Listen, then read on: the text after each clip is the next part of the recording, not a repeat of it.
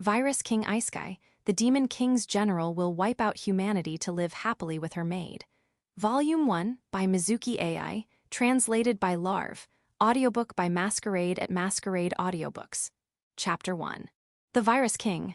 The Virus King, Lord of Disease, exists. A supreme commander of the Demon King's army. A wicked fiend of unparalleled cruelty, the sworn enemy of humankind. Another village has vanished. No, perhaps it's more accurate to say it was erased. The room was so dark that one could barely make out the face of the person sitting next to them. Since morning, punctuated only by a light lunch, the discussion had dragged on. The approaching dusk outside contributed to the gloom, yet no one suggested lighting a lamp. The human alliance against demons. Representatives from 3 great nations and 13 smaller states gathered around a circular table, their agenda overflowing. However, for over a year, only one truly vital topic had dominated their discussions. It's him again, a voice grated, filled with suppressed frustration. The Virus King, Lord of Disease. A grave voice. Then a profound, utter silence descended.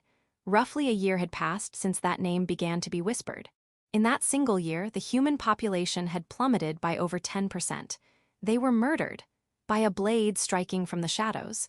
By an arrow loosed from an unseen hand. By dark magic. A warrior might have parried the blade, sensed the presence and dodged the arrow, sharpened their spirit and resisted the magic. But such skills were beyond the reach of mere farmers. They were not knights, soldiers, or mages. The Virus King, Lord of Disease, almost exclusively targeted the farmers of rural villages, far from the protection of cities. No one dared venture out at night anymore. No one entered the perpetually dim forests, even during the day. Even working in the fields in broad daylight offered no sense of security. Though city defenses were heavily fortified, fear gripped everyone. People abandoned their homes, their livelihoods, their familiar villages, just to cling to life, a tragically commonplace occurrence. The vast and fertile land itself had become humanity's enemy. Yet, most cities remained untouched. The armies stationed throughout the land, with few exceptions, had suffered no direct attacks. It seems the kingdom has suffered the most. The empire appears to be holding strong. We have high expectations for you in the coming decisive battle. We of the Holy Kingdom will smite the enemies of God. Despite the near-total darkness obscuring their faces, sparks seemed to fly between the representatives of the empire, the kingdom, and the Holy Kingdom. Humanity was not united. Their origins differed. Their political systems differed. Their histories differed. Their cultures differed. The size of their territories, the extent of their losses, everything. They were a patchwork alliance united only by a common enemy. A year ago, that had been enough. After a long, arduous war spanning over 4 centuries, humanity was on the cusp of victory, pushing the demons to the desolate edges of the continent. All that remained was to launch the final offensive. But the demons were a foe that humanity could only overcome by uniting all its strength. Victory was certain, but the cost would be immeasurable. Victory would bring nothing but peace of mind and honor. No fertile lands to seize, no treasures to plunder. With victory in sight, human unity had fractured. Still, they maintained their vigilance along the borders, occasionally launching small-scale attacks to whittle down the enemy's forces. They believed that through attrition, the demons, lacking fertile lands, would eventually be defeated. They should have been. Until the Virus King, Lord of Disease, appeared. We have no choice but to increase patrols and strengthen our vigilance. The weary conclusion, reached countless times before, was utterly banal. But the rural villages. We too are stretched thin just protecting the cities. Yet, precisely because of that, the cities have remained untouched by his evil hand. The whispered exchange, too, was a familiar refrain. If only the Virus King, Lord of Disease, were gone. Someone choked out the words in the now completely darkened room. Those words echoed the sentiment of all humanity.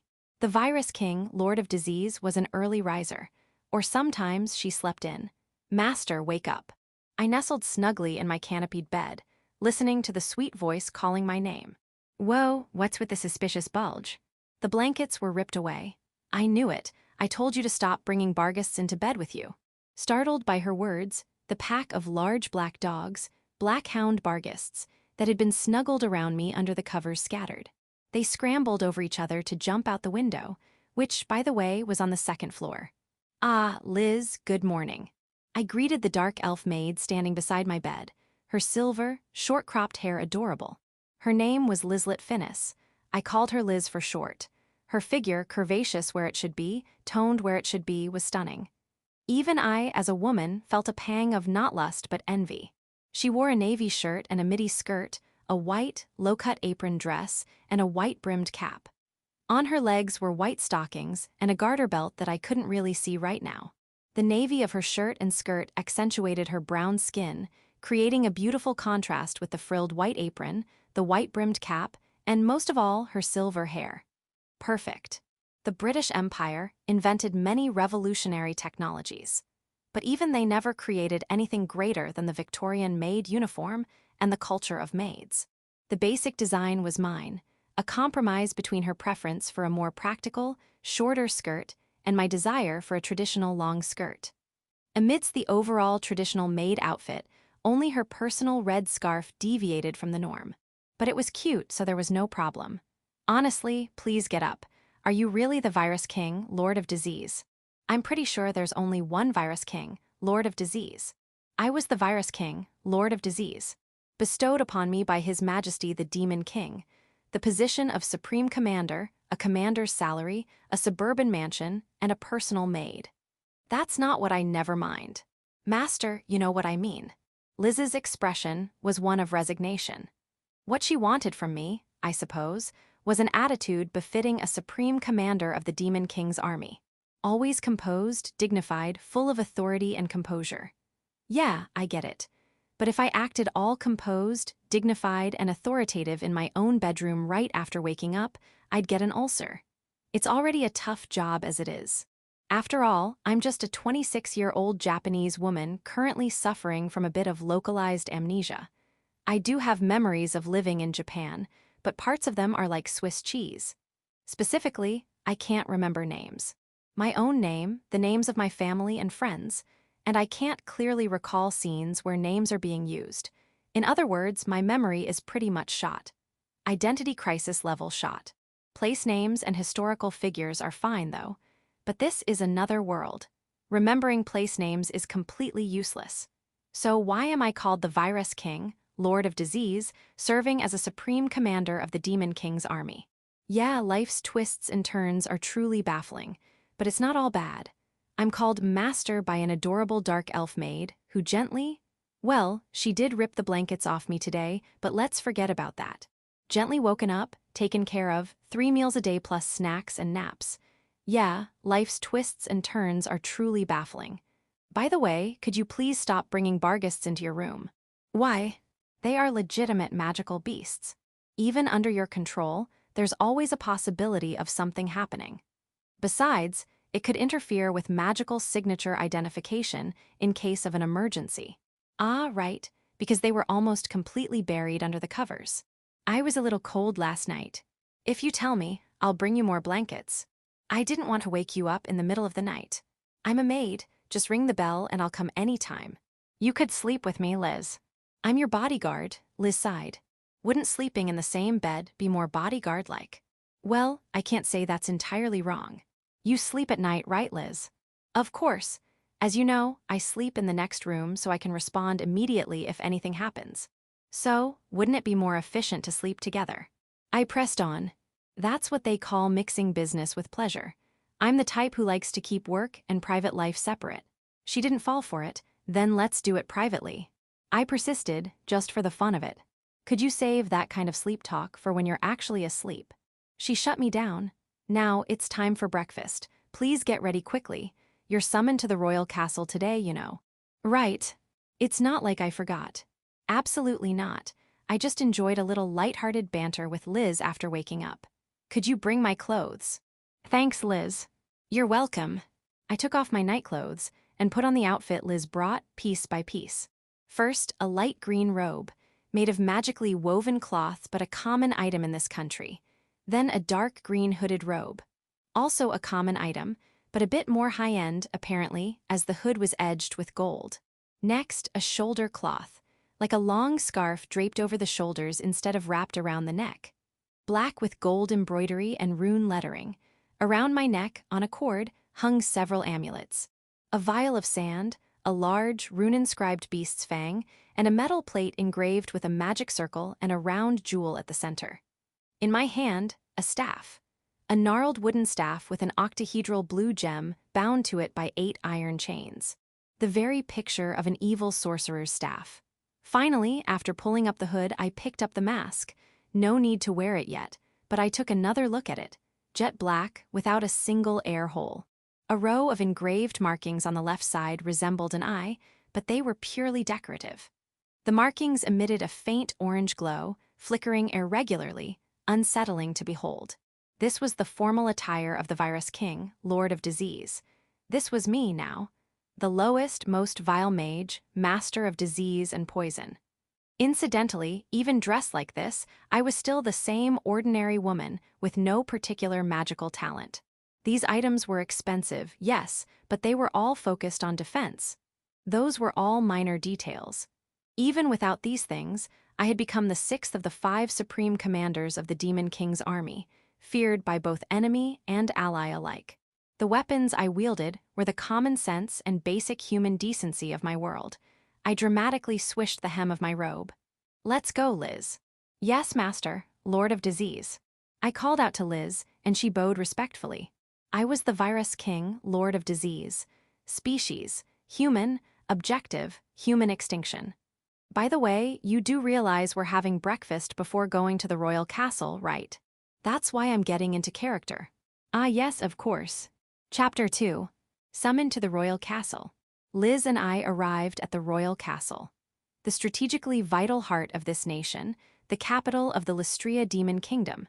Built during wartime, the castle wasn't particularly opulent. Rather, constructed as a last bastion, it exuded an air of stark functionality. While one might be tempted to describe it as physically and magically impregnable, if it ever came to a siege here, the demons would undoubtedly lose. Liz exchanged brief greetings with the guards as we slowly crossed the long drawbridge spanning the water-filled moat. She offered further salutations to the guards at the castle gate. I remained silent, as instructed. My mask hid any trace of expression.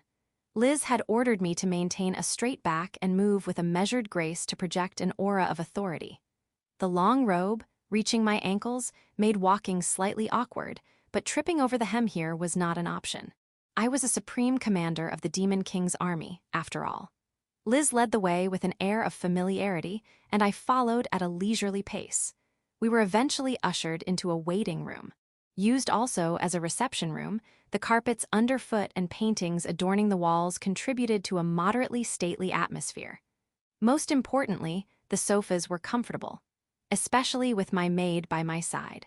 "You can relax for a bit," Liz said. "Thanks." I let my shoulders slump. "Hiya," I exhaled dramatically. "You're relaxing a little too much," Liz commented. "I'll behave properly in the audience chamber." I flopped my head onto Liz's shoulder.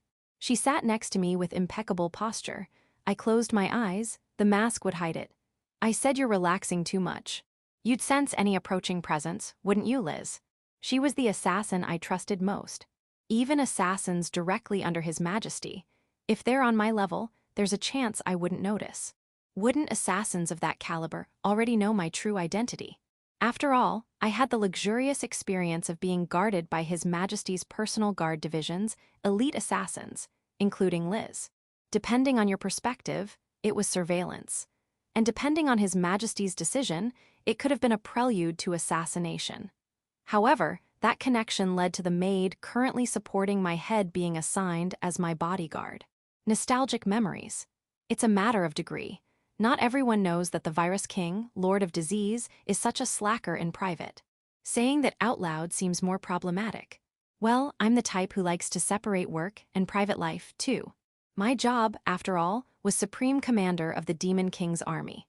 Specifically, I headed a rather unique department specializing in disrupting the enemy's domestic infrastructure. My subordinates consisted of assassination squads and disinformation agitation units. It didn't sound good, and the actual work was even less savory. I had no desire to bring that into my personal life. I don't know anyone who mixes business with pleasure and abuses their authority as much as you, Master. Must be all those good bosses you've had. If every boss were a good boss, surely workers everywhere would be happy. It was unfortunate that such was not the case. Not really, Liz muttered. I felt her long ears twitch slightly. Master, compose yourself. Yes, I straightened up, lifting my head from her shoulder. I adjusted my slightly askew hood and activated the voice-altering enchantment on my mask. A moment later, a knock echoed through the room and a maid entered. A dark elf like Liz, but an ordinary maid, not an assassin. Her uniform was slightly different from Liz's. It was a one-piece dress, and the apron wasn't as chest-emphasizing. Lord of Disease, Lizlet Finnis. Preparations for the audience are complete. Please follow me. Lord of Disease. Liz stood up and called my name, politely prompting me. I nodded magnanimously. As I rose, I tapped the carpet with the ferrule of my staff. The maid flinched, her shoulders trembling, and she quickly lowered her head. I waved a hand clad in a black leather glove. Thank you. My voice was deep and resonant, completely unlike my own, its gender ambiguous, seeming to emanate from the depths of the earth. While the mask looked like it was imbued with dangerous magic, it was honestly a collection of convenient functions. Rare, in its own way. First, it had a perception-distorting enchantment. Apparently, it made it difficult to see my neck and hair, or at least made them appear unremarkable. Then, there were the excellent visual enhancements. Although the mask lacked eye holes, I could see perfectly well. More than perfectly well, actually. The visuals were incredibly sharp. It also had zoom and night vision functions, among other things, enough to make me wonder, was I hired as a sniper? Apparently, all these enchantments were replicable by a veteran archer without any magical assistance, but for an ordinary person like me, they were incredibly handy. The respiratory functions were also comprehensive. Despite the lack of a mouth opening, breathing was normal, and it even purified the air. Fortunately, I hadn't yet had the opportunity to test that function. The way it comfortably adhered to my face was also a plus, and most importantly, the glowing eyes were the best. Completely useless, purely aesthetic. When worn, the eye-like markings on the left side glowed an eerie orange. The intensity and pattern of the glow supposedly changed according to the wearer's will and emotions. I'd practiced making them flicker dramatically in front of a mirror until I'd achieved a level of mastery. I wouldn't deny that it was a rather embarrassing practice session, one I'd prefer no one witnessed. But that, too, was part of being a supreme commander. The job of a commander was to set direction, make decisions, and be a banner. While supreme commanders typically served as banners on the front lines, my battlefield was here, at the very rear. An easy job of simply issuing cruel orders from the safety of the royal capital. Orders so heinous that even demons described them as blood-curdling. Thus, this too was a battlefield for me. If I were to trip and make a fool of myself, who knew what kind of rumors would spread? I couldn't allow that, not for the sake of my subordinates who believed in me. Steeling myself, I followed Liz, who walked a few steps ahead. The audience chamber wasn't far. I walked slowly, deliberately, my footsteps echoing on the stone floor. The massive doors of the audience chamber stood open. Liz took her position beside the doors as I entered first. Stepping through, I trod upon a crimson carpet. Apparently, I was the last to arrive, as the doors closed behind me with a heavy thud. This was both the audience chamber and the throne room, a vast hall located at the very heart of the castle, spanning several floors. At the far end hung a long banner, the nation's emblem, a dragon with a serpent's tongue embroidered in gold on a black background. Beneath it stood the ornate throne. Upon the throne sat His Majesty the Demon King, arrayed in full regalia. Crown, scepter, and a white robe adorned with intricate embroidery. While the nation's image color was black, white served to accentuate it.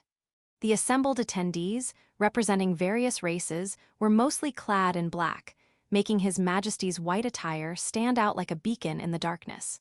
I walked straight down the red carpet, which doubled as a guide, toward His Majesty.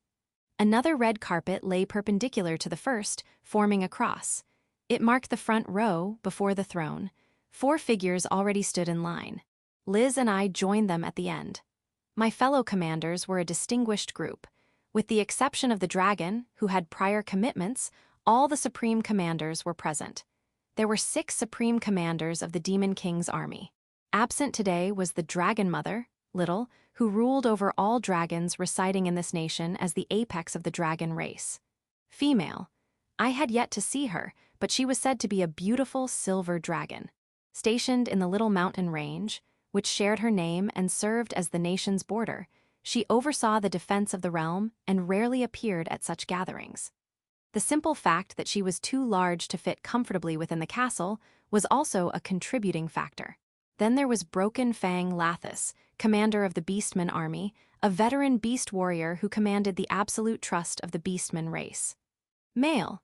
He had the head of a fierce, black-gray wolf and a hairy body, a werewolf in short. Over 2 meters tall, he wore a black, gold-buttoned coat with the collar turned up. All but one of the front buttons were undone, the coat hanging open dramatically. Judging by his bulging pectoral muscles and the sheer amount of fur, it probably wouldn't close anyway. A wild one. Despite his appearance, he carried a rapier and a dagger at his hips. Next was the Old One, a traditional, high-ranking greater demon, the oldest member of the demon army, who had founded this nation alongside His Majesty the Demon King. True name undisclosed, gender undisclosed. Even standing next to Lathis, he towered over him by 2 heads, a shadowy figure. Black, bat-like wings sprouted from his back. His long, slender body was covered in long hair. His head resembled a goat's, but with 4 bony horns. His hands were long and thin, his feet hidden beneath thick fur. A truly bizarre appearance, nothing short of grotesque. He carried no weapons. However, while demons were skilled with weapons, they were all formidable mages. No fool in this world would underestimate an unarmed demon. Then there was Blood Knight Bringit Finnis, the Dark Elf commander of the Dark Knights. Female. The older sister of my adjutant, maid, and assassin, Lislet Finnis. Clad in red full plate armor without a helmet, a black cloak draped over her shoulders, and a longsword at her hip. Her long silver hair was tied back in a ponytail, giving her a valiant appearance. She resembled Liz, as sisters often do, but her gaze was so sharp that it made one question their relation. Well, Liz could be intimidating when she was serious, too, but in her case, it manifested as a blank expression. Next was Greater Wraith Eldritch, Commander-in-Chief of the Undead Army. The gender of undead was largely subjective and based on appearance, but he was supposedly male. A Greater Wraith, as his title suggested, but apparently the last of his kind, hence the use of his species as a title. Being a wraith, his entire body was translucent. A semi-transparent purple hood shadowed his equally translucent skeletal face. Eerie blue-green will-o'-the-wisps flickered in his dark eye sockets. His bony, translucent hand grasped a gnarled staff, wrapped in so many different cloths that the staff itself was almost entirely concealed. And finally, I, the Virus King, Lord of Disease, the 6th Supreme Commander in the 400-year history of this nation. True name undisclosed, species undisclosed, gender undisclosed, a dark green hooded robe edged with gold, a lighter green robe beneath, a long, narrow cloth embroidered with runes in gold thread draped over my shoulders, 3 amulets around my neck. An unsettling mask peeked out from beneath the hood, ominous orange lights flickering within like malevolent eyes. The gnarled staff in my hand held an elongated, octahedral blue gem bound by crisscrossing chains. Thick black gloves concealed my skin entirely, hence the species unknown, which was rare in this nation, practically non-existent, in fact, given the nation's origins as a coalition of races united against the humans who ostracized them. So, what is the Virus King, Lord of Disease's species? Was currently the hottest topic of gossip. The most popular theory was demon. Undead was a solid second, with further subdivisions based on specific appearance and morphology, apparently. Dark Elf and Beastman trailed slightly due to the design of my hood, though some argued that I might be an elf or beastman with cropped ears, hence the concealment. Doppelganger, summoned creature. Every race except dragons had its supporters. Speaking of dragons, there was also the long-shot theory of a mutated humanoid dragon. This theory was considered a long shot because no one could convincingly answer the question, why would they hide it? Well, that applied to most of the theories, but this one in particular. There was a theory that I was concealing my race to avoid the appearance of favoring a race with two representatives in the Supreme Commander positions, which traditionally had only one member from each race. That at least provided a rationale. There was also the utterly baffling theory of a higher-order conceptual life form. In that case, I was supposedly the embodiment of the concept of slaughter, a notion that made my head spin just hearing it. And then there was the persistent human theory. Since I rarely left the suburban mansion provided as my base of operations, I was the center of attention at these public events. Whispers reached my ears. Is that the Virus King, Lord of Disease? No one has ever seen what's under the hood. What race is he anyway? There are rumors that he's human. Don't be absurd. Could a human commit such atrocities? Plenty of my subordinates have seen my face. A considerable number, in fact, and I was 100% pure, unadulterated human. And leading these 6 supreme commanders was His Majesty the Demon King. True name undisclosed. Apparently a dark elf of an older generation. Age unknown, but given that he'd reigned since the nation's founding some 400 years ago, he was older than almost every being present. The apex of all demonkind and the strongest. Age had etched deep wrinkles into his face, and his silver hair, characteristic of dark elves, had lost its luster and was now more accurately described as white. His skin, too, was pale, as if faded. Yet, an undeniable aura of intimidation emanated from him. Was this a diminished form of his power, or had he accumulated strength with age? In either case, he possessed the authority befitting the leader of the monstrous supreme commanders of the Demon King's army. It felt like His Majesty and the other supreme commanders could wipe out humanity on their own. However, humanity had considerable strength in numbers, making such a feat impossible. In fact, in a full-scale confrontation, it was said that the demons would be the ones defeated. They could put up a good fight, they could make their mark. But those were not words a leader should use in a war. The 2 honor guards flanking His Majesty simultaneously struck the floor with the butts of their flag-bearing spears. Silence fell over the chamber, as still as water, a silence that awaited His Majesty's words. It appears everyone has gathered. His voice was raspy, but it resonated clearly, prompting everyone to straighten their posture. Then let us begin. I felt his gaze turn towards me. Virus King, Lord of Disease, step forward.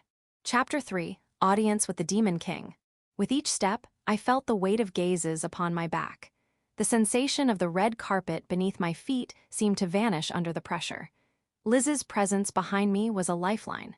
The Demon King spoke. Virus King, Lord of Disease, I ask you, how fares the task I assigned you to weaken the human nations? I pretended to whisper something to Liz. Your Majesty, Liz said, the Lord of Disease says, my plan is proceeding smoothly. Is that so? The Demon King nodded slowly. I am pleased to hear of the Virus King's success. We are grateful for your kind words. Liz bowed respectfully in my stead. However, the war remains arduous, and we cannot afford to be complacent. A tense, almost painful atmosphere filled the air. Everyone shared a sense of impending crisis. They had to act, or they would lose. And the only one achieving results was the 6th Army, the Virus King's forces. Actions that mocked the very notion of chivalry. Not that humans hadn't killed non-combatants, or that demons hadn't done the same. But those were consequences of war, byproducts of establishing control over territories. I, however, had defined the purpose of the war, the extinction of humanity, as the targeting of non-combatants. The heavy atmosphere likely stemmed from the unspoken condemnation of my methods. Yet, no one voiced a single word of disapproval, not officially. This was before His Majesty, and I was a supreme commander. Every operation was approved by the Demon King, and I had just received his commendation. Incidentally, I was the most enigmatic of the supreme commanders. I had to conceal my true nature because it was so underwhelming. But that was beside the point. Because I was an unknown entity, they couldn't easily accuse me. Still, the atmosphere was thick with disapproval, Your Majesty. I trust in your continued loyalty. Afterward, some departed, while others remained to deliver reports and proposals to His Majesty. I was among those who left. Liz had instructed me to retreat before I exposed my inadequacies. Fortunately, I managed to exit without tripping over my robe and was now relaxing on the sofa in the waiting room. According to the antique grandfather clock, it was almost noon. "We're eating at home today, right?" I asked Liz. "If this doesn't drag on too long, are you hungry?" "A little." Physically, I wasn't particularly tired, having only stood and listened to important people talk. Mentally, however, standing alongside people who could kill me in an instant was rather draining. The oppressive wartime atmosphere, of course, but also the scrutiny.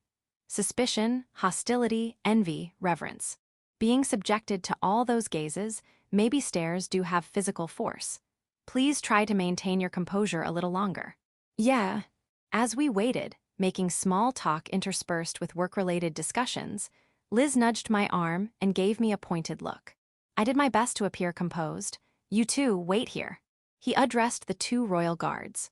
The one who entered was the same person who had sat on the throne in the audience chamber, His Majesty the Demon King, the supreme leader of the Lystria Demon Kingdom, and humanity's sworn enemy. The phrase, humanity's sworn enemy, had recently become more associated with the Virus King, Lord of Disease, but this individual remained the ultimate target of their hatred. "It's been a while, Virus King. Are you well?" "Yes, Your Majesty." I removed my mask and bowed my head. The mask was for concealing my identity, unnecessary with him. His Majesty sat on the sofa opposite me. "There's no need for such formality. I've dismissed everyone. This won't be recorded." "Thank you," I smiled faintly. I was indebted to him. He was also my superior. I softened my tone and demeanor slightly. "Tell me, how are things truly progressing? You've likely received reports from other sources, but smoothly. As you said, however, we cannot afford to be optimistic." I smiled thinly. "I believe I can keep my promise." "It was a trivial promise. You may forget it." Keeping promises is important, as a human being. Though I had resolved to trample upon everything humanity held dear. His Majesty gave a faint smile, but it quickly faded, replaced by an expression of weariness as he sank into the sofa. "I'm rather fatigued, the situation is dire, and opinions are divided. Despite your accomplishments, they are a source of contention. Many resent you and me for placing my trust in you." "I apologize." "No, you are doing well." His Majesty looked directly into my eyes. Deep blue eyes, clear despite his age. "Is it difficult?" A sharp pang of guilt struck my chest. "Few know you are human. I am having you kill your own kind." "I appreciate your concern." I continued, my voice firm. "I am the Virus King, Lord of Disease. This name, Your Majesty bestowed upon me when I had lost my own. My current position, my livelihood, I owe it all to you. I had lost my name when I arrived in this world. I could no longer recall the names of those I held dear. I felt as if I had ceased to be myself. Moreover, this nation has become a home to me, one who no longer has a place to return to. I am human. And humans are capable of killing to protect their home. How many people had readily killed in the name of defending their homeland? There were countless things more important than a human life. Yet it was because I understood the value of a human life that I could be the Virus King, Lord of Disease. I was a supreme commander of the Demon King's army of the Lystria Demon Kingdom. I will do what I must, as promised. That is all. I see, but I truly appreciate your words. I softened my tone and bowed my head. Honestly, I didn't know how much personal affection His Majesty held for me. Our relationship was ultimately that of a superior and subordinate. But still, he had believed in my near-delusional words, accepted them, and elevated me to the rank of Supreme Commander. Besides, a superior who genuinely cared for their subordinates was a rare treasure. I was sincerely grateful. Take care of yourself, though I'm hardly one to say such things. His Majesty then shifted his gaze to Liz, who stood beside me. Darkling Blade, Lizlet Finis, I ask this of you as well. I have no one else to turn to. Protect the Virus King, Lord of Disease. Annihilate any enemy who dares to harm her. Of course, Your Majesty. Liz smiled gracefully and bowed her head. Her previous assignment had been with His Majesty's Personal Guard Division. Or rather, it still was. As His Majesty had addressed her, she was the Darkling Blade, one of the most skilled assassins. Her task was to protect and monitor me. If I betrayed them, she would kill me. But as long as I remained loyal, she would undoubtedly protect me with her life. That's how highly valued I was. Perhaps it was the position of Supreme Commander that they truly valued. That was certainly easier to understand. But still, I felt that His Majesty and Liz also cared, at least a little, for me. That was reason enough to fight. Enough for me to issue the heinous orders that terrified even demons. It was enough. By the way, Master, may I ask what this promise is? Liz asked on our way back to the mansion, the two of us riding in the carriage he'd arranged. I tilted my head at her question. Didn't I tell you? Or did His Majesty not mention it? No, you didn't, and he didn't. Oh, would you mind telling me? I made this pitch, I said with a smile. I'll exterminate humanity in 3 years. Liz's expression became complicated. What's wrong? I asked. Master, you weren't a soldier or an assassin in your previous world, were you? Nope. I consider myself a rather competent assassin. She belonged to His Majesty's personal guard division. That was a testament to her skill, among the very best in the nation. I probably wouldn't be able to say something like that in your position. Yeah, I was pretty reckless, even by my standards. Reckless. I just arrived in this world. I was confused, angry at humanity, anxious about everything. I just figured I'd use the strongest words I could think of. Liz's expression became complicated again. I guess I still don't understand you very well, Master. Understanding another person is hard work. That's what made it interesting, I thought. Understanding another person was hard. But killing them without understanding them was far easier. It's going to get much harder from here on out. I murmured. This world was already hell. A world where nations clashed, where humans and demons waged a war of extinction. It was ironic that within this hell, the one most feared for her ruthlessness was a human from Earth. Chapter 4. 1 person and 1 beast in the basement. My security detail consisted primarily of Liz. According to her, when she was out, a replacement guard was dispatched. However, I'd never seen them, so I didn't know much about them. The replacement was also an assassin from Liz's elite Royal Guard division. Liz had explained, an assassin who reveals themselves is second-rate, implying that they specialized in covert protection. Incidentally, when I'd remarked, but you reveal yourself and you're first-rate, she'd blushed and lightly punched my shoulder. Still, skilled individuals were always in high demand, and Liz was skilled. As my adjutant, she could engage in strategic-level discussions. As my bodyguard, she was well-versed in assassination techniques and highly capable in combat. As my maid, she handled all household chores with a slight clumsiness that, frankly, made her even more perfect. And since she was a practical, rather than ornamental maid, she also did the shopping. Currently, our primary source of groceries was the market. While we'd gone into town together a few times, Liz seemed reluctant, so I usually stayed behind. The reason she, a top elite and self-made member of the Demon King's army, also handled maid duties and shopping was to ensure food safety. According to her, poisoning is the quickest way to assassinate Master, who has no poison resistance. Poison resistance. Such a fantasy-esque term. While not quantifiable, I imagined such a thing existed on Earth, too, to varying degrees. You occasionally heard stories about someone surviving a poisonous mushroom stew while everyone else perished. Incidentally, the reason I'd been given the name, Virus King, Lord of Disease, was related to that. Of course, I had also proposed using poison and disease as attack vectors. But ultimately, the name was chosen because it might deter enemies from attempting to poison me. Liz had come up with the name. She had been my bodyguard and monitor since before I had a title. I'd asked, isn't it a bit flamboyant? Liz had replied, it suits you. I'd been naively pleased at the time, but now I suspected she'd meant, given that almost all the strategies you propose are heinous and reveal your rotten core, it suits you.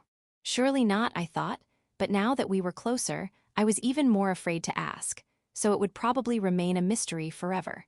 According to Liz, who confided in hushed tones, the replacement guards were different every time and several levels below her in skill.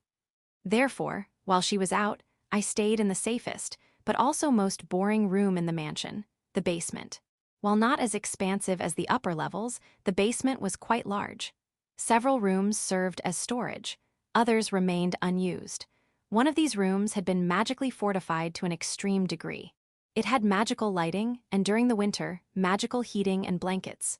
Furthermore, before going out, Liz usually left me homemade snacks and drinks.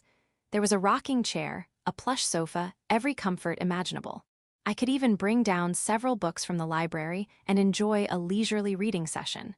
It was a lovely space. Except that once the door was locked, it couldn't be opened from the inside. There was a toilet, thankfully, but the term nuclear shelter kept coming to mind. And it was a little lonely. So, for both company and protection, I brought in a barghest, a magical beast that resembled a black dog. When it was cold, I used its fur for warmth. When I was bored, I petted it and, on a whim, taught it tricks. They were generally intelligent and, being magical creatures, quite resilient. "Master, I'm back." The basement door opened from the outside. If Liz didn't return for some reason, someone else would have to open this door. Or perhaps it wouldn't open at all. "Welcome back, Liz."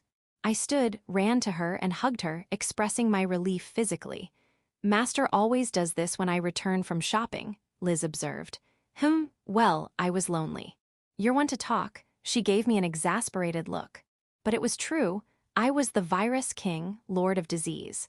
But inside, I was just a regular human.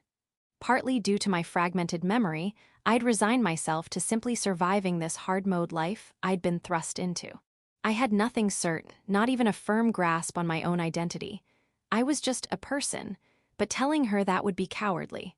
I was employed as the Virus King, Lord of Disease. I thought we'd become somewhat close. However, the most important bond connecting us was our professional relationship as the Virus King, Lord of Disease, and her adjutant. That was an undeniable fact. So, after one last, tight squeeze, I released her. "Anything happen while you were out?" She usually replied, "Nothing in particular." But today was different. "Phew, actually, there's something I want to show you." A new operation, perhaps. I beckoned the barghest. "Barghest." "Watch this," I said. "Very well." "Sit," the barghest promptly sat. "A." "Shake," the barghest placed its paw in my outstretched hand. "Other paw," it offered the other paw. The feel of its paw pads was the same as an earth dog's, soothing, even though it was a magical beast from another world. "Good boy." I ruffled its head vigorously. Partly for my own amusement, but also because these creatures seemed to enjoy robust displays of affection. "Ta-da!" I puffed out my chest proudly. Liz's exasperated retort was the expected next step in this well-rehearsed routine. "Master, what did you just do?" "Hi." Wait, that wasn't the plan. Her cute face was etched with surprise.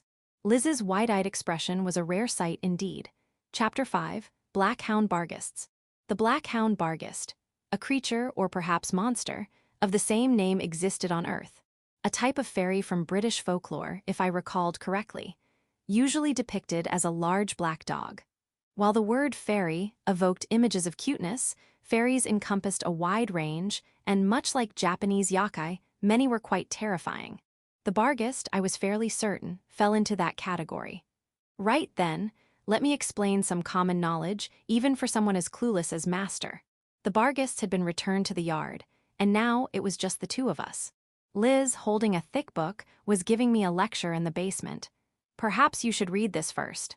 "Is this an encyclopedia?" The thick, leather-bound volume was so large it overhung the side table where my snacks sat. "Yes. It includes extinct species as well." "Let's see, barghest." "You're fast, Master." I was a physical dictionary kind of person. There are dictionaries that aren't physical. The world is a vast place. I located the relevant entry in the index and flipped to the page. An eerie illustration of a black dog with glowing eyes stared back at me, rendered in an antiquated style. Barghest, a spiritual life form composed of magical energy, takes the form of a black dog, often forms packs, absorbs magical energy through contact, typically hunts like a dog or wolf, highly dangerous due to its combat abilities. Does not bond with humans, but can be kept as a guard dog through magical subjugation. However, even then, it can only follow simple, aggressive commands, such as attacking and killing intruders with unregistered magical signatures who enter the premises. Frequently involved in fatal incidents. Should not be considered either ally or enemy by anyone other than a skilled mage. I looked up from the book. That's not the barghest I know. The description in this encyclopedia perfectly matches the barghest I know. Liz narrowed her eyes. The barghest is a mid-level magical beast. It can be subjugated with magic. However, communication is difficult. I'm doing pretty well, though. In what way? Like knowing when they want to play, or where they want to be petted. The classification of magical beasts is broad. The Barghest is classified as mid-level based on the assessment of a single individual. Generally, the threat level increases exponentially with the number in a pack, and since Barghests are pack creatures, the classification is unreliable. Right. A pack of 50 or more is equivalent to a dragon. No, in some cases, they can be even more dangerous. Among the magical beast species that can be subjugated, many consider them the strongest. Wait, those guys. They're only a little stronger than regular large dogs, aren't they? Regular large dogs are quite strong to begin with. Add to that their tireless nature, their aggression, and their pack coordination, which is likely magical in nature. As a type of magical life form, they are resistant to physical attacks, and they absorb magic through contact, so your magical energy will quickly deplete if you don't resist. Since you're usually facing multiple Barghests, you also need to be wary of attacks from behind. You're right. They're intelligent, cunning, and agile. Their intelligence means they rarely attack human or demon settlements unless they're starving, which is fortunate, but conversely, it means they only attack when they believe they can win. So, if you make them your enemy, you're as good as dead. That's why there are legends about harbingers of death, and seeing a black hound Barghest means certain death. I see, I understood, they were formidable. Once, a long time ago, only once, I faced a pack of Barghests. I never want to do that again. I see, I understood, they were terrifyingly dangerous. As mentioned in your encyclopedia, even when magically bound, giving them complex instructions is extremely difficult. I assumed they were just licking you when they climbed into your bed. Sit, shake, I've never heard of such a thing. Liz slowly shook her head, as if in disbelief. So, how did you tame the Barghests like that? Aren't they supposed to be docile once they bond with someone? After subjugation, they become docile enough to recognize magical signatures and obey the command not to attack residents. But they're more the type to attack when they see an opening. That's why we don't station replacement guards inside the mansion. Oh, so what kind of magic did you use? I keep telling you, I've only just started to grasp everyday magic. I was far from being a skilled mage. Then what method did you use? I petted them on their heads and bellies, and they just, naturally, bonded with me. I'm surprised you even tried that, but there's no way a Barghest would bond with someone so easily. This is a safety concern, so please tell me the truth. No, really. Truly. I smiled and nodded. I wouldn't lie to you, Liz. That's what makes it sound like a lie, Liz said dryly. Well, to put it simply, I guess it was affection. While I understood that the Barghests were guard dogs, I also treated them, for all intents and purposes, like pets. Don't you understand someone you care about? I suppose I see them as equipment. I'd heard that military dogs on modern Earth were also considered equipment. It seemed rather heartless. Then, please behave as you normally do. Wait in front of you. Yes. That's a little embarrassing. What exactly do you do with the Barghests while I'm gone? Oh well, I'm sorry, but for safety reasons, I absolutely need to know. Absolutely. Absolutely, Liz insisted, her voice firm, leaving no room for argument. Come on please, master. Fine, I relented. I went out into the yard. The Barghests bounded towards me. All right, you guys, playtime. I'd crossed some kind of line. Oh my. You're all so fluffy and cute. I hugged the nearest Barghest and buried my face in its fur. Woof woof. I scratched under its chin. Ah, that was fun. Come here. I spread my arms, and the Barghests piled on top of me, burying me in a sea of black fluff. I drifted off to sleep. Master, you were doing that this whole time. Liz's voice was filled with exasperated disbelief. It's fun, I said defensively. The grass and the Barghests made an excellent bed. Well, mostly Barghests. I barely touched the grass. Come on, Liz, join us. I don't want to do anything so embarrassing. Ah, that's mean. You're making me do it and now you won't. I switched gears. Lizlet Finnis, this is an order. Come here and lie down with me. This is a necessary measure to foster amicable relations with the Barghests, who are part of this mansion's security detail. Why are you so eloquent only when making up excuses? Maybe because I believe what I'm saying is true. I spread my arms and beckoned her. Come on, Liz. Fine, she sighed. Liz joined me in the sea of black fluff. Oh, this is surprisingly pleasant. Liz's movements were hesitant. She hadn't abandoned her composure as completely as I had. But she lay beside me, buried in fur like me, tentatively petting the heads and chins of the Barghists that nudged against her. "See," I said smugly, "but will this really make them bond with you?" "Who knows?" So non-committal. I didn't do this to make them bond with me. I stroked the nearest Barghist's neck with the back of my hand, slowly combing through its soft fur with my fingers. When I came here, I was anxious and lonely. They really comforted me. "Master, I didn't know you had such a sensitive side." Liz spoke in her usual tone, but she was smiling. "I'm incredibly sensitive." So I replied as I always did, smiling as I always did. Chapter 6, No trap is impenetrable as long as it's one set by your own side. I wanted some time alone, a holiday, a vacation, a break. Time off, whatever you called it, I didn't have it. I had daily pleasures, of course. Having Liz, a cute and competent subordinate, was a joy in itself. Perhaps wanting alone time when I had a personal maid was a luxury. It wasn't that I had no personal time. I had my own room, and Liz was often busy, so we weren't together 24/7. But my permitted range of movement was extremely limited. I wasn't allowed to leave the suburban mansion. Even within the mansion, despite the abundance of empty rooms, I wasn't permitted to enter all of them. My bedroom, the dining room, the bathroom, the hallways, the library. A small section of the garden, that was it. That was my world. This place was, in a sense, a luxurious prison, a container for the virus king, lord of disease, a convenient tool. And yet, this was all what I had asked for. Even with my freedom restricted, I was undeniably a supreme commander of the Demon King's army, the Virus King, Lord of Disease, and the master of this mansion. I understood that His Majesty's, Liz's, and my own restrictions were meant to ensure my safety. Incidentally, the reason the empty rooms were off-limits was because they were filled with traps. Now, I held a map of the mansion in my hands. More accurately, it was a trap map. A blueprint of the mansion's traps, detailing their activation conditions and effects. Liz had strictly forbidden me from taking it outside the mansion. The traps were broadly divided into two categories. The first were security traps, designed to detect intruders. On Earth, these would be things like wind chimes and bells in ancient times, or infrared and pressure sensors in modern times. In this world, the high-tech equivalent was an enchantment that detected magical signatures. The second category was lethal traps designed to eliminate intruders. These were Liz's masterpieces, showcasing her skills as an assassin.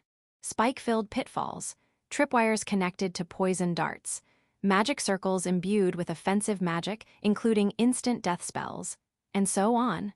Lethal traps designed to completely eliminate intruders. They covered almost every angle.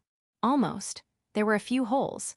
The biggest loophole was that I, to Liz, was the Virus King, Lord of Disease, the person she was supposed to protect. Some traps were triggered by magical signatures. More precisely, by unregistered magical signatures.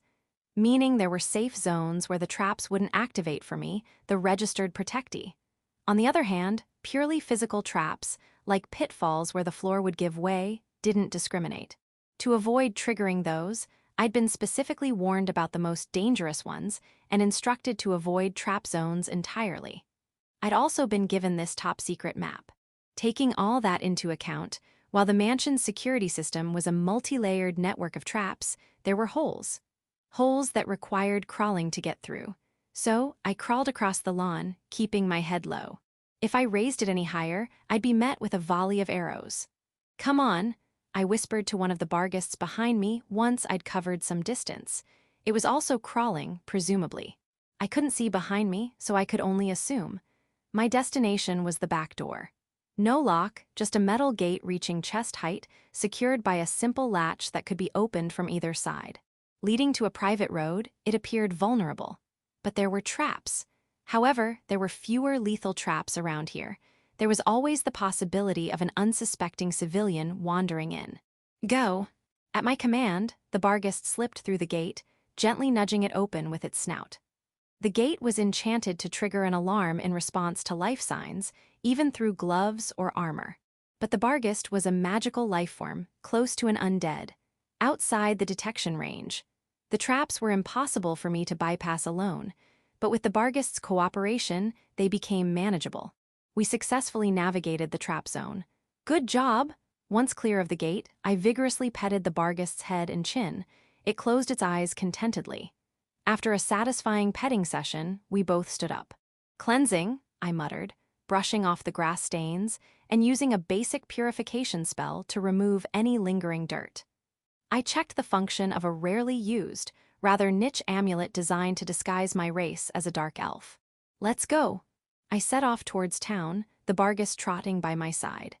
At dusk, having enjoyed half a day of freedom in town, I vigorously pulled the rope connected to the bell at the mansion's main gate. Liz, open up. Yes, I'll open it now, please wait a moment. Liz, dressed in her maid uniform, opened the iron gate. She looked utterly exhausted. Master. Could you please explain? How were you able to bypass the trap zone, as an ordinary human, without triggering a single alarm? Hard work and dedication, I replied. I'm worried about security. I can understand your concern. Just so you know, I knew the moment you left the grounds.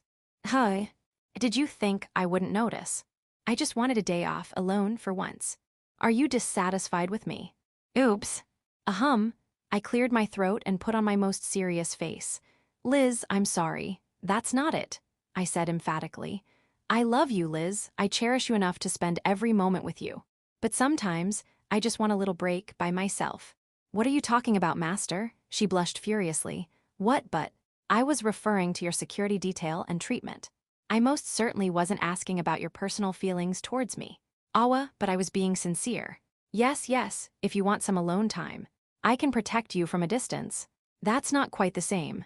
But I was with you today, even if you didn't realize it. That's impressive. But I haven't confirmed any assassination plots that could account for such an impromptu outing. Please understand, Master, that even leaving the grounds is a high-risk activity for you. I'll try to refrain from doing it again. Please do. Want to go together next time? That might be preferable.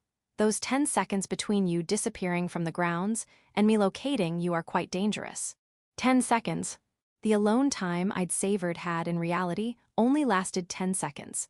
I'm constantly on high alert, and you were gallivanting around the market, the general store, the bookstore, the cafe. You seem to be having quite a lot of fun, Master. Her gaze was slightly accusatory. Being alone was nice, but it would have been even more fun with you, Liz. Liz's lips curved into a small smile. I'm honored to hear you say that. So, how did you get through the trap zone? Not here. Let's talk about it over dinner. Very well. What's for dinner? Your favorite stew. Really, I'm looking forward to it. Even though it was summer in Japan, once the sun set in this world, it became cool enough to enjoy a stew. At dinner. Wait, you crawled? Yep. And you used a Barghest. To fool the traps that react to living beings. I spooned some of Liz's delicious cream stew into my mouth. Liz, who had been silent for a while, wearing a complicated expression, gave a weak smile. Master, you're really human, right? I'm definitely a normal human. I affirmed with conviction. That much I could say with confidence. Normal people don't crawl through trap-filled areas to sneak out. She had a point. Chapter 7, The Sound of Dragon Wings. A knock echoed through my room as I worked on paperwork. Come in, Liz. Liz entered swiftly, as I gave permission. Incidentally, the only reason I knew it was Liz before she entered was that she and I were the only ones in the mansion. I set the documents aside and looked up. Master, I have bad news. What is it? Various scenarios flashed through my mind. There appear to be casualties among the Rank Kingdom field operatives. A messenger arrived with the report. Details are scarce, but I wanted to inform you immediately. He's here at the mansion, so you can speak with him directly, or I can debrief him and provide you with a summarized report. I'll speak with him directly. Lead the way. I stood up. Yes, this way. Liz bowed her head and led me out. Master, your mask. Not necessary. Understood. We entered the audience chamber. A simple room with a red carpet, a raised platform, and a single chair upon it. The Lord of Disease has arrived. Lord of Disease, my apologies. I'm in such a sorry state. A male dark elf, clad in a dark brown hood, sat slumped on the floor before the chair. His clothes were torn and caked with dried mud. He looked utterly exhausted. He tried to stand, but swayed so unsteadily that he nearly fell. "Stay as you are, there's nothing to apologize for. I'm sorry to ask this, but would you tell me what happened before you rest?" I gestured for him to remain seated and approached him. The Dragon Knights were deployed. What happened? Dragon Knights. The elite fighting force, the pride of Rank Kingdom, one of the 3 great human nations. Dragon riders who soared freely through the skies, they numbered over 100. Our 14 airborne undead and their 28 wraith escorts were destroyed. They're dead. Yes, he nodded weakly. Annihilated all of them except me. The world went dark, lost combat strength, opportunity, subordinates. Comrades, rage and regret churned within me. I felt nauseous. I wanted to scream, to lash out. I pressed my right hand tightly over my mouth, forcing the emotions down. I sat down heavily in the chair, the movement unintentionally rough, the chair scraping against the floor. Lord of Disease. Remaining forces. Are there any survivors? What about the disinformation unit? My voice was tight, strained. Why, yes, the disinformation unit is unharmed. The assassination squad, as I said, all airborne undead were destroyed, along with 28 wraiths. We also lost 2 ground operatives, a dark elf and a beastman. Aside from myself, they were almost completely wiped out. He finished his report and hung his head, his long ears drooping dejectedly. I see. I stood up. Thank you. Thank you for surviving. Thank you for returning. Thank you for reporting this to me. I knelt before him and took his hands in mine. Thank you. Such words. He shook his head violently, his voice a near sob. I've lost them. My subordinates, my comrades, all. It was my order. Their deaths are my responsibility. I knew my methods were ruthless, but they were directed at the enemy. At the citizens of an enemy nation, a nation that was different from us, a nation that condoned killing us. This was different. When I issued the order, I'd known not everyone would return. There were no operations without casualties, no wars without sacrifice, even with prioritizing safety. And those who died were those on the front lines. You can blame me. Who would dare? His face was hidden by his hood, but I saw tears tracing paths down his cheeks. Who would dare? I gently placed a hand on his shoulder. Later, please give a detailed report to Liz as well, but rest for a day. Yes. As he left, I looked up, covering my eyes with my hands. Damn humans, I muttered bitterly. It had only been 3 days ago that I'd received a report that one of the assassination squads deployed within Rank Kingdom was achieving success with airborne attacks using undead. They'd targeted a city that served as a logistical hub, I'd been told, dropping boulders to destroy warehouse roofs before dropping horse carcasses inside. It was a field-initiated operation, the report arriving almost as an afterthought. But I had given the field operatives that level of authority. I'd been impressed by their initiative and ability to devise and execute such a potentially effective strategy. That had been just 3 days ago. It must have been devastatingly effective enough to force the enemy to deploy their trump card. Liz. Yes, Master. Should we scale back our attacks on Rank Kingdom? What do you think? There's the answer you want, and the answer you don't want. Let's hear both in that order. Scaling back would minimize further losses. Now that the Dragon Knights have been deployed, we shouldn't act rashly. Right, I nodded. And the other answer. We should continue the attacks. We simply revise our strategy to account for the fact that we've lost air superiority and reorganize our forces accordingly. More might die. They were prepared for that from the beginning. I wasn't. A bitter taste filled my mouth. I thought I was prepared. A sharp pain stabbed at my chest. I'm not used to it. I can't get used to it. This was the first time I'd suffered such heavy losses, but I'd lost subordinates before. Each time, I'd felt this same anguish and pain. The thought that my orders are getting my own people killed. That is precisely why, Liz said quietly but firmly. We are prepared. We are soldiers of the Lystria Demon Kingdom. And we fight under the banner of the Virus King, Lord of Disease. There was no hesitation in her eyes. Give the order, tell us to fight for you, tell us to die for you. Coming from someone who'd never seen the front lines, those words would have been incredibly callous. But she was a veteran, a proven warrior, even among the elite royal guard. A seasoned assassin who'd carried out countless assassinations, both of high-ranking officials and commoners, without hesitation. I'd heard the title Darkling Blade originated from tavern gossip, but I also knew that gossip often held a kernel of truth. You want me to give that order? Her words were probably correct. You want me to send these people who believe in me to their deaths, to use them as canaries in a coal mine. Even if it was the right thing to do, it didn't make it hurt any less. Yes, Liz understood. Her expression remained resolute as she bowed her head. But I'm not telling you to do that. Preserving our forces might be the right course of action. If only the right course of action were always clear. I don't know what's right. If only this pain in my chest could tell me what was right. If only the absence of pain were proof of righteousness. Or if, at the very least, pain itself were an indicator of righteousness. Logic and emotion, whichever I use to make my decision, I'll regret it. Logic told me to continue the attacks. Emotion screamed at me to pull my subordinates back to safety. I had to decide. To think, to decide what was right, and then give the order. That was my job as a commander, as a supreme commander of the Demon King's army, the Virus King, Lord of Disease.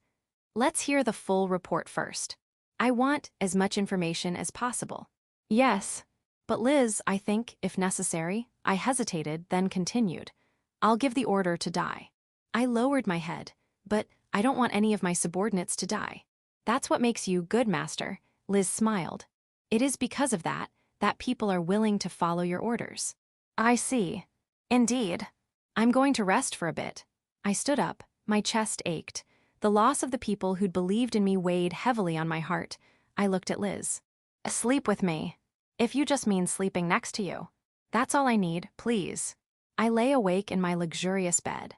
The clean sheets, the fluffy comforter, the light-blocking canopy curtains, usually a recipe for a sound sleep. But not tonight. Moonlight seeped into the room through the gaps between the window curtains and the canopy, gradually accustoming my eyes to the darkness. I looked at Liz, sleeping soundly beside me. I whispered, Liz, are you awake? I am now. Liz's eyes fluttered open. She'd trained to fall asleep at will and to wake up at any moment should the need arise. I can't sleep. Is there anything I can do? Can I hug you? You may. Liz lifted the covers, making space for me. I closed the distance, wrapping my arms around her back. I curled against her, resting my forehead on her shoulder. I closed my eyes again. Master, you're cold. You're warm. The gentle warmth eased the tension in my body and mind. I stopped talking, consciously slowing and deepening my breaths. All I had to do was surrender to the soft, warm sensation. I drifted off to sleep so easily that I wondered why I'd had trouble falling asleep in the first place. Master, Lizlet Finnis whispered, her master having fallen asleep less than a minute after hugging her. Looks like I served my purpose as a body pillow. Careful not to wake me, she pulled the blankets higher. Then, on a whim, she gently stroked my dark hair. Good night. Chapter 8, The Demon King's Unreasonable Request. I woke up to an empty bed. I gently touched the sheets where Liz had slept. It felt a little lonely. The clock showed it was almost noon. No wonder I was hungry. I got dressed and rang the bell. Liz arrived promptly, and I waved in greeting. Good morning, Liz. Master, I was worried after yesterday, but it seems you've recovered, which is a relief. Liz smiled. I smiled back. Resilience is essential for a supreme commander of the Demon King's army. Aren't you rather sensitive, Master? Liz tilted her head, a dubious expression on her face. Then let's say that a quick recovery is essential for a supreme commander. I'd say your glibness is certainly supreme commander level. I knew that wasn't a compliment. I pushed the thought aside. Liz, any updates on yesterday's incident? He left for the royal castle just a while ago. The report is on your desk. The gist is as I told you yesterday, but it includes detailed information about the location, time, and so on. All right, I'll look it over later. Later. First, I'm going to have a combined breakfast and lunch. You're certainly true to your desires, Master. A quick recovery and a hearty appetite are essential for a supreme commander. Liz sighed, an exasperated look on her face. Watching you, Master, makes being a supreme commander seem like a very easy job. In reality, there were only 6 of us. And since each of us was also an army commander, the number didn't normally increase. The 5 original supreme commanders, since the nation's founding, had been the commanders of the Dark Knights, the Beastmen, the Undead, the Demons, and the Dragons. Since each also served as the leader of their respective race, the Beastmen, Demon, and Dragon positions were essentially fixed. There wasn't an official rule, but it was tradition. Similarly, the Dark Knights and Undead armies were traditionally led by a Dark Elf and an Undead, respectively, as supreme commanders. Again, not a rule but tradition. Having a leader of the same race made things easier. It also symbolized the equal status afforded to each race. That was precisely why the Virus King, Lord of Disease, was an anomaly. Because I was of unknown species in this multiracial nation. Holding such an ambiguous position, leading the newly formed 6th Army, a position that hadn't existed for over 400 years, carried significant weight. Anyway, food please. Yes, please wait a moment. They probably didn't imagine I'd be like this. A knock sounded on the door. Come in, Liz. I was relaxing on the sofa in my room, digesting my meal and reading the report. Liz entered and frowned. Excuse me, master. I did receive permission to enter, correct? Yes, you did. I hadn't moved an inch. There was no point in putting on airs for Liz. Right? Well, it's fine, my efficient adjutant, choosing not to waste any more time, read from the paper in her hand. His Majesty requests your presence at the royal castle immediately. Is there a carriage waiting? Yes, it's waiting at the gate. Understood, Liz. I straightened the report and heaved myself off the sofa. I was a supreme commander. I had to earn my keep. Let us depart for the royal castle at once. Your attendance is required. Yes, master. Stepping out of the mansion, the summer sun was bright.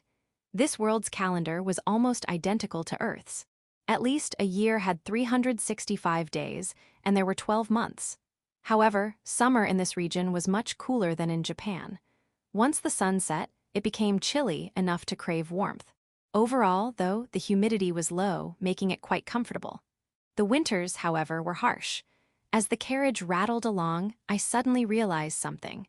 Despite the greenery in the suburbs and even within the town, there were no cicadas. A summer without the sound of cicadas. For some reason, that struck me more profoundly than the cobblestone streets. The horse-drawn carriage, or the fact that Liz, sitting next to me, was a dark elf with long ears and brown skin. These were all clear markers of another world. But the lack of cicadas, it drove home the fact that I wasn't in Japan anymore. Upon arriving at the castle, I was escorted to the same waiting room as before. His Majesty sat on the sofa waiting. Your Majesty, you summoned me, I bowed. Indeed, I apologize for calling you on such short notice. He gestured for me to sit. Liz remained standing behind me. I heard you lost soldiers to the Dragon Knights. Yes, I take full responsibility. The pain resurfaced, and I lowered my head. I'm not here to assign blame. However, there's a growing momentum within Rank Kingdom for a decisive battle using the Dragon Knights. Yes, I'm aware. So how about it? Could you eliminate them? Excuse me, I blurted out, momentarily forgetting my position and manners. Ah, forgive me, Your Majesty. My apologies. Please repeat your command, this time with unquestionable clarity. I quickly recovered. I want you to neutralize the Dragon Knights, at least enough to prevent their deployment in a decisive battle. The method is up to you. I can't spare many additional soldiers or funds, but if you require more resources, don't hesitate to ask. What's the deadline? There isn't a strict one, however. If the Dragon Knights are still operational when the decisive battle begins, it will be too late. His Majesty's expression was grim. If the decisive battle were to occur now, we would likely have no chance of victory. Understood, Your Majesty. I nodded firmly. I accept your command, Your Majesty. I will render those dragon riders, who murdered my subordinates and threat our nation's safety, utterly useless. I'm counting on you.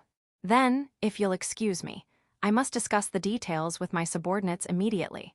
His Majesty nodded graciously. I bowed and stood up. Just as I was about to leave, his voice reached me. I apologize. I always ask so much of you. Not at all. I am a supreme commander of the Demon King's army, after all. I refrained from adding, I'm used to unreasonable requests from my superiors. Even with His Majesty, who was rather informal for a king, I couldn't say that. In the carriage on the way back, Liz spoke. Master, so what's the plan? That's what I'm going to figure out. The air around Liz seemed to grow heavier. You made that bold declaration without a concrete plan. Yep. The air grew even heavier. Seriously, What else was I supposed to say in that situation? It's the subordinates who suffer when the boss doesn't have a plan. That's why I'm suffering. Though I wouldn't say His Majesty was without a plan. So you're telling me to suffer too? Exactly, I'm counting on you. Yes, I'm used to unreasonable requests from my superiors. Liz, my subordinate, calmly threw my own words back at me. I wasn't sure whether to be pleased with the open communication in our workplace or lament the chilling draft now blowing my way. Chapter 9, Liz Oni-san and Friends, What are Dragon Knights? Right then. Let's review. Liz stood before me as I sat on the sofa. She was about to give me a lecture on Dragon Knights. It reminded me of an educational children's program back in Japan. If this were a TV show, the title would be Liz Oni-san and Friends. The subtitle, What are Dragon Knights? I felt like a kindergartner or an elementary school student. I was a grown woman of 26, though. Perhaps it was a return to my childhood. The subject of this education, however, was one of the enemy's most crucial military units. Dragon Knights are the most dangerous soldiers in the human army. They ride lesser dragons, combining the dragon's abilities with human judgment. There are about 100 of them. Weaknesses. The riders, I suppose. Other than that, the dragon's weaknesses. Even so, I didn't know a dragon's weaknesses. Meaning, there aren't any. What did she just say? Aside from their small numbers, dragons don't really have any weaknesses. High magic resistance, tough scales. Almost impossible to catch in the air. And near the ground, you'd have to engage in close combat with a dragon, even a lesser dragon. Dragons are strong. What about vulnerable spots? Like their eyes or throats. Even their eyeballs are covered with a tough, transparent membrane. Ordinary arrows won't penetrate it. The scales on their throats are supposedly a bit softer, but because of the mana sac in their throats, where mana concentration is high, it's difficult to inflict a decisive blow. So it's hardly a weakness. Mana sac. It's a special organ unique to dragons, a kind of internal organ. The prevailing theory is that it's a mana-generating organ specialized for combustion, but some say it contains a physical fluid similar to oil. However, when the fluid extracted from dragon corpses is exposed to fire, it doesn't ignite, so we don't really know for sure. But it's definitely the reason they can breathe fire. Is dragon fire hot? It's said to be the hottest flame in existence. I don't know if that's true, but it's certainly powerful enough that the only saving grace is that they can't breathe it indefinitely. How much fire can they breathe? It seems to vary by individual. We have records of experiments conducted with the cooperation of the dragon race. First, the duration of a single breath is about 5 seconds for a lesser dragon. In experiments where they breathed fire in short bursts, the lowest recorded number of bursts was 4, and the highest was 7. On average, about 20 seconds. There's no record of the recovery time. However, based on other sources, I believe they can't breathe fire again for a while after depleting it. Liz hadn't consulted any of the materials in front of her so far. She said she'd gathered the materials for this because it wasn't her area of expertise, but she'd practically memorized them. I had reviewed the material beforehand, but Liz had undoubtedly read more extensively and delved into more specialized aspects. I'm glad I have such a competent adjutant, I thought as I continued my questions. Any threats besides the fire? The entire concept of a dragon. A large, carnivorous reptile covered in tough scales, flying at ridiculous speeds, partly due to magic, and swooping down from above with human intelligence. Their basic tactic is to dive close to the ground, snatch or knock down a few people with a single attack, and then retreat. It's practically unavoidable, which makes it incredibly dangerous. Sounds awful, continue. Right. If we group together, they'll breathe fire. And if necessary, they can engage in close combat on the ground. Even if the rider is incapacitated, they may not retreat if they remember being attacked. They seem to form some sort of bond, and there have been cases where dragons continued fighting after their riders were killed. Ground combat is dangerous too, huh? What about their speed? It's difficult to say precisely, but fast enough to make them difficult targets for archers. Air combat isn't advisable.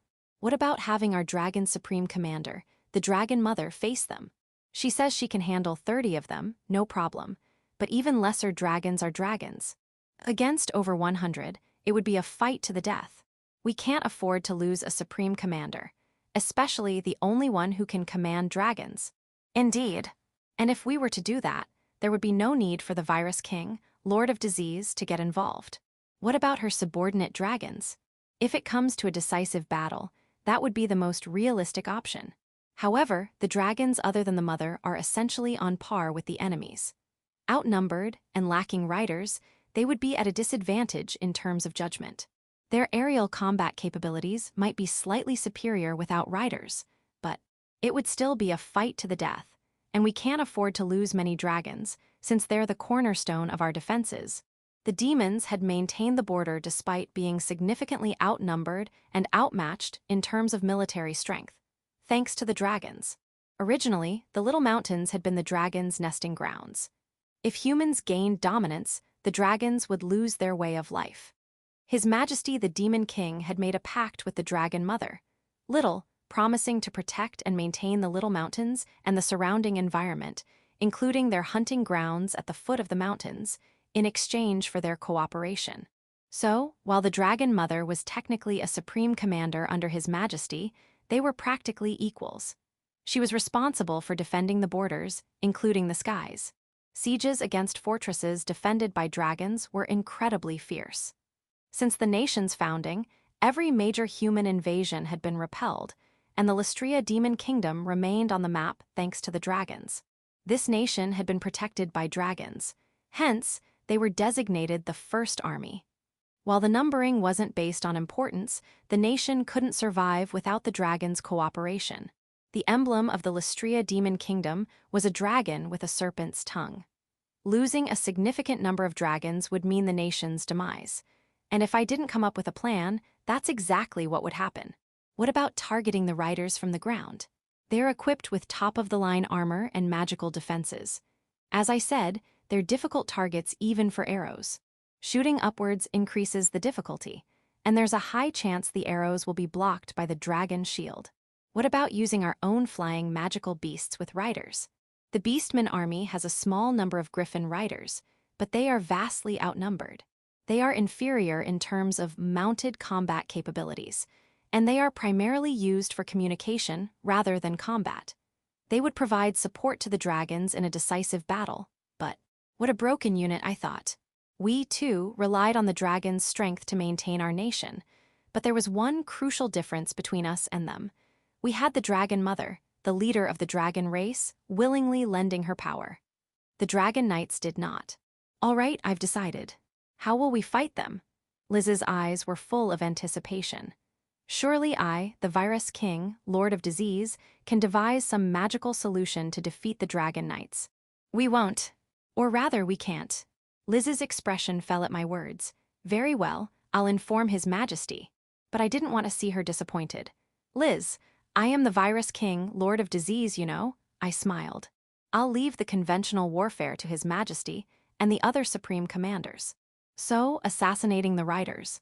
As the report stated, security is extremely tight, but if that is your command. That was the first plan we'd considered, and the first one we discarded. In a decisive battle, an assassin's life was worth less than a dragon's. If my plan failed, that's what would happen. Elite assassins from the Royal Guard, including my precious adjutant, would be sent to infiltrate a security net teeming with heroes. The success rate was less than 30%. And yet, I knew they would carry out their orders without complaint. I didn't even want to think about the survival rate. Liz, I consider myself a caring and compassionate superior. I can't tell my subordinates to go to their deaths. I don't doubt your skills or the skills of your colleagues, but even if we used all of our assassins and the Royal Guard assassins, I'm not sure we could eliminate all of them.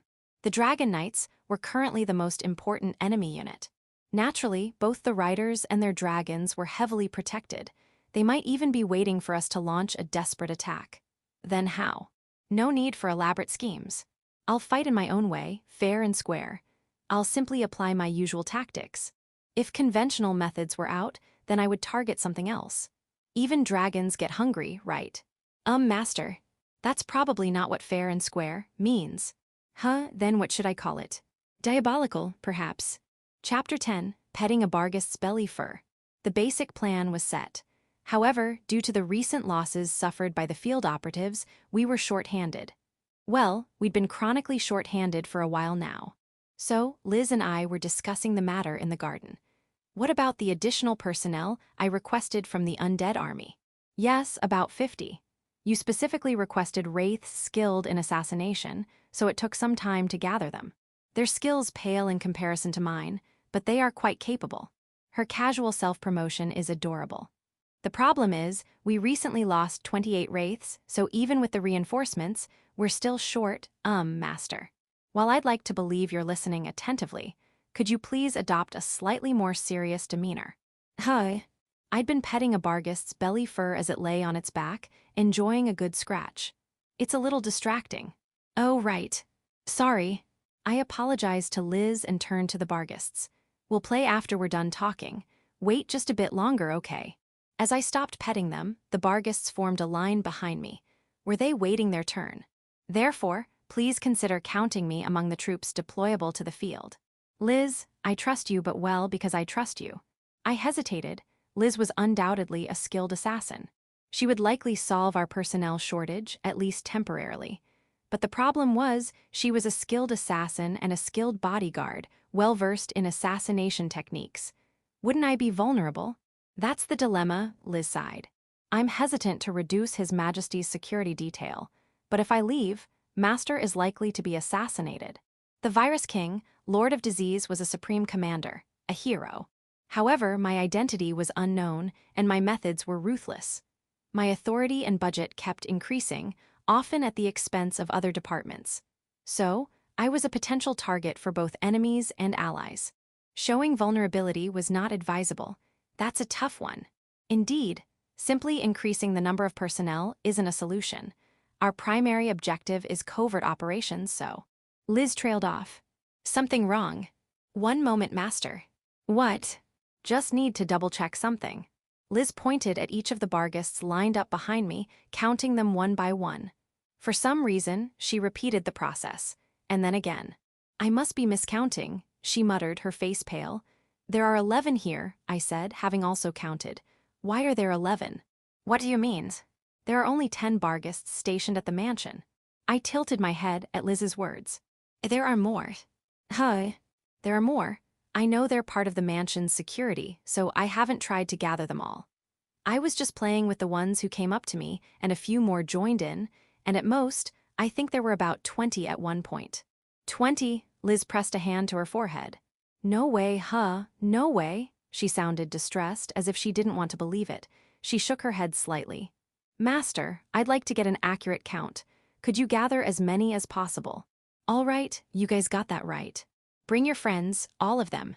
As I spoke, the Barghests, who'd been patiently waiting in line for their turn to be petted, started gathering.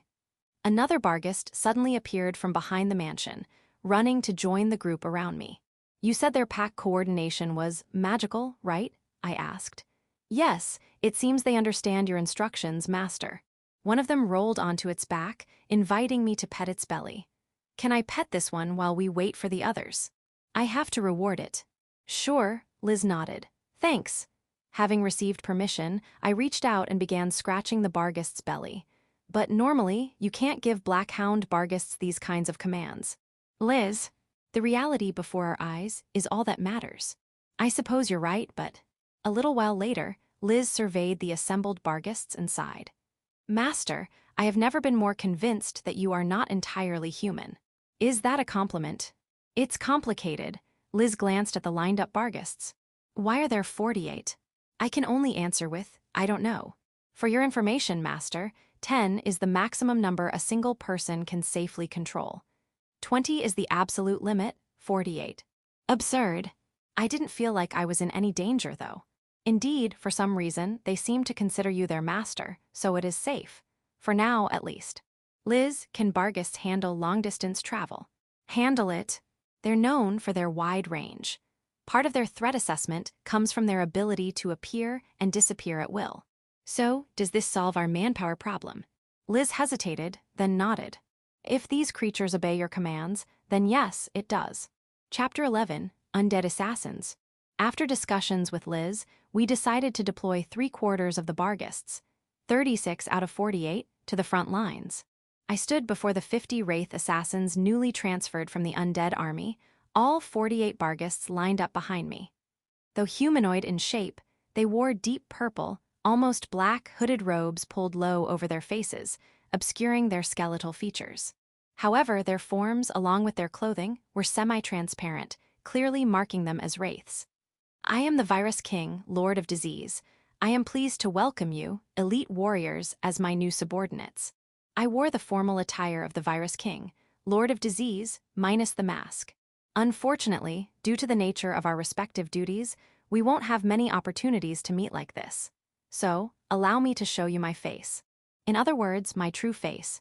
While they should have already been informed that I was human, a ripple of unease went through the assembled wraiths. Still, as long as they didn't openly express their distrust, it was a passing grade. You have already received and reviewed your orders detailing the specifics of your mission in Rank Kingdom. However, allow me to briefly summarize. I planted the ferrule of my staff into the lawn. Hunt all livestock and edible wildlife within the operational area. I pulled the staff free and repositioned my grip. This is a special assignment, but you will also carry out your regular duties concurrently.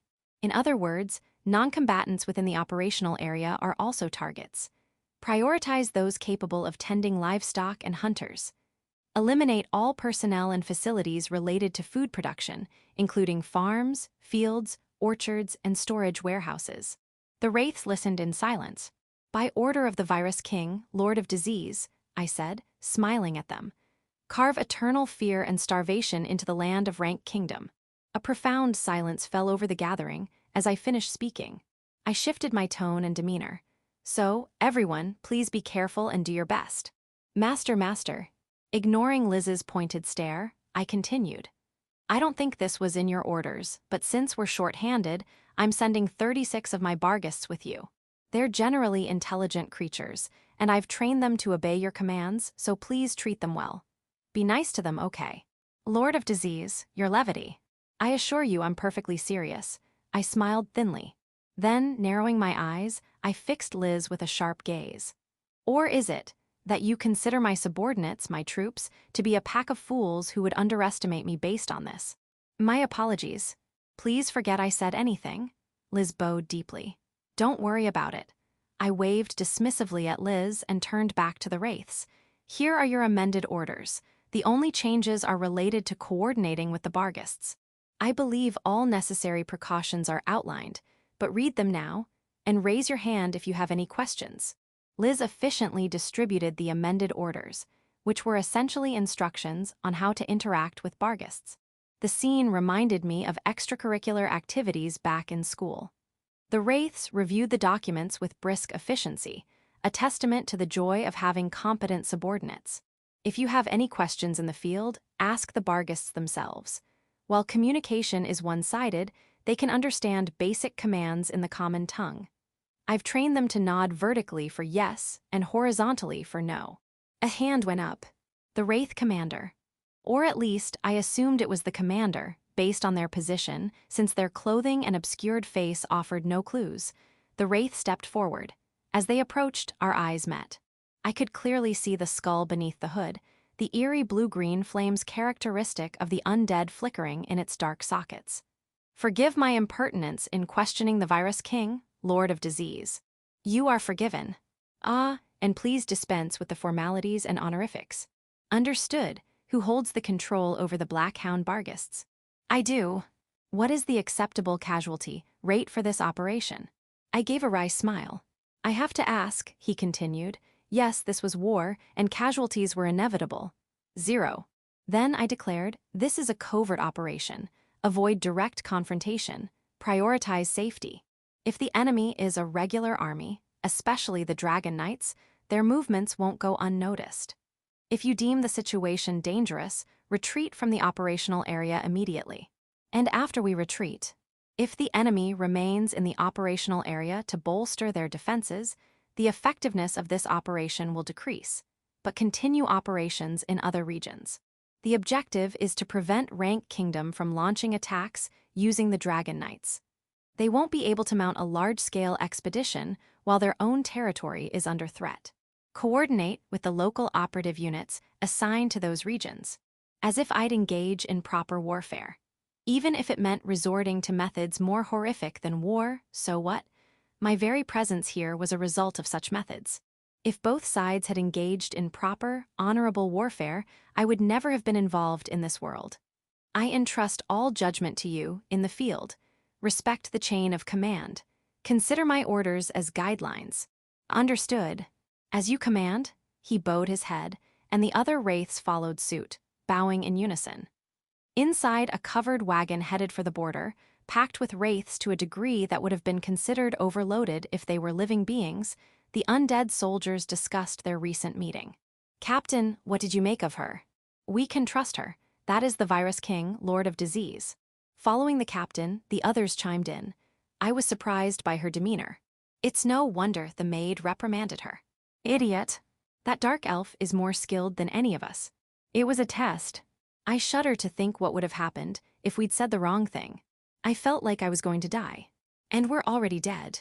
The standard undead joke elicited a round of laughter. Who would be foolish enough to underestimate someone who can line up 48 black-hound barghists behind them? As the laughter subsided, the wraith captain muttered, and the others nodded in agreement. They looked at the pack of barghists running alongside the wagon, keeping a safe distance so as not to spook the horses. The fact that a single person controls so many is astonishing. 36 black-hound barghists, that's more than enough firepower. Again, they nodded in unison. Let us go, then, to bring fear and starvation to the enemy, and to bring victory to our new master. The wraith captain said lightly, a grim smile on his face. Beneath their translucent hoods, the others smiled in unison. Chapter 12. How to Break a Dragon Night. A single cow was being devoured. In the middle of a pasture, a brown cow lay on the ground, its neck crushed by a black dog. The dog straddled the cow, its innards spilling out, being greedily consumed. The other cows, in a frenzy, had broken through the fence and fled. They knew they had to escape from that terror, from that death. One of the villagers, alerted by the commotion, rushed to the scene, only to turn back, shouting in alarm. This wasn't something one person could handle. They had to call for help. They had to kill that dog and then round up the escaped cows. The villagers didn't understand just how terrifying it was. They didn't even know what they were up against. Seeing the villagers gather, armed with farming tools and crude weapons, the black dogs fled. The villagers gave chase, shouting, to drive them away completely, to see where they would go, so they didn't notice that they were being lured, that every human willing to fight had been drawn out. In the dim forest, the pursuing villagers breathed their last. The last thing they saw were translucent wraiths in deep purple hoods and a pack of black-hound barghists. What is a dragon? Tough scales, high magic resistance, near-complete immunity to fire, resistant to toxins, a robust skeleton and powerful muscles, a massive body that floats effortlessly, soaring through the sky at high speeds thanks to its wings and magic. That was a dragon. Even a lesser dragon was a terrible matchup for the Virus King, Lord of Disease's forces, which primarily consisted of assassins. The Lystria Demon Kingdom's borders were naturally fortified by the Little Mountains, a treacherous range of peaks that served as the dragon's nesting grounds, and a sea teeming with large, aquatic magical beasts. They had sealed off the single passable point, built a fortress, and concentrated their forces there, achieving a partial balance of power. Sieges favored the defenders, provided they weren't outmatched in terms of magical power. However, dragon knights, by riding dragons, could attack from above the Little Mountains or from the sea. While they couldn't conquer the fortress on their own and still needed to breach the walls, they could infiltrate behind enemy lines. They were a direct counter to the Lystria Demon Kingdom's defensive strategy, a terrible matchup, but they were dragon knights. They were not dragons. Master, first report from the field. The operation is proceeding smoothly. Excellent. Liz held the carrier pigeon in her hands for a moment before releasing it into the sky. It looked ordinary, but upon closer inspection, its body was translucent. A ghost pigeon. A low-level undead, but its average flight speed and range were far superior to a normal pigeon. While its actual flight speed was comparable, it could fly at night, effectively doubling its speed. And since it didn't require rest, it was even faster. Like regular carrier pigeons, however, they had a tendency to go missing, so sending multiple birds was standard practice. They didn't require food. Undead were powered by the magical energy of the living, so holding them for a while, as Liz had just done, recharged them. While convenient in this world, I did miss more efficient communication methods like phones and email. That said, I wouldn't want the enemy to have them either. So, I should be grateful that our communication network was slightly better than the humans. Any details? None. Just that everything is proceeding smoothly, without casualties. That was to be expected with coded, short messages. We couldn't include too many details in case the message was intercepted. The brevity was also partly due to the fact that ghost pigeons weren't suited for carrying heavy letters or packages. Apparently, they'd tried using larger undead for transport, but that hadn't worked out too well for various reasons. Well, as long as it's going smoothly. Indeed, let's wait for the regular report. Members of the field operative units were rotated periodically, partly to give them a break. They provided more detailed reports during these rotations. Non-regular reports, like the one we'd received about the dragon night attack, were delivered by messengers, and that had been the first. Things have been going well so far, I thought. That concludes the report. After listening to the regular report, about a month after the operation began, I smiled. Thank you for your hard work. You must be tired. Rest well until the next rotation. Yes. Then, if you'll excuse me. The messenger departed, and Liz and I began reviewing the report. In short, the report stated that everything was proceeding smoothly. We were systematically targeting the livestock, cows, pigs, sheep, that served as food for the dragons, as well as the pastures where their fodder grew. And of course, we were also disrupting the livelihoods of the farmers who tended the livestock. One notable entry was a request for more barghists, as they were proving exceptionally effective. However, we only had 12 left at the mansion, so that wasn't possible. The report concluded with the writer's signature and a barghist paw print stamp, which was incredibly endearing. Whose idea was that? Utterly outrageous. This was an official report. It's too cute. I can't focus on work. But I couldn't afford to be distracted, so I composed myself and returned to my duties. The security around the dragon pens was the tightest in the kingdom. However, the security around the cowsheds, pigsties, and sheep pastures was practically non-existent. Even lesser dragons could survive for a month without food.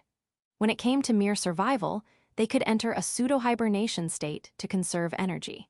Starving a dragon to death was difficult, but dragon knights were, by definition, soldiers who rode dragons that obeyed human commands. If the dragons went into hibernation, or, better yet, if they simply stopped obeying human commands due to lack of food, that would be enough. Proceeding smoothly meant that the food supply was dwindling, and morale among the dragons was likely at an all-time low. And if dragons, who required over 10 times the amount of food as humans, were starving, then the human food supply must also be critically low. Meat was already an expensive commodity, but the nearby royal pastures supposedly supplied not only the dragons, but also the surrounding region. And they had prioritized feeding the dragon knights, the cornerstone of their offensive, oversupplying food to the civilians. How would the people left behind, those who had lost their livestock and their livelihoods, who had been murdered, feel about that? How would the herdsmen feel about tending livestock not for humans, but for dragons? This was it. This was where hell began. Chapter 13, Starving Bonds. A riot broke out, just those words. It was an orchestrated inevitability. To defeat the demons, the dragon knights were absolutely necessary. They were irreplaceable. And mere villagers were replaceable. That was the logic. And if they didn't follow that logic, all of humanity would eventually perish. So, the upper echelons of Rank Kingdom did the right thing. They prioritized the dragon knights and withheld aid from the attacked regions. Therefore, it was inevitable that in a certain town, refugees who had abandoned their homes to survive would find themselves facing off against heavily armed soldiers. Those winged lizards are more important than us humans. Damn them, those incompetent nobles. Silence, silence, I say, I'll throw you all in jail. A soldier shouted, thrusting his spear forward. A man, unafraid, stepped forward. He had already seen something far more terrifying. He had nothing left to lose. Go ahead, try it, but you'll at least feed us in jail, right? And you do have enough cells for all of us, don't you? Iga, W will cut our losses. Do it then. We're done for anyway. We won't survive the winter. Some individuals had tried to help, but the town itself was barely self-sufficient. When they could no longer purchase food from the surrounding villages, and when the villagers themselves became refugees, the food supply simply ran out. For the dragons, for the winged lizards. So, it was inevitable that the tense standoff would escalate into a raid on the kingdom's food stores, a riot. And it was inevitable that the kingdom's army would crush it with force.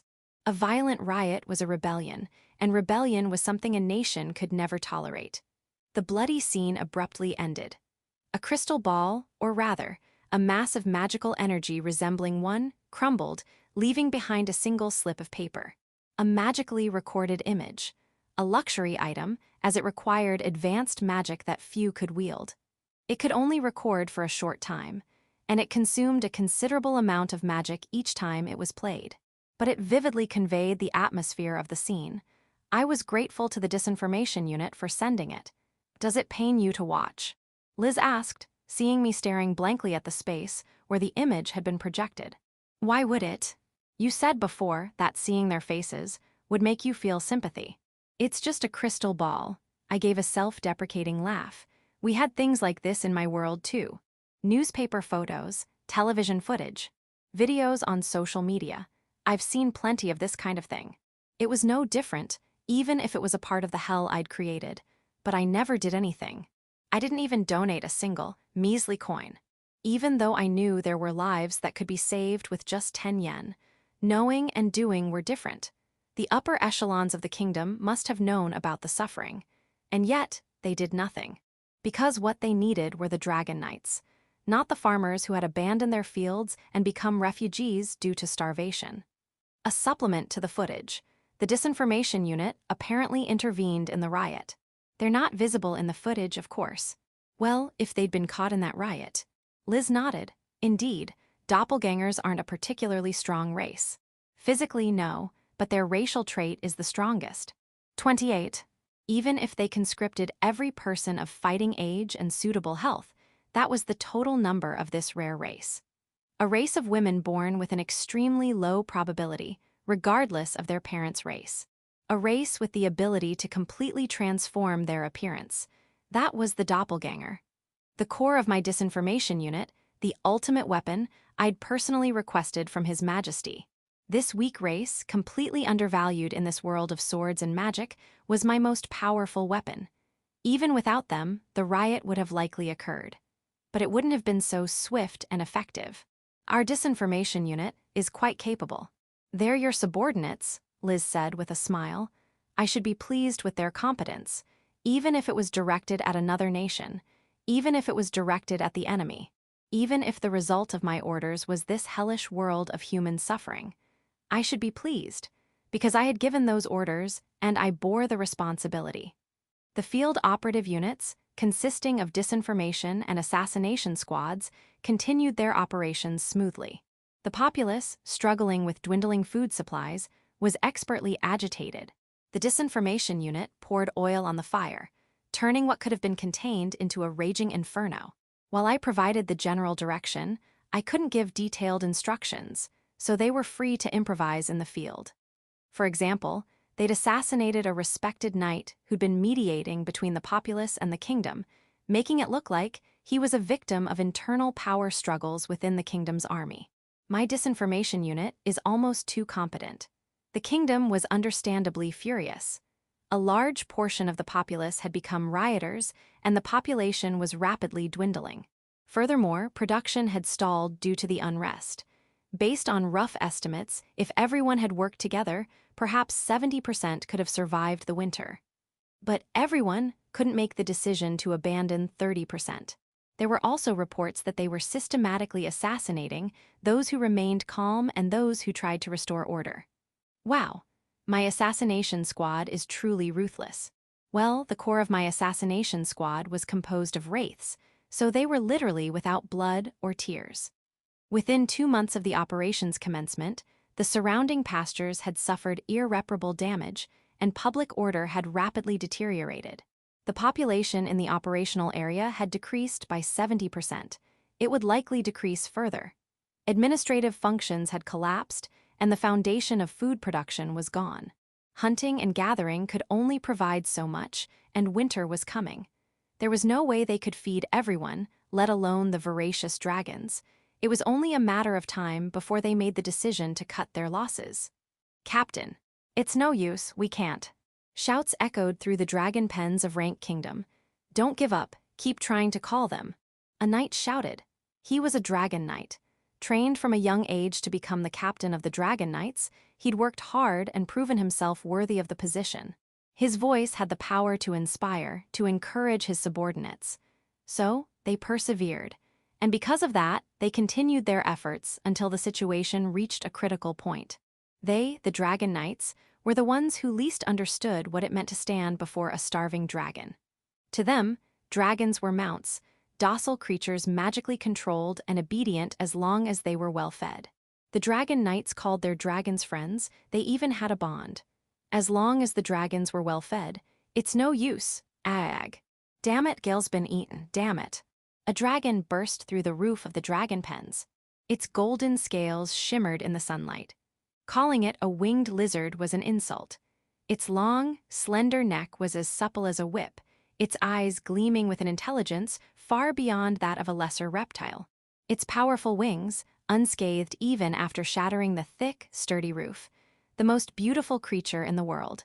But that was only true when it wasn't starving. Its eyes were bloodshot, drool dripping from its mouth. If it hadn't been magically subjugated, or even if it had been but properly fed, this wouldn't have happened. The dragon hadn't eaten in over a month. Or rather, it hadn't been fed. It had simply taken the nearest meat as a pre-flight meal. Red blood mingled with the drool dripping from its jaws. That meat was the Dragon Knight who had ridden it countless times, soaring through the skies. They had shared a bond. As long as the dragon was well fed. The dragon spread its wings.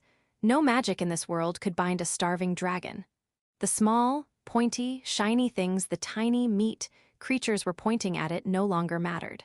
With a single beat of its wings, its massive body lifted into the air, and with another, it shot forward like a meteor, accelerating in a straight line. And as one dragon did this, the remaining dozens followed suit. The roof shattered, leaving behind only fragments of the sturdy walls. Their scales shimmered gold in the sunlight. The light danced in the dust motes rising from the collapsing dragon pens, creating a beautiful, surreal scene. "Oh, the dragons," the former Dragon Knights murmured in shock. The captain, too, clenched his fists, trembling with rage at the loss of both his human and dragon comrades. Bitter resentment formed into clear words. "Damn the Virus King, Lord of Disease." The dragons, deprived of their food supply, broke free from their magical bonds and returned to the wild. The Dragon Knights had effectively vanished from this world. And to the Virus King, Lord of Disease's list of accomplishments was added the destruction of Rank Kingdom's elite Dragon Knight force in just 2 months. Chapter 14. Rewards of Victory. I was at the royal castle. Once again, in the throne room, all the supreme commanders, except for the dragon, were assembled. The Virus King, Lord of Disease's efforts in effectively neutralizing Rank Kingdom's Dragon Knights are worthy of commendation. His Majesty himself was praising me. Therefore, I shall reward the Virus King, Lord of Disease. I felt the sting of gazes upon me, but it was slightly less intense than before. Perhaps because more of them now understood that the Dragon Knights were a formidable foe, and that my actions, my diabolical methods, in crippling them had benefited the nation. While they acknowledged the value of my contributions, many still disapproved of my methods and my ambiguous origins, so those stares wouldn't disappear entirely. "Name your desire." I leaned in and whispered to Liz. She stepped forward and spoke on my behalf, delivering the prearranged lines. "The Lord of Disease is deeply honored by your praise. If it pleases your Majesty, she wishes only to continue pledging her unwavering loyalty to you and this nation." "Of course. I shall continue to accept your loyalty. You desire nothing else?" His Majesty smiled. "However, you have followed my orders and achieved tangible results. For the sake of those who follow, I must reward you. Consider your reward carefully." His Majesty waved his hand dismissively. Having been granted permission to leave, Liz and I exited the throne room. And then, I found myself once again facing His Majesty, this time on the sofas in the waiting room. I apologize for the charade. So you were aware it was a charade, Your Majesty. But thanks to you, we have some breathing room. The enemy's war weariness is growing, especially in the Empire and the Holy Kingdom. They're wary of provoking us further. Their basic strategy was a standoff at the border, maintaining the status quo. For those who preferred to avoid conflict or were content with the current situation, all-out war was unthinkable. Of course, it was unthinkable for us too, but that was precisely why we had to maintain our offensive. Public opinion in the human nations was always against us, those who cried for peace, those who craved absolute security, those who attributed the conflict to racial differences. They didn't recognize our right to exist. The display in the audience chamber was a farce, but I appreciate your cooperation. How impressive! The Virus King, Lord of Disease, achieves victory and humbly declines a reward. How magnificent! His Majesty accepts the Virus King's unwavering loyalty. This little charade was designed to improve our image, mine, as a somewhat controversial figure with an unstable position, and His Majesty's for favoring me. As His Majesty had said, it was a farce. However, for those unfamiliar with me, the Virus King, Lord of Disease, reaffirming her loyalty would have some impact. And for those who did know my true identity, it would send a different message. I was under the impression that I was supposed to decline the reward. I changed my mind, His Majesty said casually. Perhaps you could have consulted me first. Please, Your Majesty. But since it was a reward, it was difficult to protest too strongly. If it were a punishment, it would be a different story. So, you have no specific reward in mind. I am content with my current position. But even if it's a reward, I would appreciate it if you didn't change your mind without consulting me, Your Majesty. However, I would still like to request additional personnel. From any army, not just the undead, if there are any volunteers. Very well, I'll make an announcement. No personal requests. None at the moment. I'll give it some thought. Very well, I'll provide you with every possible convenience. I trust you won't make any unreasonable requests. His Majesty smiled. The weight of his trust was heavy. Then Liz, who had been standing silently behind me, spoke. Your Majesty, I also have a request regarding personnel. Go ahead. I request an immediate reinforcement of the Master's security detail. Liz, we already discussed this. There were several reasons for my limited security detail. One was that my post was far from the front lines, and increasing security there would imply suspicion towards our own forces. While only a small number would actually resort to assassination, well, it wasn't suspicion, it was certainty, so we did need precautions. However, excessive security would only breed unnecessary distrust. Hence, a single, highly skilled bodyguard and a maid disguise. That was the decision. Whether or not I liked maids was a separate issue. The situation has changed. I believe this warrants additional security, even if it means using the reward you just received. I make this request both as your bodyguard and as your adjutant. Liz spoke formally, as befitting an audience with His Majesty. Is there an imminent threat? Not at this moment. However, there are several plans, albeit in the planning stages, to assassinate the Virus King, Lord of Disease. And with her recent rise in prominence, some may reconsider those plans. Precisely because one imminent threat has been eliminated. His Majesty pressed a hand to his forehead and sighed deeply. Foolishness, don't they understand that losing her would be a great loss to this nation? They likely don't. We are not a unified front. Liz's words were heavy. We were a nation of diverse races. Even excluding the smaller races like the doppelgangers and grouping beastmen and undead together, we were still a multiracial nation comprised of at least 5 distinct races. Dark elves, beastmen, undead, demons, and dragons. A coalition of disparate groups united against a common enemy. The road to this point had been arduous, and it would likely remain so. But the same was true for humans, even within a single race.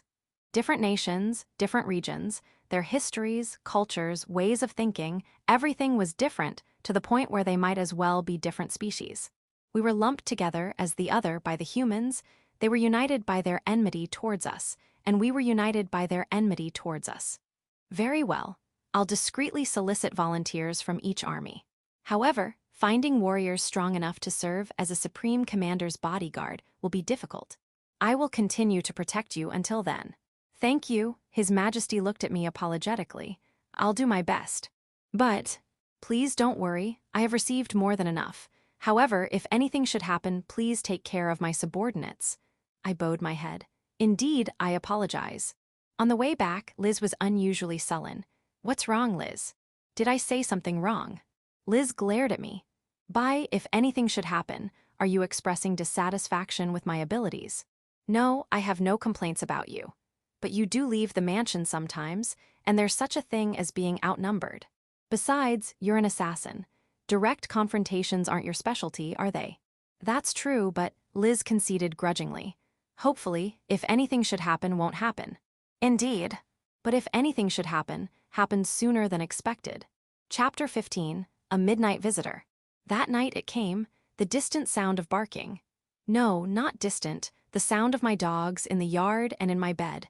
I sat up in bed and opened the canopy curtains. The window was open. The curtains danced in the cool night breeze. Amidst the Barghest's barks and growls it appeared. A towering, muscular, bipedal black goat bathed in the moonlight. A demon, a rare race both magically and physically powerful. The Barghests, still growling and barking, slowly surrounded the demon. Down. At my command, they all lay down. Stay, don't move. It's okay. I patted the head of the one nestled beside me. It was well known that the Virus King, Lord of Disease, employed black hound Barghests. The fact that a pack of them resided at this mansion was the stuff of rumors in town. They wouldn't send someone who couldn't handle them. I presume you are the Virus King, Lord of Disease. Yes, good evening. Such composure, as expected of the Virus King, Lord of Disease, a supreme commander of the Demon King's army. He complimented me in a smooth, baritone voice, like a seasoned actor in his 50s. However, I could predict what he would say next, so I wasn't particularly pleased. Despite his polite demeanor, the fact that he'd arrived at this hour, bypassing proper protocol, marked him as an enemy. However, tonight you die. Right, I don't like pain, so sleep magic or mind magic first, please. I nodded. You overheard, or you won't resist. I said I overheard. You're clearly skilled.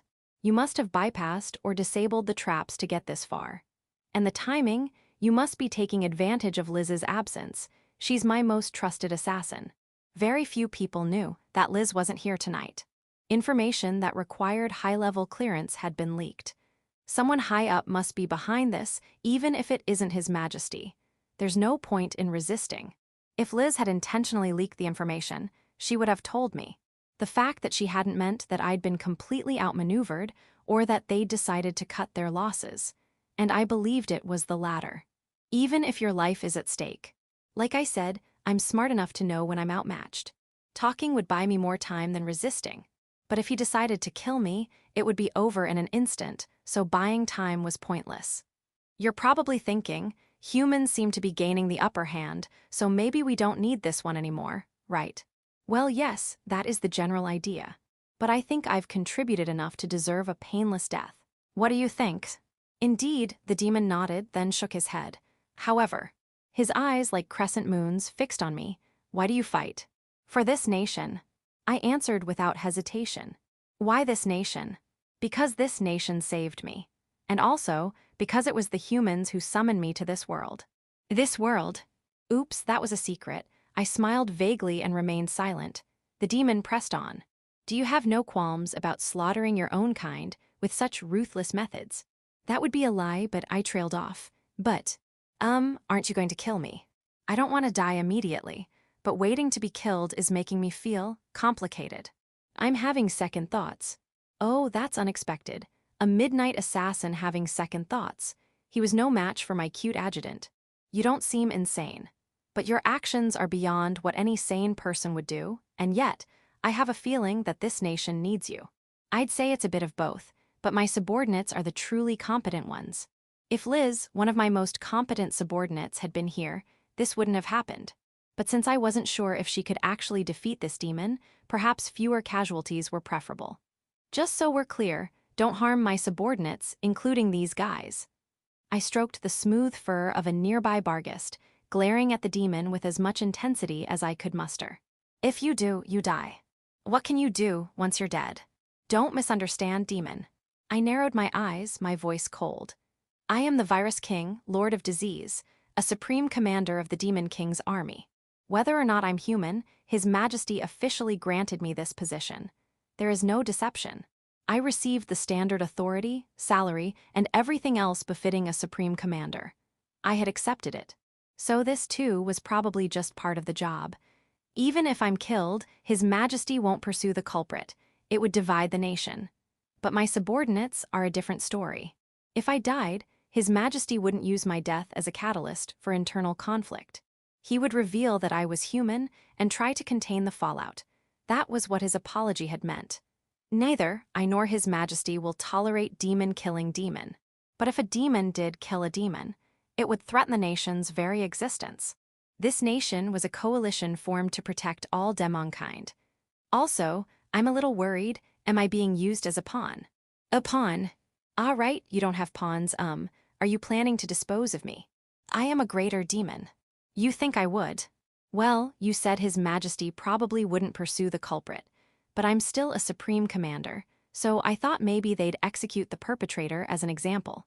I didn't know how high up this went, but if a supreme commander was killed against His Majesty's will, yeah, I was starting to think he was going to die. That would be the most realistic compromise. Are you concerned for me? He sounded as if he'd seen and heard something unbelievable. A human concerned for a demon. Well, yeah. You don't have a personal grudge against me, do you? That's true. This is simply an order, a necessity. Then you're my comrade, in the Demon King's army. I was a supreme commander. But even if I died, the Virus King, Lord of Disease, wouldn't. Well, if you're going to do it now. My scary maid will be back soon. I laughed. Accepting death brought a strange sense of calm.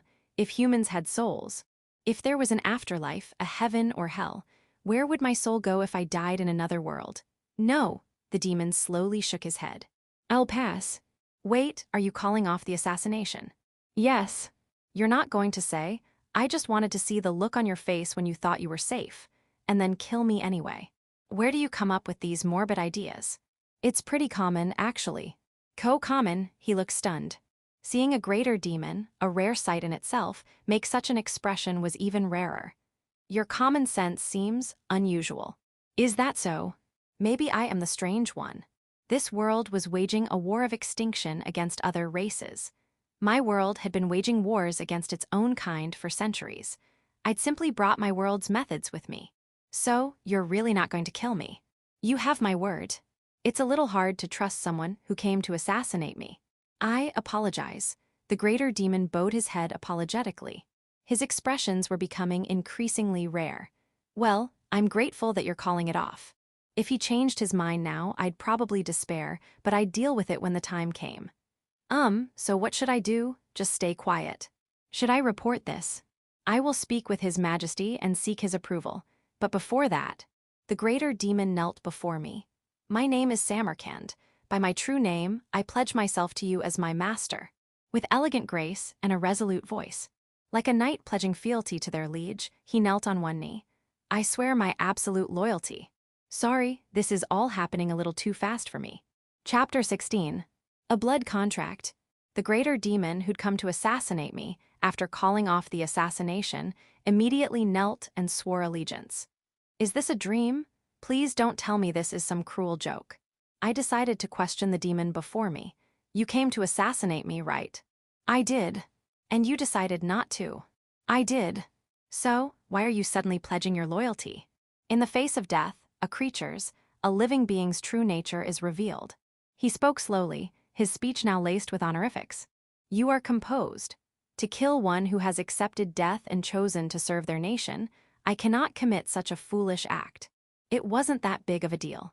I'd just gotten used to being targeted for assassination since arriving in this world.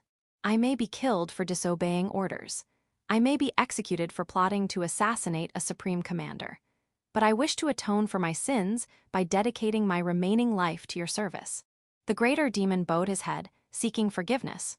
I know this is self-serving, a way to ease my conscience, but please, The demon before me, Samarkand, raked his claws across his wrist. "Hey, what are you doing?" I jumped out of bed, grabbing the comforter, and pressed it against his wrist. The white comforter immediately turned crimson.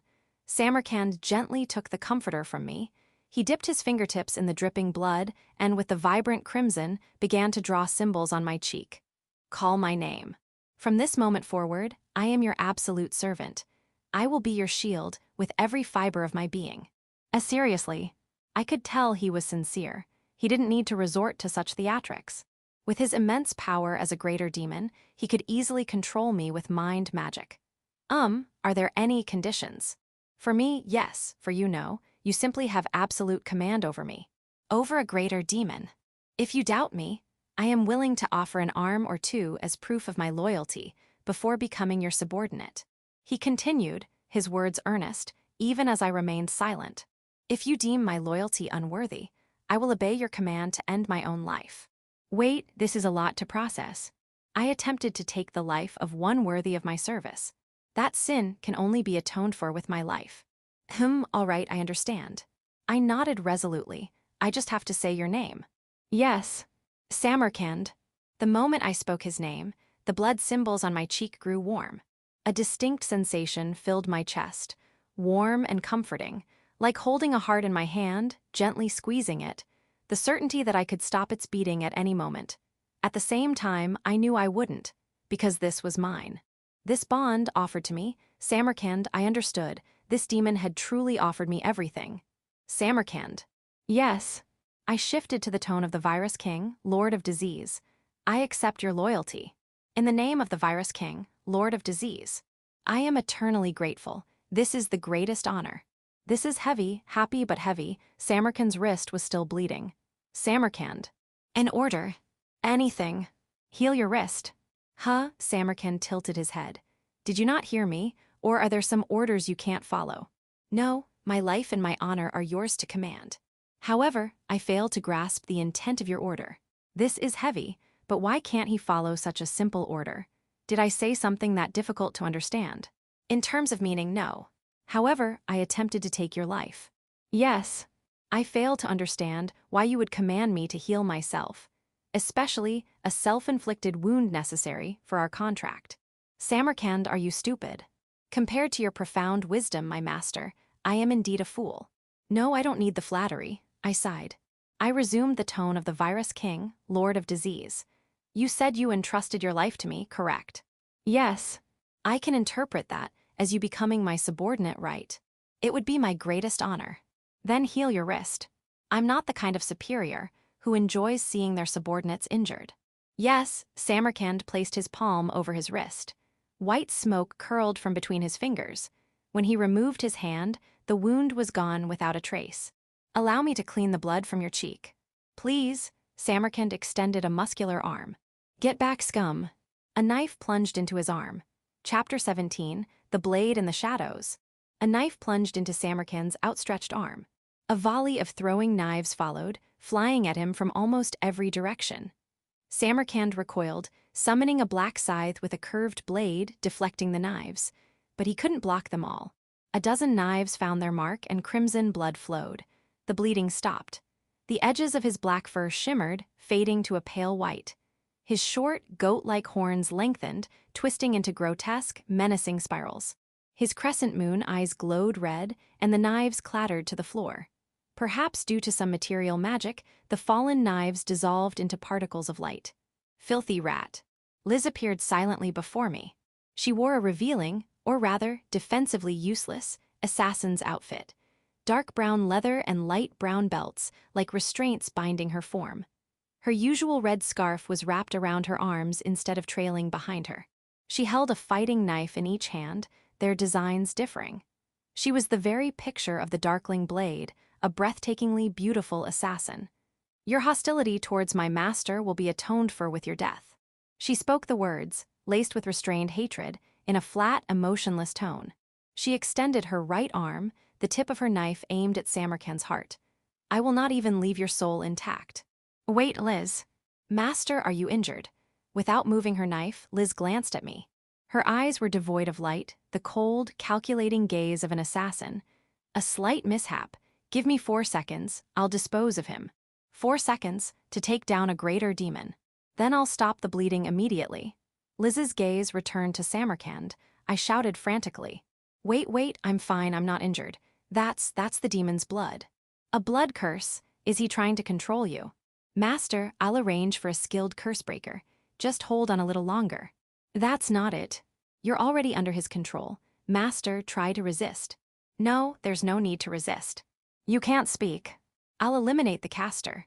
Liz nodded, her form shimmering slightly. Samarkand, sit. Yes, Samarkand obeyed instantly. The glow in his eyes faded, the tremors in his body ceased, and he knelt on one knee. Excuse me, Liz blinked, bewildered. Liz, listen to me. Yes, please explain. He came to assassinate me, but he changed his mind. I was captivated by my master's noble spirit and profound capacity for forgiveness. We have formed a blood contract. My life, my very being, now belongs to her, Samarkand added. Huh. Liz stared at me, as if to say, what are you talking about, master? Wait a minute. This is clearly a greater demon. Didn't you say you could take him down in 4 seconds? I can, but that's not the point. So she really could do it. My adjutant is too powerful. You can stand now. Yes, Samarkand rose and bowed his head respectfully, a gesture of subservience. Master, could you please refrain from doing things that defy all logic? Well, I think today's incident was unavoidable. We were just talking, and then suddenly, having a casual conversation with an assassin who came to kill you is what defies logic. It wasn't exactly casual. You were remarkably calm. Say, Samarkand, that's probably counterproductive. My apologies, I deserve to be punished. That's all right. If you're going to be my subordinate, take care of yourself. We'll discuss things like vacation time and salary later. I require neither rest nor payment. Use me as you see fit. That's a bit extreme. Listen, no, this is an order, Samarkand. I spoke firmly, my words sharp. If you intend to use your life for me, use it wisely. Yes. Well, it seems to be true. Samarkand. Yes, Darkling Blade, Lislet Finis. Interrogation time. Tell us everything, from your objective to who's behind this. No torture, please. That won't be necessary. I will tell you everything I know. Give him the order anyway. Samarkand, be honest with us. As you wish. Before we start, Liz, do you mind if I take a bath? There was still blood on my cheek, and my night clothes were damp with cold sweat. Oh, right. I'll prepare the bath and disable the traps on the way. Liz fixed Samarkand with a stern look. Samarkand, I'm reserving judgment on you for now. I'll decide based on your future performance. If you try anything funny, I'll kill you. Of course. Then, Master, please wait while I get things ready. Regular hot water, correct? Yes. All right.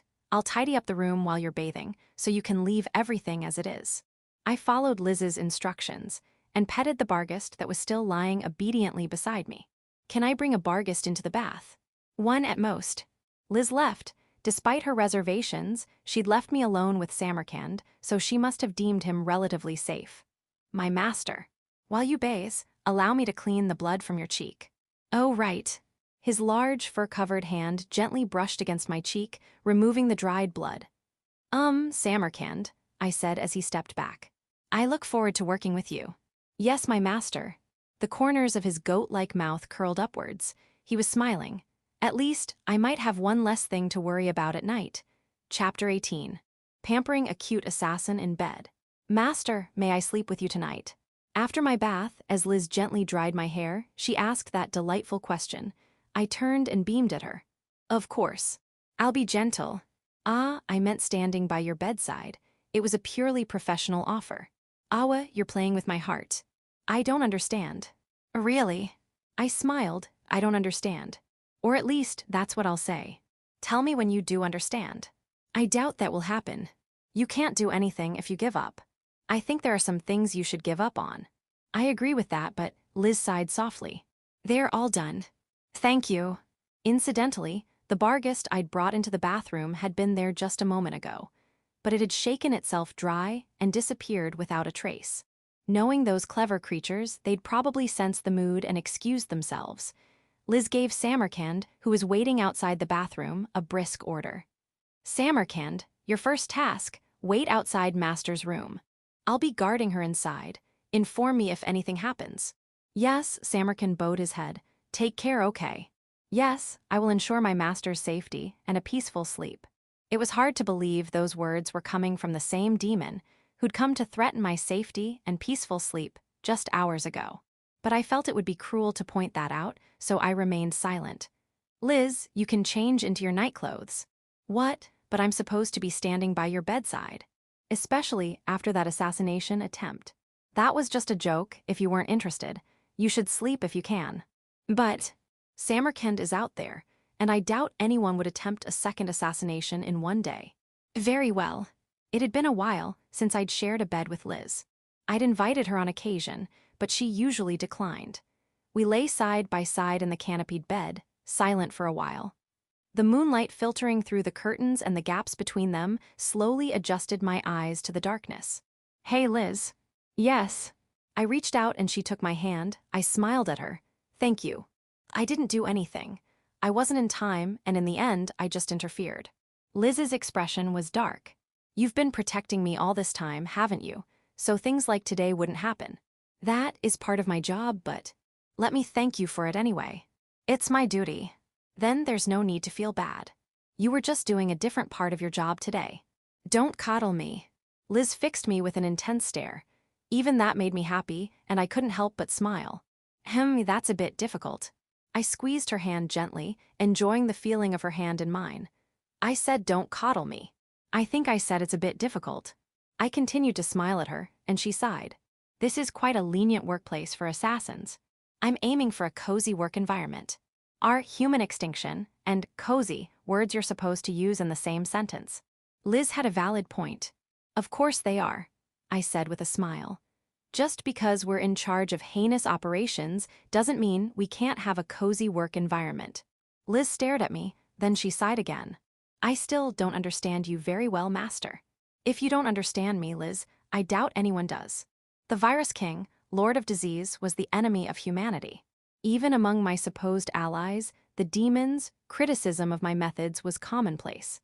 If I desired happiness and achieved the happy life I desired, in the eyes of others, I would be seen as a heartless monster, capable of such atrocities without a shred of guilt. But if I wasn't allowed to desire happiness, if I decided that I shouldn't be happy, what would become of my subordinates? They were the ones who did the actual dirty work. All of my accomplishments, all of my atrocities, were the results of the operations carried out by my precious subordinates. Liz and the administrative staff who diligently documented my orders. The doppelgangers who formed the core of the disinformation unit. The Wraith assassins who led the assassination squad. The Black Hound Bargists who served as auxiliary forces. All of them. Those who chose to stain their hands with ruthlessness for the sake of the nation, for the sake of the people living here. If they were condemned for their actions, if they weren't allowed to find happiness, then we would have no future but to fight honorably and die. That was why I called myself the Virus King, Lord of Disease, to claim all of my subordinates' accomplishments as my own, to shoulder all of their sins as my own. And then I would say this: I want all of my cute subordinates to be happy. And if possible, me too, even if it was after all of them. We feel the same way. Liz squeezed my hand tightly. Chapter 19. My new subordinate is too loyal. For the next few days, I spent a lot of time in the basement. Liz was frequently out. While Samarkand was officially recognized as my bodyguard, he remained outside the door, not inside the room. I had little to do but cuddle with the Bargists. I'd wanted to get to know Samarkand better, but Liz was adamant. She'd said, "It'll be troublesome if you get attached." Meaning Samarkand's fate hadn't been decided yet. Execution was still a possibility, but that was understandable. A supreme commander of the Demon King's army had been targeted for assassination by one of their own. That said, I was already attached. I'd gotten used to being called a heartless monster, but I wasn't heartless enough to abandon a subordinate who'd sworn loyalty to me. The basement door opened, and Liz entered. She closed the door behind her, leaving us alone except for the Bargists. I'm back. Welcome back. Liz, with practiced ease, gently pushed me away as I hugged her. The matter has been resolved for the most part. Here's the report. So, how high up did this go? It was a rogue operation by a commander in the demon army. Who, You don't need to remember. Meaning, he's been assassinated. Liz said it casually. Samarkand has been summoned to the royal castle. No one died, but he did subdue someone. Who? One of my colleagues, a junior. He needs retraining. Apparently, he was put to sleep by a single sleep spell cast from outside his detection range. Honestly, and he calls himself a member of the Royal Guard, Liz grumbled. Now that she mentioned it, there should have been a replacement guard for Liz. But the fact that they'd been subdued by a single sleep spell was rather unsettling, considering I'd almost been assassinated. So, what's the deal with the Royal Guard? I thought they were supposed to be elite. The true Royal Guard is elite. But they're also the last line of defense, so it's a convenient place to sneak in incompetent nobles with connections. Hey, I didn't want to know that. Well, the Royal Guard also serves as a training unit, responsible for raising the overall skill level of the army. And since they're surrounded by elite soldiers, even the most incompetent will improve after 10 years or so, but assigning a greenhorn to a high-priority, solo guard duty like this is unheard of. Then why? That commander had made preparations to exploit the weaknesses in my security detail. I strongly protested that simply having the paperwork in order wasn't enough. So he'd done his homework. Indeed, honestly, if Samarkand hadn't changed his mind, this assassination would have succeeded. It would have been different if I'd been here, but Liz sighed. Well, there wasn't much she could do if someone had meticulously planned to remove her from the equation. Is Samarkand strong? He's not weak, quite the opposite. Stopping the Barghists was a wise decision, in retrospect. Black Hound Barghists were not weak magical beasts. He'd subdued a member of the Royal Guard with a single sleep spell and easily bypassed Liz's carefully laid traps and the mansion's security system.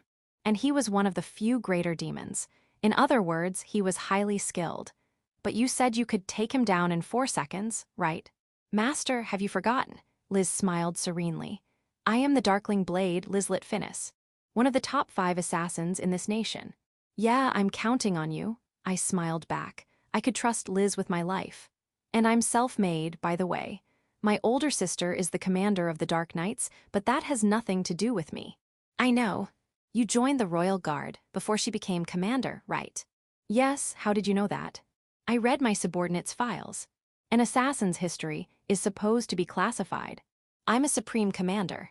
I have clearance. Well, yes, but was that necessary? Liz tilted her head. Seriously, knowing your subordinates' backgrounds and abilities is a basic requirement for a superior. That's an unusual level of seriousness for you, Master. I couldn't argue with that, given my usual work ethic. That said, I was seriously working towards the extinction of humanity. So, am I considered a high-priority protection target? You are a supreme commander. If you're not high priority, then who is? She had a point. Regarding Samarkand's fate, there's some debate. We could force the issue, but using your reward would be smoother. All right, do that. Now that you've said that, are you sure? Neutralizing the Dragon Knights was a major accomplishment. You could ask for something significant. A competent subordinate is worth more than any reward. Besides, lives couldn't be bought with money. And I don't really want anything. I see, Liz smiled. Then I'll call Samarkand. Okay, Samarkand, come here. I called out to Samarkand, who was waiting outside the door. Excuse me, my master, what is it you require? Less than a second later, the door opened, and Samarkand slipped inside, immediately kneeling on one knee. His reflexes are terrifying. His Majesty wants you to come to the castle. He wants to hear your side of the story. Right, Liz? Yes. But make sure you tell him, he's my subordinate. Samarkand fell silent. Silent tears traced paths through his black fur. Samarkand, why are you crying? Tears of joy, my master. Forgive this unsightly display. Right. It felt strange to scold him or say anything, since he hadn't done anything wrong. But having someone burst into tears at my every word was a new experience, and I could only remain silent. Please, use me as your tool, my master. A strange feeling stirred within me. Did you just call yourself a tool? Yes. Are those your true feelings? Yes. The stirring in my chest, the unfocused anger, moved my arm. I grabbed Samarkand's head, pulling him closer, forcing him to meet my gaze. You are my subordinate, do not mistake that. You are not a tool. Don't say it again. Understood, I released him. Yes, my master. Samarkand closed his eyes and bowed his head. He understands. Allow me to reaffirm my vow. I am your servant, always and forever. My life is yours to command. Do you really understand? Yes, you wish to say, you are my servant, always and forever, and I do not intend to treat you as a disposable tool, correct? Does a blood contract alter one's language comprehension skills? No, not at all, Samarkand replied smoothly. Oh, right, well, take care of yourself. Yes, after my master. That's concerning. His answer was as black as his fur, suggesting a deep-seated self-destructive tendency. But if that was what he truly desired, what was I, as his superior, supposed to do? Chapter 20. A Demon's Loyalty. Samarkand. Yes. Before me, kneeling on one knee, was the goat-headed demon, Samarkand. Even beneath his thick black fur, I could see the defined muscles of his upper body. His head and lower body were that of a goat, as was his tail. A grotesque, inhuman form. It had only been a week since he'd come to assassinate me, the virus king, lord of disease. But now, bound by a blood contract, he was my loyal servant. I tapped his shoulder with my staff, in a gesture reminiscent of a knighting ceremony. Even kneeling, he was so tall that I had to raise my arms slightly to reach him. I grant you the rank of third in the virus king's forces. You will be assigned to the bodyguard unit. Understood. There had been some friction before his official assignment was finalized. The objections boiled down to, are we really going to let a Supreme Commander assassination perpetrator go free, even if it was just an attempt? My counterarguments were as follows. It was an attempt, and he'd ultimately refused to carry it out of his own volition.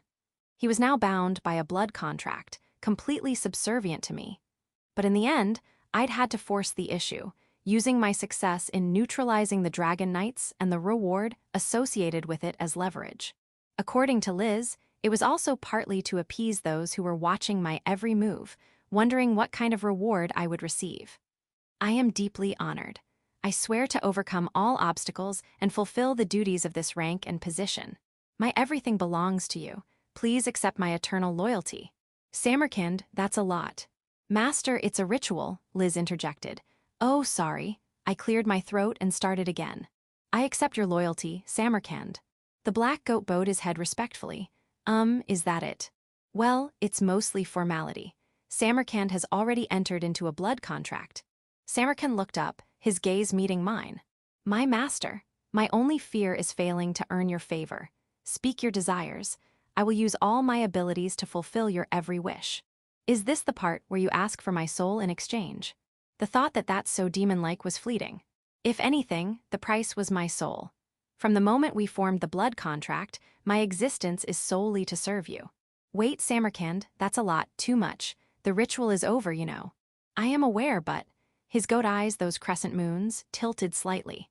He was being polite, but I understood what he was trying to convey. He was expressing his confusion. I don't understand what you're asking. In Japan, I would probably never use nor hear such pronouncements. I'd said his declaration was a lot, and he'd responded with, I don't understand. I don't even understand myself. I should have asked this earlier, but why are you so intense, Samarkand? Intense? Oh dear, I'm starting to worry about his common sense. Indeed, to human sensibilities, my words may sound exaggerated. You're right. Exaggerated or perhaps overly dramatic. But I have nothing else to offer. I only have my own abilities. Therefore, I have decided to use my life and all my abilities for you. Sorry, I lost you at therefore. Could you explain that a little more clearly? Samarkand slumped, dejected. I am a fool for using words my master cannot understand. But please, allow me to elaborate. Yes, you're forgiven, go ahead. I had a few things to say about that statement too, but I decided to focus on the main issue. My master, are you familiar with demons? Not really, only general knowledge. Demons, powerful beings. Exceptionally skilled in magic, all of them formidable mages. Long lifespans, resilient bodies. Generally humanoid, but with variations in appearance, like Samarkand's goat-like features, some with bestial skulls, others with bat-like wings. My knowledge was limited to these general, superficial observations. Did you know demons don't have children? Then how do you multiply? Samarkand shook his head slightly. We don't know. Perhaps we are like the undead, spontaneously generated from pools of magical energy infused with resentment and souls. A race that didn't know its origins. They didn't even know how they were born. We simply have memories from a certain point in time. We grow stronger with time, gain experience through battles. There's no strict definition of a greater demon, but consider it a general term for those who have accumulated power. We have something resembling a lifespan, but we are a long-lived race, rivaled only by dragons. That part I'm definitely envious of. The grass is always greener. We have no parents, no children. No past, no future. He chuckled, his goat-like mouth opened slightly, a sigh escaping his lips.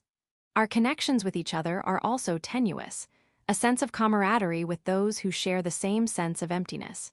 That's all we feel towards our own kind. We don't even know if we are the same kind. I was the only human in this nation. I didn't believe that race was everything. But I understood the feeling of kinship, of shared identity. I knew what it felt like to care for a younger sibling. And they didn't. That is why we seek purpose. We seek masters, we seek friends, we seek followers. We desire something, anything, to leave a mark on this world, to forge connections during our fleeting existence. His crescent moon eyes pierce me. I have found my master, one worthy of my service, one whose every word I can believe without a shadow of a doubt. I might not be such a great master. I knew he was being sincere. The blood contract didn't allow for falsehoods towards one's master. Lies would be felt, and truth would be felt too. I felt destiny's hand. That is enough. I have already entrusted my life to you. Use it as you see fit. That's why I'm telling you to take care of yourself. The problem was I knew he meant it. I am. And yet the black goat smiled contentedly. There is nothing more foolish than to disobey one's own heart. You're right. This warmth that filled my chest. This terrifyingly heavy, absolute loyalty. The offer of a demon's lifespan, longer than a human's, dedicated to me. It's frightening. I'll do my best, Samarkand, to be worthy of your faith. I probably wasn't the master he believed me to be. I was just a human. Someone who'd lived an ordinary life, then decided to turn it all upside down and embrace ruthlessness. But if he believed in me this much, I wanted to believe in the me he believed in. I wasn't called the Virus King, Lord of Disease for nothing. Chapter 21. It's natural to want to bathe with a cute girl. The thought suddenly struck me. Liz, let's take a bath together. With master. Liz's face contorted into a clear expression of reluctance. I'll be waiting outside, I'm a maid. But you're also my bodyguard, right? You're vulnerable in the bath. That's precisely why I think I should remain fully armored. She had a point. However, I had recently acquired a tool to dismantle such sensible arguments. I'll have Samarkand guard us outside. Why are you so insistent? I stated my case with conviction. Isn't it natural to want to bathe with a cute girl? Naturally Liz was confused. Is that how it works? Yeah, that's how it works. Come on in, let's go. I tried to press the matter with sheer enthusiasm. All right. Samarkand, you heard that, right? I glanced at the black goat waiting behind me. Indeed, I shall remain on guard, maintaining strict vigilance of the surroundings. Samarkand nodded. He had only recently become my subordinate, so I wasn't sure of his full capabilities. But it was clear he possessed combat prowess recognized even by Liz, and enhanced presence detection due to his high magical power. This is the first truly important personal mission I'm assigning you since you officially joined my ranks. Please handle it well. Leave everything to me. His reply was reassuring. It was good to have reliable subordinates. Although I'd been a little uneasy given the circumstances of how he'd joined, he'd already gotten along well with the Barghists. The new security system, Barghists in the yard, Samarkand inside, and Liz overseeing them, was functioning smoothly. I headed to the bathhouse with Liz. Actually, demon baths were unusual. There were several reasons for this. They had been driven from their homeland, losing their bathing facilities along with many other possessions. They had experienced a time when even clean water was unavailable without using magic. They could maintain a certain level of cleanliness for themselves and their clothes using various spells. Thus, the culture of bathing had nearly died out. However, habits like washing remained, and soaking in a tub of hot water hadn't completely disappeared. I'd heard that hot springs were still popular in some regions, and judging by the presence of several public bathhouses in towns, dark elves, and beastmen, the core races of the demon kingdom, were quite fond of bathing. Therefore, rather than dying out, bathing culture had evolved. But now, instead of hot water, we bathed in ooze, a type of slime-like monster. Some were natural, but for bathing, you'd summon ooze using the magic Create Ooze and heat it to a suitable temperature using another spell. A method of bathing that was a complete culture shock. But now, I was used to it, and I even liked it. When you had a mentally draining job like orchestrating human extinction, time spent eating and bathing was crucial. Even more so when it was with a cute girl, so I was in a cheerful mood and Liz started talking. Master, you really enjoy bathing. Japanese people like bathing. Though ooze baths are a bit different. The first time I'd bathed in ooze, I'd felt like I was truly in another world, far more than when I'd first seen magic or dark elves. But even by modern Earth standards, if someone told you it was just bathwater with a lot of thickening agent, you might believe them. Or if they talked about dissolved minerals and water quality. It was semi-transparent, pale green, and when you stepped in, it had a thick, viscous texture. I'd never done it, but I imagined it would be similar if you added a lot of lotion. It definitely had excellent moisturizing properties. Since coming here, despite having no access to cosmetics, I'd never worried about skin problems. We had some weird bath salts too, you know. Bath salts. It's a medicine you put in the bath. It dissolves and releases medicinal compounds. Oh, sounds similar to ooze. Yeah, well, you could say that. I was reluctant to fully equate ooze with bath salts. Water was one thing, but the water itself was suspicious. By the way, we also have this fish called Dr. Fish. You eat them. I remembered teaching her that phrase. No, not that. It's not for eating. There's a therapy where you put fish that eat dead skin cells in a pool and soak in it. Oh, that's unusual. I don't think it's any more unusual than bathing in ooze. Natural ooze was an aquatic creature. It digested and absorbed dead bodies and fallen leaves, breaking them down and expelling them. They were similar to earthworms or bacteria. I suspected they also ate dead skin cells and calluses when you bathed. For us, this is bathing. Right, that's how it works. Your common sense is someone else's unusual. It's often amusing, but... Yes, that's true, Liz smiled and nodded. If only everyone understood that obvious truth, there wouldn't be any wars. Especially not extinction wars between different races, the worst kind of war. Create ooze, I chanted. The first magic I learned was create ooze. I remembered the feeling of awe. Along with the that's not right feeling when I saw the writhing, pale green viscous creatures, so different from the image of magic I had in my head. Create ooze, create ooze, create ooze, create ooze, create ooze, create ooze, create ooze, create ooze, create ooze. This wasn't just a house. It was a mansion, so the bath was large. I had to cast Create Ooze about 100 times to fill it. Heating it didn't even require chanting. I put my hand in the ooze, focusing my magic on raising the temperature. It looked like I was just checking the water temperature. Incidentally, this was usually my job. It served as practice for everyday magic, and Liz was a bodyguard. Her mana was her weapon. Apparently, Liz wouldn't be tired out by chanting Create Ooze 100 or 200 times. Once the ooze was warm, I returned to the changing room and undressed. I'd already checked the temperature, but I touched it with my toes to be sure before getting in. Sliding into the slippery mass was an indescribable sensation, a mixture of pleasure and perversion. It was a little like playing in mud. Using this much magic at once was tiring, as I only did it during baths.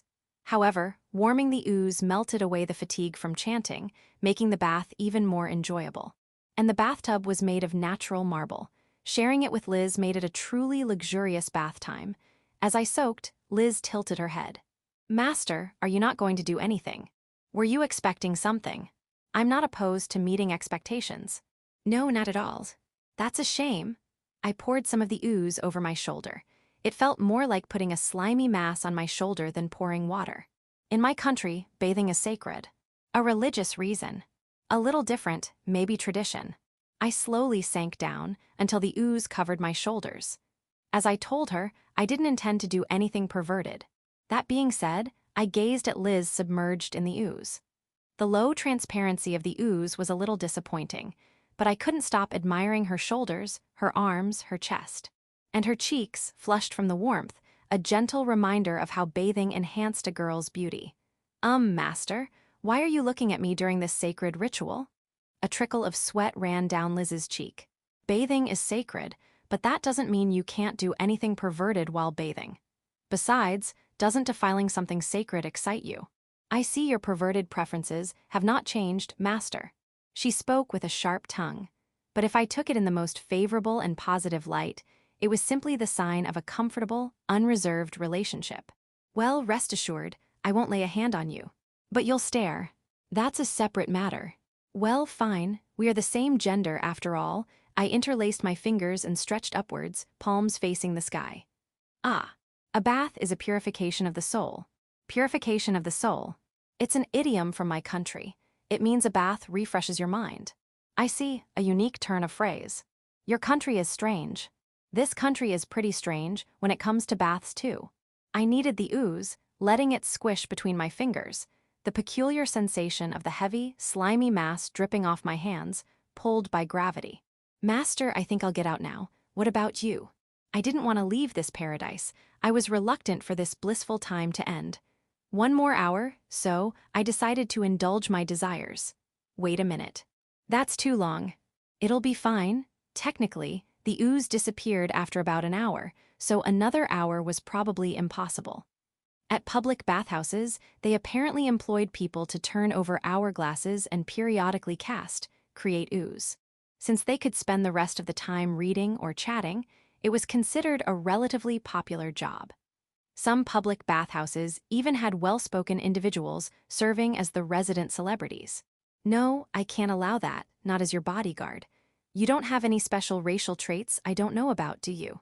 Nope. Come on, let's get out. Awa, I immersed myself up to my nose. I decided against blowing bubbles as I might suffocate. Let's get out today. We can take a bath together again soon. All right, I'll get out right away. I stood up with enthusiasm. The ooze clinging to my body flowed off, thick and sticky. I'll rinse you off. Okay, please do. Liz created water to rinse the ooze from my hair and skin. The magically generated water disappeared quickly and was unsuitable for drinking or long soaks. But it was thanks to this magic that we could afford to bathe in such copious amounts of ooze or water, in this case. Incidentally, summoned creatures like ooze and generated water could be instantly dispelled by the caster, but it was better for hair and skin to let them dry naturally. So, letting them air dry or using a towel were the usual ways to dry off after a bath. Thanks, Liz. That was fun. Let's bathe together again soon. I thanked her and took the large white towel she offered, then noticed her staring at me intently. Master, were you planning this the whole time? I wrapped the towel around myself and smiled. What are you talking about? Incidentally, I hadn't planned anything at all. I just decided to play along with Liz's comment and create a meaningful atmosphere. Chapter 22. That type of yakai who drags their maid into bed in the morning.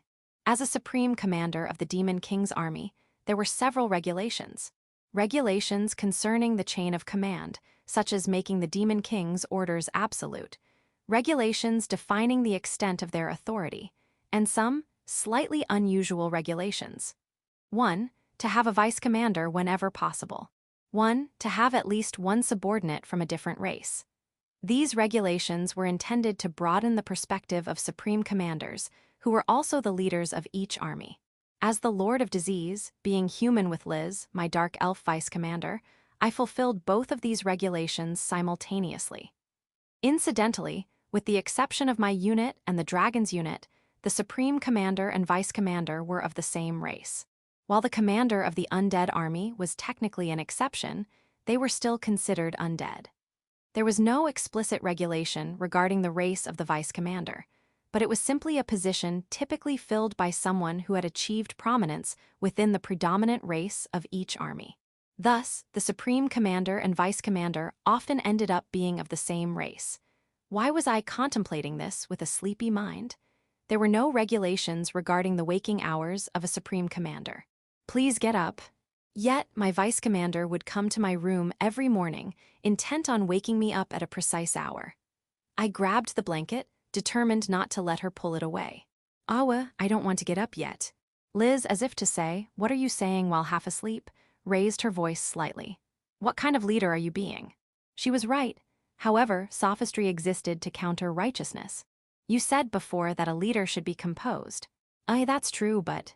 Then, just a little longer, I pulled the blanket back over myself, enjoying its warmth, a noble pursuit I'd been interrupted from.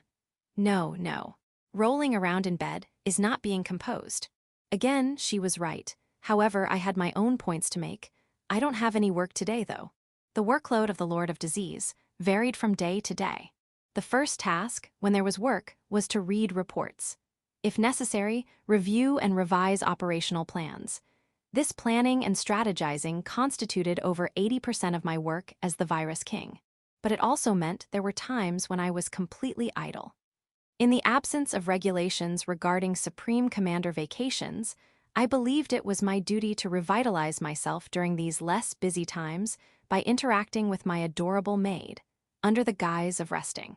Next, there were external duties, though few in number. Being summoned by His Majesty for an audience at the royal castle fell into this category. Essentially, these were ornamental tasks. But to put it bluntly, the Virus King was a paper tiger, so I couldn't afford to completely disregard these appearances. There's always attack plans to devise. Come on, let's work towards human extinction, let's fight until only one of us is left. I was a little touched by Liz's correction, but even so, there were things I had to say. You wouldn't be so nonchalant if coming up with Supreme Commander-level attack plans was easy. Well, I suppose that's true. Liz conceded reluctantly. The job of the Lord of Disease was planning and giving orders. Conversely, my plans had to be innovative, or perhaps ruthless, enough to be considered the work of a Supreme Commander simply by my issuing an order. My plans were actually quite orthodox, and not particularly ruthless compared to historical events on Earth. But while we talked, my eyes slowly woke up. However, giving in and getting up now felt like letting Liz win, and that was a little boring. How about you just join me, Liz? So I pulled back the blanket and patted the empty space next to me, inviting her to join. But it's warm. If she had a weakness, it was her excessive dedication to duty. For her, a perfect assassin, this would normally be a fatal flaw. In the battlefield, where assassin skills and mental fortitude were paramount, she would never hesitate. If necessary, she would discard anything and ruthlessly eliminate her target, fulfilling her mission. But here, now, the simple and profound reason she couldn't refuse my frivolous invitation was: Liz was my vice commander, my bodyguard, my attendant, and my maid. In other words, pleasing me and keeping me in a good mood to ensure smooth work were also part of her job, her mission. Of course, she had a degree of autonomy. There was no problem with her refusing this offer, which wasn't even an order. But she was, ultimately, exceptional. She would overthink things, how to please me, how not to upset me. She constantly weighed how many invitations to reject and how many requests to accept. Moreover, she had impeccable taste. Delicious food, leisurely time. We were kindred spirits in our love for such things. That meant she also loved warm blankets. Will you be motivated? Extremely. And this was work, a mission. A bizarre situation that would never happen in a normal military. One that a sensible soldier would never have to contend with throughout their life. But her exceptional nature meant that the immense burden would become too much for her to bear. After a few seconds of hesitation, Liz kicked off her shoes and slid into the bed, still in her maid uniform. The initial chill from the cool autumn air she carried quickly dissipated as the heat from our combined bodies warmed the blankets again. I enjoyed indulging and corrupting the cold-blooded assassin. Blankets are wonderful. They really are. The simple pleasure of a sleepy conversation. If this was calculated on her part, I'd be terrified of Liz. But I doubted that was the case. Still, even if she were calculating, her subtle manipulations were adorable, and her willingness to go along with my whims was irresistible. In short, regardless of how it started, almost everything about Liz was right in my strike zone. A moment later, a knock echoed through the room. "My master, may I enter?" His voice was deep. It was Samarkand. "Come in." I ordered from my reclined position, using my most decisive Virus King tone. Wait. Liz scrambled to sit up in bed, pulling the blanket up to her shoulders to hide her rumpled maid uniform. Naturally, She couldn't get ready in the few seconds it took the quick-moving black goat to receive permission and enter. My apologies, I wasn't aware of the nature of your relationship. As a result, the scene looked like something that had just happened. If only I hadn't done anything suspicious, it wouldn't have looked like this. I sat up and faced Samarkand. Samarkand, it's not a misunderstanding, but it's probably a misunderstanding. Yes, it's not entirely a misunderstanding, but it is a misunderstanding. A meaning. It might be a misunderstanding. It is a misunderstanding. We were just relaxing for a bit. Yes. At Master's request, we were simply sleeping together.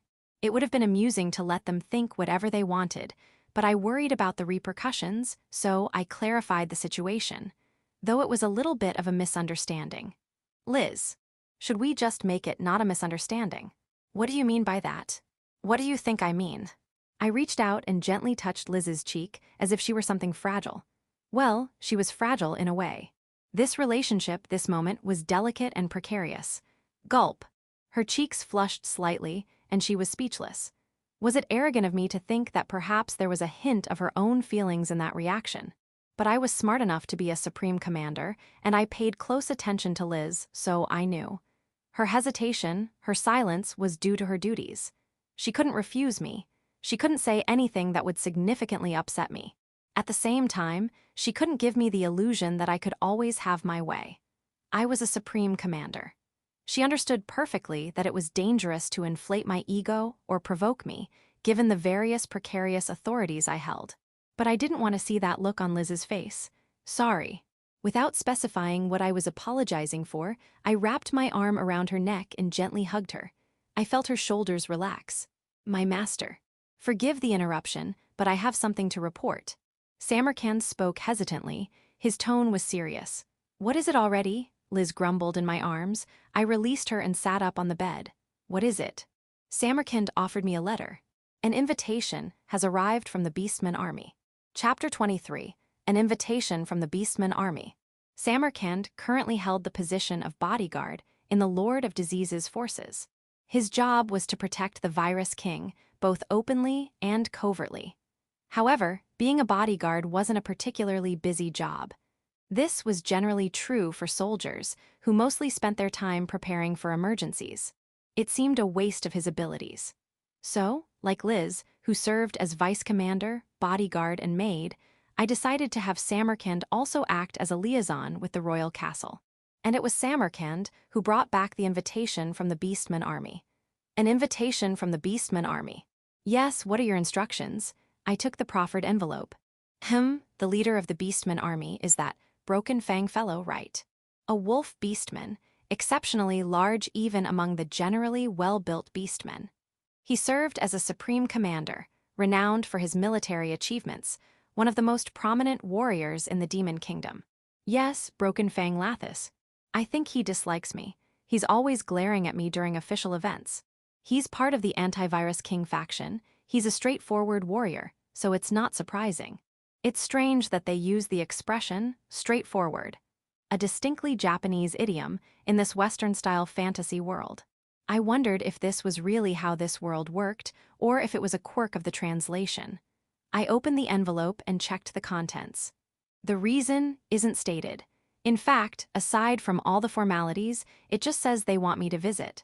I wonder what this is about. Let me see that, master. I waited while Liz read the letter. What do you think, Liz? It smells like a trap. Yeah, I get the feeling they're planning to use this opportunity to eliminate a nuisance. However, but this is an official request, right? It was delivered to the royal castle first, my master. Meaning, there was a record of this invitation at the castle. Yes, even if they tried to make it look like an accident, it would become a matter of accountability. And this was their territory. If a guest they'd invited died in an accident, sending assassins to my mansion would be 100 times better. Well, let's go. So casually, I'd like to be on good terms with my fellow supreme commanders, and I doubt they'd actually set a trap after sending an official invitation like this. I hope you're right. The Dark Forest. It had been called that for so long that no one felt the need to give it an official name. Its other name was the Great Forest.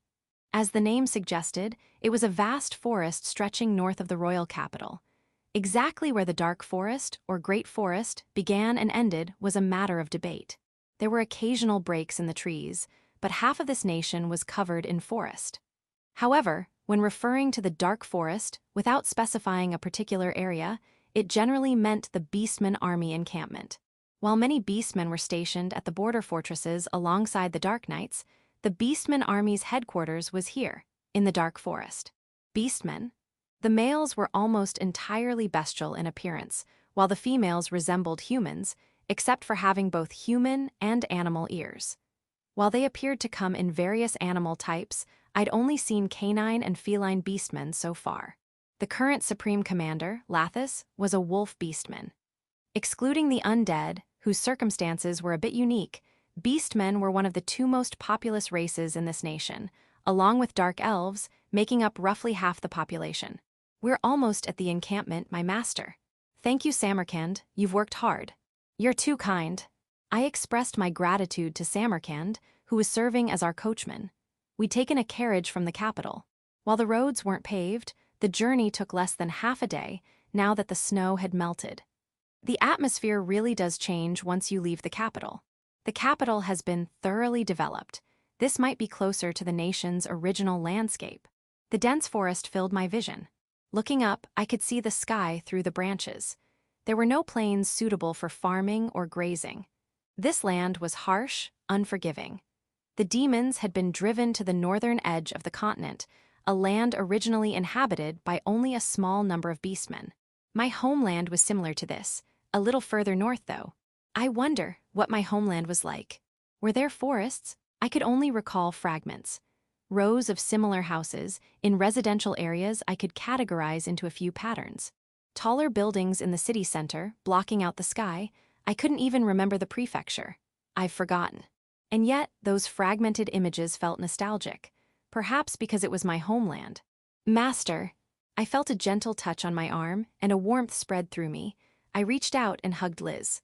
Well, this is my home now. Master, if you're going to get sentimental, could you at least see it through? Liz's voice was filled with exasperation. Suddenly, Liz's expression turned serious. Did I say something wrong? The thought was fleeting. Samarkand, perimeter check. Master, put on your mask. Don't move until I give the order. Understood. I put on the mask I'd left on the seat, thinking I wouldn't need it until we arrived. From this moment on, I was the Lord of Disease. Liz swiftly drew the curtains, obscuring the view outside. I could no longer see what was happening, but Samarkand's words filled me in. Beastmen army soldiers. This is a rather hostile welcome. They arranged this meeting. They should know who's in this carriage. Chapter 24, Reasons for Hatred. I had anticipated that an invitation from the Beastmen army, a faction known for their disapproval of the Lord of Disease's methods, might result in a somewhat tense atmosphere. However, I might have underestimated the extent of their hostility. It seemed the carriage was surrounded, and likely by armed beastmen. Master, I'm going out. I'm coming too. Permission to exit. Very well. Considering the risk of the carriage itself being attacked, it makes no difference where we are. Liz disembarked first, and I followed. We were already inside the encampment, a small clearing enclosed by a wooden fence, likely used for loading and unloading supplies. There was nothing unusual about being stopped here. Confirming our identity and purpose was standard procedure, especially at a strategically important location like this. However, this was unusual. Not only were spears and axes at the ready, but swords were drawn and bows were strung with arrows. What is the meaning of this? Liz spoke as my maid. A beastman stepped forward. A young woman, judging by her appearance. Reddish-brown curly hair and matching cat ears. A feline beastman. She drew a double-edged sword and pointed it at me. My family died because of the Lord of Disease. A sharp pang of guilt struck my chest. The memory of losing subordinates. He was my younger brother. Ah, I understood. I understood what she was accusing me of. Why her green eyes were filled with rage and hatred. Driven to a distant land and killed in a dishonorable battle. No, it wasn't even a battle. It was a massacre. She wasn't lying. She wasn't wrong. Everything could be interpreted through one's own filter. There were no absolutes in this world. Kill the Lord of Disease. Yes, death to the one who defiles a warrior's pride. The beastmen shouted, brandishing their weapons. A spark of anger ignited within me. Silence. Liz stepped forward. In her hands, she held large fighting knives, seemingly drawn from nowhere. The Beastmen, intimidated by her presence, quieted down. I don't usually introduce myself, but I'll make an exception. I am a member of the Royal Guard, second in command of the Lord of Disease's forces, the Darkling Blade. The sound of scraping metal accompanied a shower of sparks as she twirled the knives, reversing her grip, holding them crossed before her. Her red scarf wrapped itself around her arms. The Royal Guard. The Darkling Blade, are you bluffing? But that is. Murmurs of unease rippled through the Beastmen. Nice one, Liz. Maybe now we can talk calmly. The thought was fleeting. Anyone foolish enough to consider her an enemy has no place in the Demon King's army. I'll turn you all into fertilizer and make this dark forest a little bigger. Liz, stop. Wasn't that supposed to be a warning to calm them down? I frantically looked at Samarkand. Say something sensible. I am Samarkand. You dare point your weapons at my master and insult her. Do not expect a painless death. Damn it. Expecting a calm response from Samarkand, who adored me, had been a mistake. And Samarkand had also drawn his scythe, his horns twisting and lengthening, his eyes glowing red. He was serious. I sighed inwardly. I touched my mask, activating the voice-altering enchantment. Liz, Samarkand, lower your weapons. Master, Liz said, her eyes questioning. My master. Samarkand echoed her sentiment with his gaze. That's an order. Lower your weapons. Samarkand lowered his scythe. I cannot comply. But Liz didn't lower her knives. I have received a direct order from His Majesty. Protect the Lord of Disease. Annihilate any enemy who dares to harm her.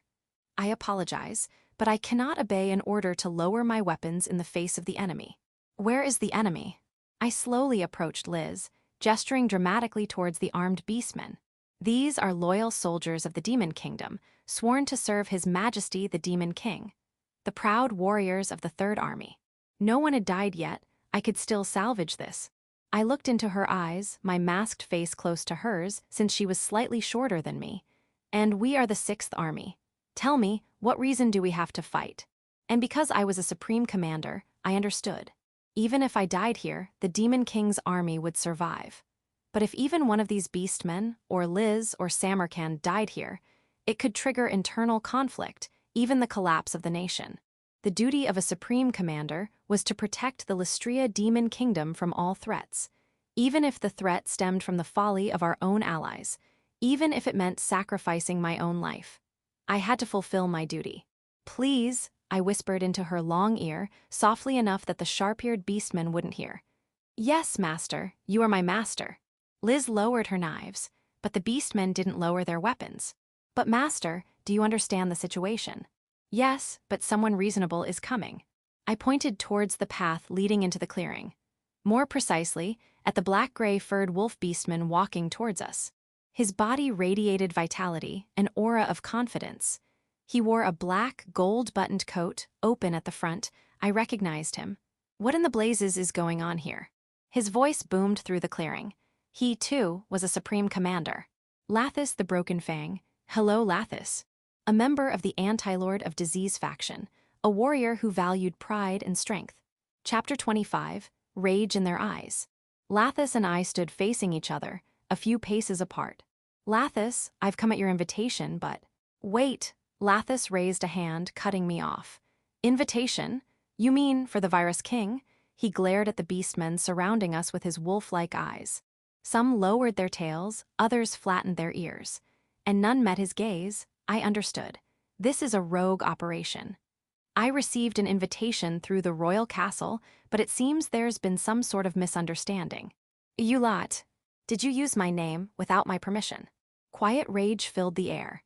Even I, not the target of his anger, felt a prickling sensation on my skin. El Lathis Sama, this is the beastman with reddish-brown hair and ears, whose brother had been my subordinate, stammered. Answer with yes or no. Yes. Ha, Lathis scratched his head. Don't do it again.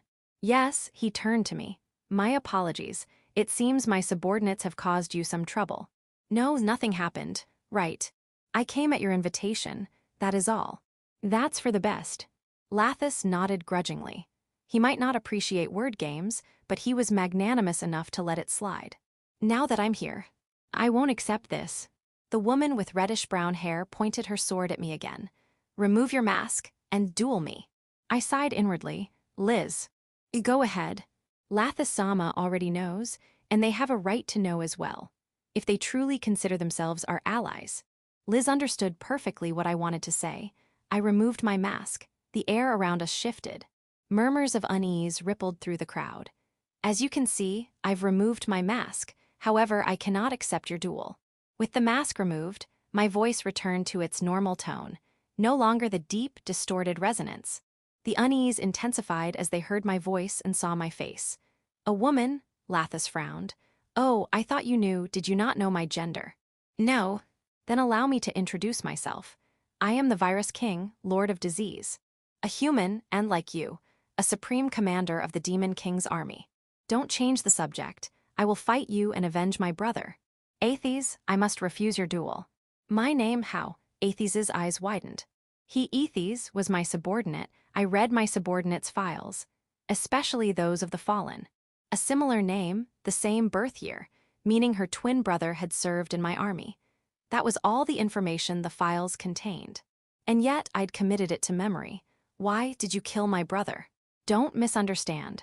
The ones who killed him were the Dragon Knights, Rank Kingdom's elite forces. That is the truth. But he died in such a dishonorable, dangerous operation. What about his pride? What about his honor? It was as if oil had been poured on the simmering anger in my chest. He died following my orders. It's understandable that you resent me. But even you, his sister, have no right to insult him. What? Your brother did nothing to dishonor himself. He never disobeyed orders. I spoke coldly, my words laced with anger. I don't know if he resented me. But even if he did, he followed my orders to the very end, carrying out his mission. I am proud to have had such a subordinate. I gripped my staff tightly, my knuckles white, to maintain a semblance of composure. He was my subordinate, and I did what I had to do. Using the information gained from their deaths, I erased those Dragon Knights from this world. Gasp! The tip of the sword pointed at me trembled. Could you have done the same? I didn't let anyone else die. Could the proud and valiant Beastmen army have annihilated over 100 Dragon Knights with minimal casualties? That's... Her hand, still gripping the sword, was enveloped by a larger, black-gray furred hand and lowered. Lathis stepped forward, shielding her slightly. Could you stop bullying my subordinate? My apologies, Lathis, but this is convenient. Perhaps you could answer that question for her. Impossible. 1,000, 2,000, 10,000. Perhaps even more sacrifices would have been necessary to achieve the same result. Lathis lowered his gaze slightly. For a moment, I thought I might have gone too far. Then he looked up, his eyes blazing with quiet fury. But that doesn't mean I approve of your methods. I'd gone too far in a different direction. Chapter 26, A Perfect Answer. I will never approve of your methods. Lathis glared at me, his gaze sharp enough to kill. Do you have no warrior's pride? I almost flinched, but I was used to such glares.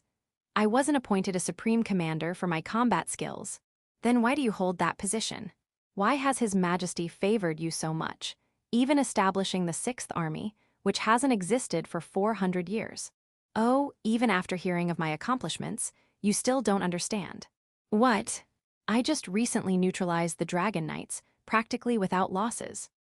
No one else could have done that, except for me and my subordinates. Isn't that enough? What do you think of your own methods? You mean my ruthless tactics? What, do you disagree? Or did you think I would try to rephrase it to obfuscate the truth? Yes. I am fighting to win this war. What about you? Of course I'm fighting to win, Lathis raised his voice. How do we win? How do we end this war? I asked calmly. By annihilating every last enemy. Lathis's answer was immediate, without hesitation. We kill every enemy knight, soldier, and mage.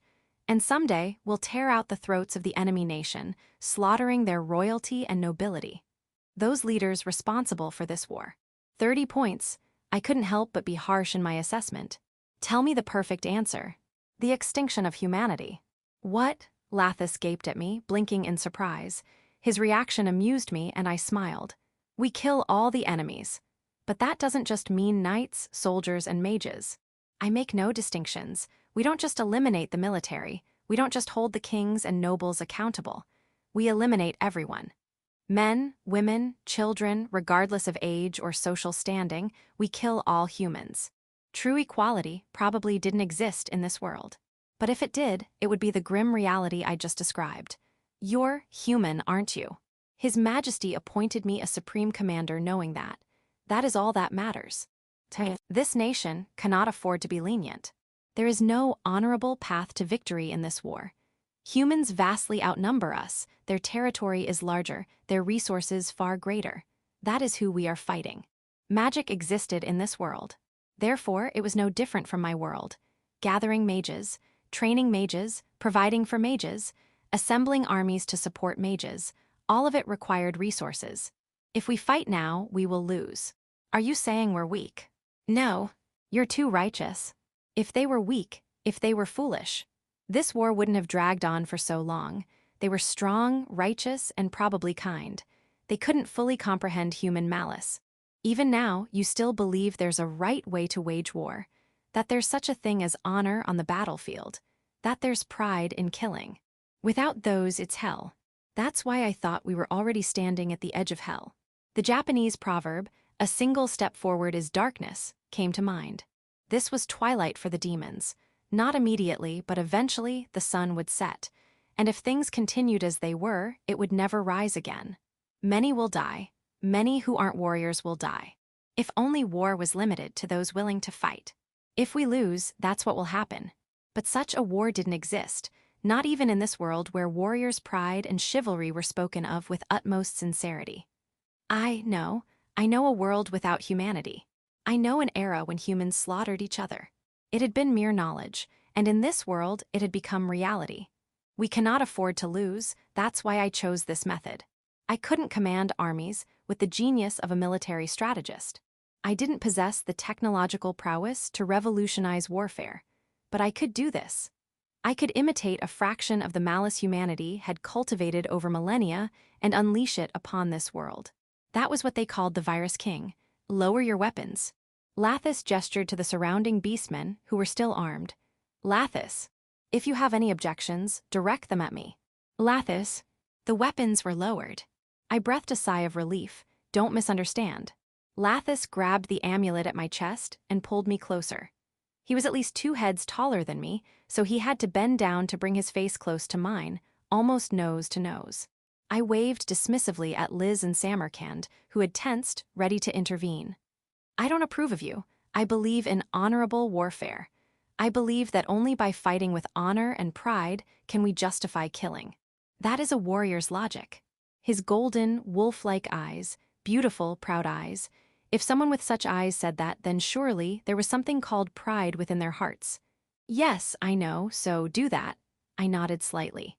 I wouldn't deny their pride, but it would be foolish to expect the same from the enemy. One person is enough. One person to fight this dirty war, one human to issue these ruthless orders. You, Lathis narrowed his eyes, suspicion in his gaze. I'll excuse myself before I change my mind. I won't mention this incident publicly. Let's just say I visited, and we had a productive discussion. Very well, Lathis released my amulet. Liz, Samarkand. Let's go. I called out to them and turned my back on Lathis and his men. One last question. His voice followed me. What did you do at Fort Garn?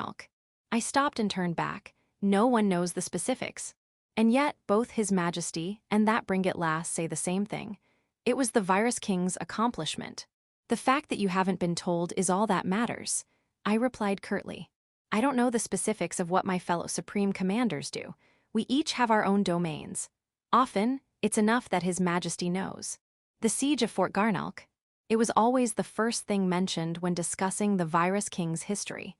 I had participated in that siege, and based on my accomplishments there, I'd been appointed a Supreme Commander. At least, that was the official story. Lathis gritted his teeth, exhaling sharply. He repeated the action several times, trying to calm himself, but his suppressed emotions burst forth. Which unit were you in? I've never heard of a human in the Demon King's army, or even in this nation. Were you really there? If you were, what did you do? Some things cannot be spoken of. There were no lies in my history, that much was certain. But just as my species was officially undisclosed, not everything was revealed. That, too, was certain. However, as a courtesy, I'll tell you one thing. To Lathis, to a fellow Supreme Commander, but to someone I couldn't reveal the specifics, I chose my words carefully. I was there, and that is where the Virus King was born. The beginning of me in this world, a dark memory but a precious one, that is all. I turned my back on him once again. Lathis didn't speak, and I didn't look back. Chapter 27, The Road Back from the Beastmen Army. We rode in silence for a while on the carriage ride back. Once we were a reasonable distance from the Beastmen Army encampment, I let out a long sigh. Well, I never. To think I'd almost be killed so directly by our own allies. The Beastmen Army is quite passionate. Indeed, I didn't expect it to be such a blatant trap. I'm glad Lathis-sama was reasonable. If a Supreme Commander had been clearly involved in the attempted assassination of another Supreme Commander, it would have been civil war, no doubt. Exactly. It's too dangerous. This can't go down in history. Was there anything about the Virus King, Lord of Disease's work that could go down in history? There are records at the royal castle, to a certain extent, though I doubt any historian would want to see them. I hope there are some. I truly did. I hoped these people would be the ones to write history. Now, Master, I have a lot to say. Her tone was unusually serious. Undeniably the tone she used for lectures. I straightened my back involuntarily. First, I'm glad the persuasion was successful, but don't you think you're replaceable? Am I not? You are not, Liz shouted, then lowered her gaze. Even I, an assassin. Even I, who's trained to kill without emotion, find it terrifying. She continued in a low voice, not 1 or 2, not 10 or 20, not even 100 or 1,000. A hint of fear flickered in her words. To be ordered to kill that many non-combatants as efficiently and effectively as possible, it's chilling. Liz. But when she looked up, meeting my gaze, there was no revulsion in her eyes. And yet, we believe in you. In you, who revealed your true face, declared yourself human, and still vowed to exterminate humanity for the sake of this nation. The fear had vanished from her voice. We believe in you, who considers the well-being of your subordinates, prioritizes their safety, and shows ruthlessness only towards the enemy. Liz's words brought a smile to my face. If she truly felt that way, then my choice of this title had meaning. It's not just the assassination squad. The disinformation unit feels the same. Doppelgangers aren't a high-status race in this nation. They're a rare, exceptional race that doesn't inherit the traits of their parents. They're magically weaker, physically weaker. Some even call them an inferior race behind their backs. And the wraiths and skeletons who make up the core of the assassination squad are undead, often denied basic rights. Let those fools talk. I have complete faith in my doppelganger subordinates. We can't win this war without the disinformation unit, composed of doppelgangers, and the assassination squad, primarily made up of undead. Those were the two forces I'd requested from His Majesty. A disinformation unit of doppelgangers, an assassination squad centered around undead. Only accurate information could alleviate fear. Only the certainty of safety could guarantee rational thought. When my two forces worked in tandem, fear became boundless, and safety became a mere fantasy. There is no other commander in this nation who would speak with such conviction and offer such kind words, no one who could replace you. His Majesty, someone will inherit my will. No one can truly inherit the work of the Virus King. Besides, no one wants this job. Well, it is a grim job. I nodded in agreement. I wouldn't want it either. Most people would probably say the same. But I believe we will win. Even if I die, someone will inherit the name of the Virus King. Why do you believe that? Because of you. I reached out and gently stroked Liz's hair. My cute subordinates, you, who understand and execute my work better than I do, are the Virus King. This name was just an illusion. A symbol of the fear instilled in humanity, a name to conceal the simple fact that I had subordinates and they were the true threat. I'm counting on you, Liz. I slid my hand down from her hair and gently cupped her cheek. Don't count on me. Liz grabbed my wrist and pulled my hand away. Just try to live a long life. Right, I nodded. Samarkand, I'm sorry you had to worry too. I addressed Samarkand, who was on the driver's platform. Yes, I was concerned. By the way, what happens with the blood contract? If I die, do you die too? Not at all. The master simply has absolute command over the servant. Additionally, the servant is obligated to ensure the master's safety. Therefore, this incident caused me considerable distress. Sorry about that. No. If we had fought, 30 of those beastmen would have died. And the 3 of us would have undoubtedly been among them, but now we are all alive. You did the right thing, my master. I'm glad you think so, Samarkand. It had felt like walking a tightrope, but I was glad we'd made it across. But why did you form a blood contract in the first place? It sounds like a curse. Yes, it is a type of curse. As long as blood flows through my veins, I cannot escape its control. There are some benefits, such as enhanced physical abilities due to the price paid, but it is undoubtedly a curse. Then why? A mere whim. Really? Yes, I wished for you to be my master, and I wished to entrust my everything to you in a way that was visible to all. A mere whim, my esteemed master. I see. I didn't know what to say. Happy, embarrassed, very embarrassed. I would gladly die for my master, for I have learned of something heavier than death. Don't think you'll find happiness in death. What do you mean? Life is more enjoyable. This black goat was a greater demon, different from a human, but he had been born into this world, and that was undeniable. It had to be. It would be better if you served me for a long time, right? So I felt like indulging in a slightly embarrassing line. Such kind words, he trailed off. Please don't tell me he's crying again. Besides, I've decided to live as interesting a life as possible in this world. As my subordinate, you should follow your superior's example. Master, this is the first time I'm hearing of this policy. Liz, who had been silent, spoke up. Is that so? Then remember this. That is the guiding principle of the Virus King. Do you think you can fool me with a serious tone? Actually, yes. I will agree with anything my master says. The fact that Samarkand was completely serious was a little problematic.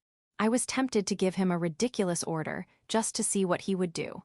Well, I'd save that for another time. Not to be morbid, but if anything happens to me, I'm counting on you to take care of Liz and the others. Yes, but please take care of yourself. I'll try my best. Could you try a little harder? Liz gave me a pointed look.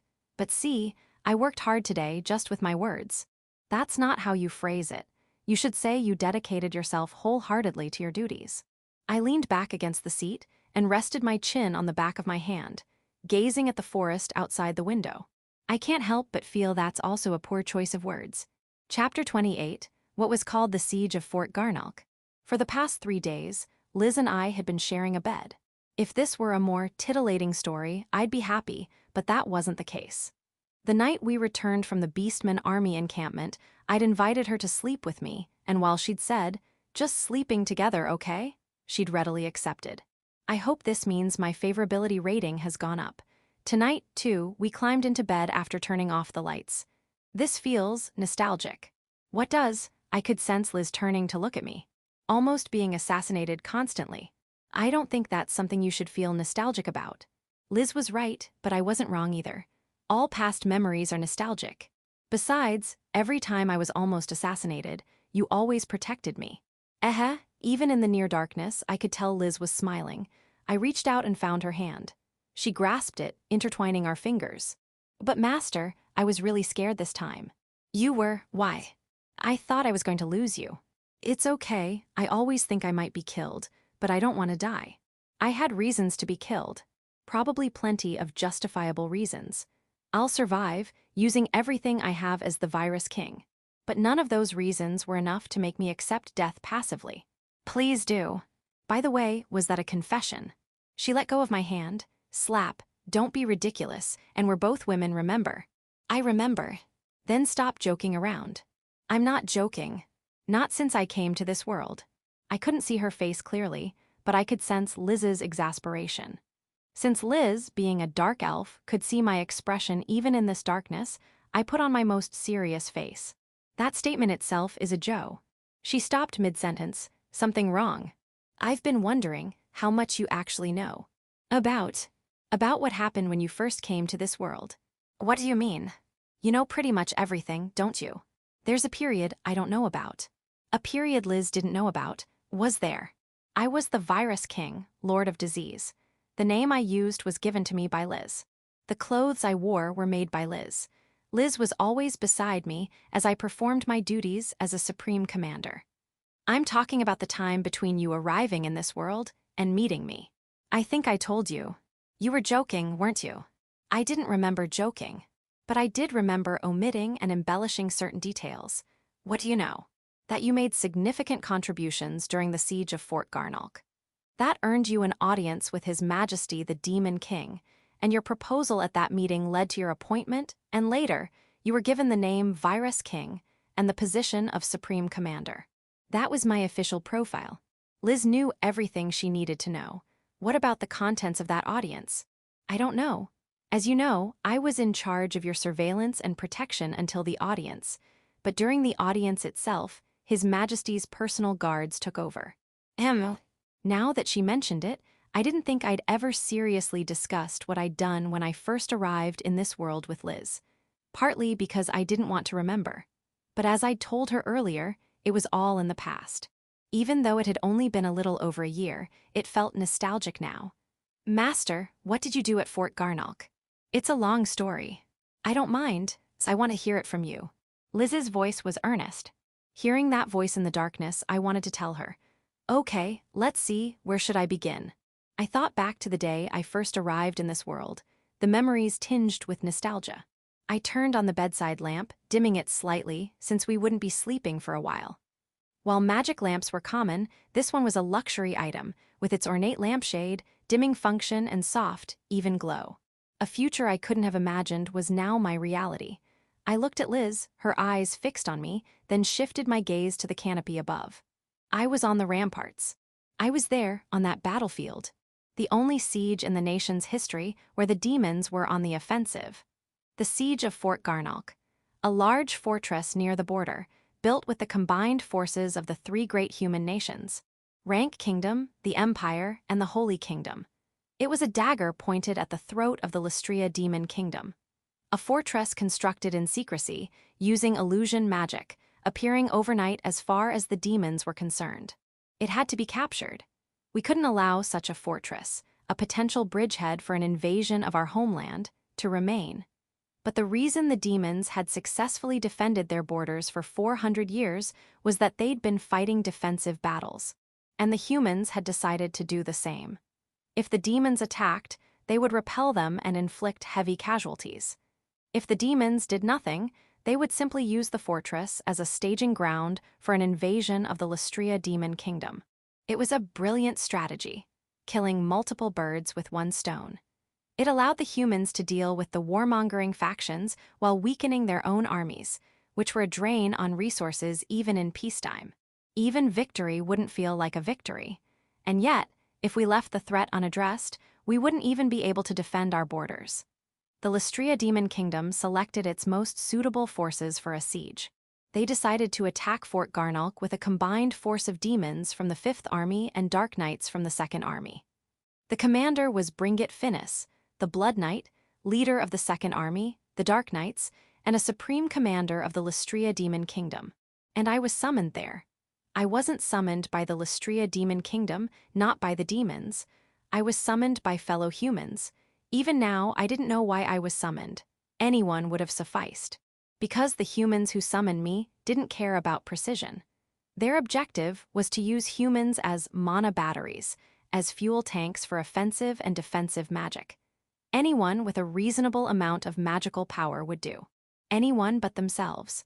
I wasn't the only one summoned to this world. There were many others.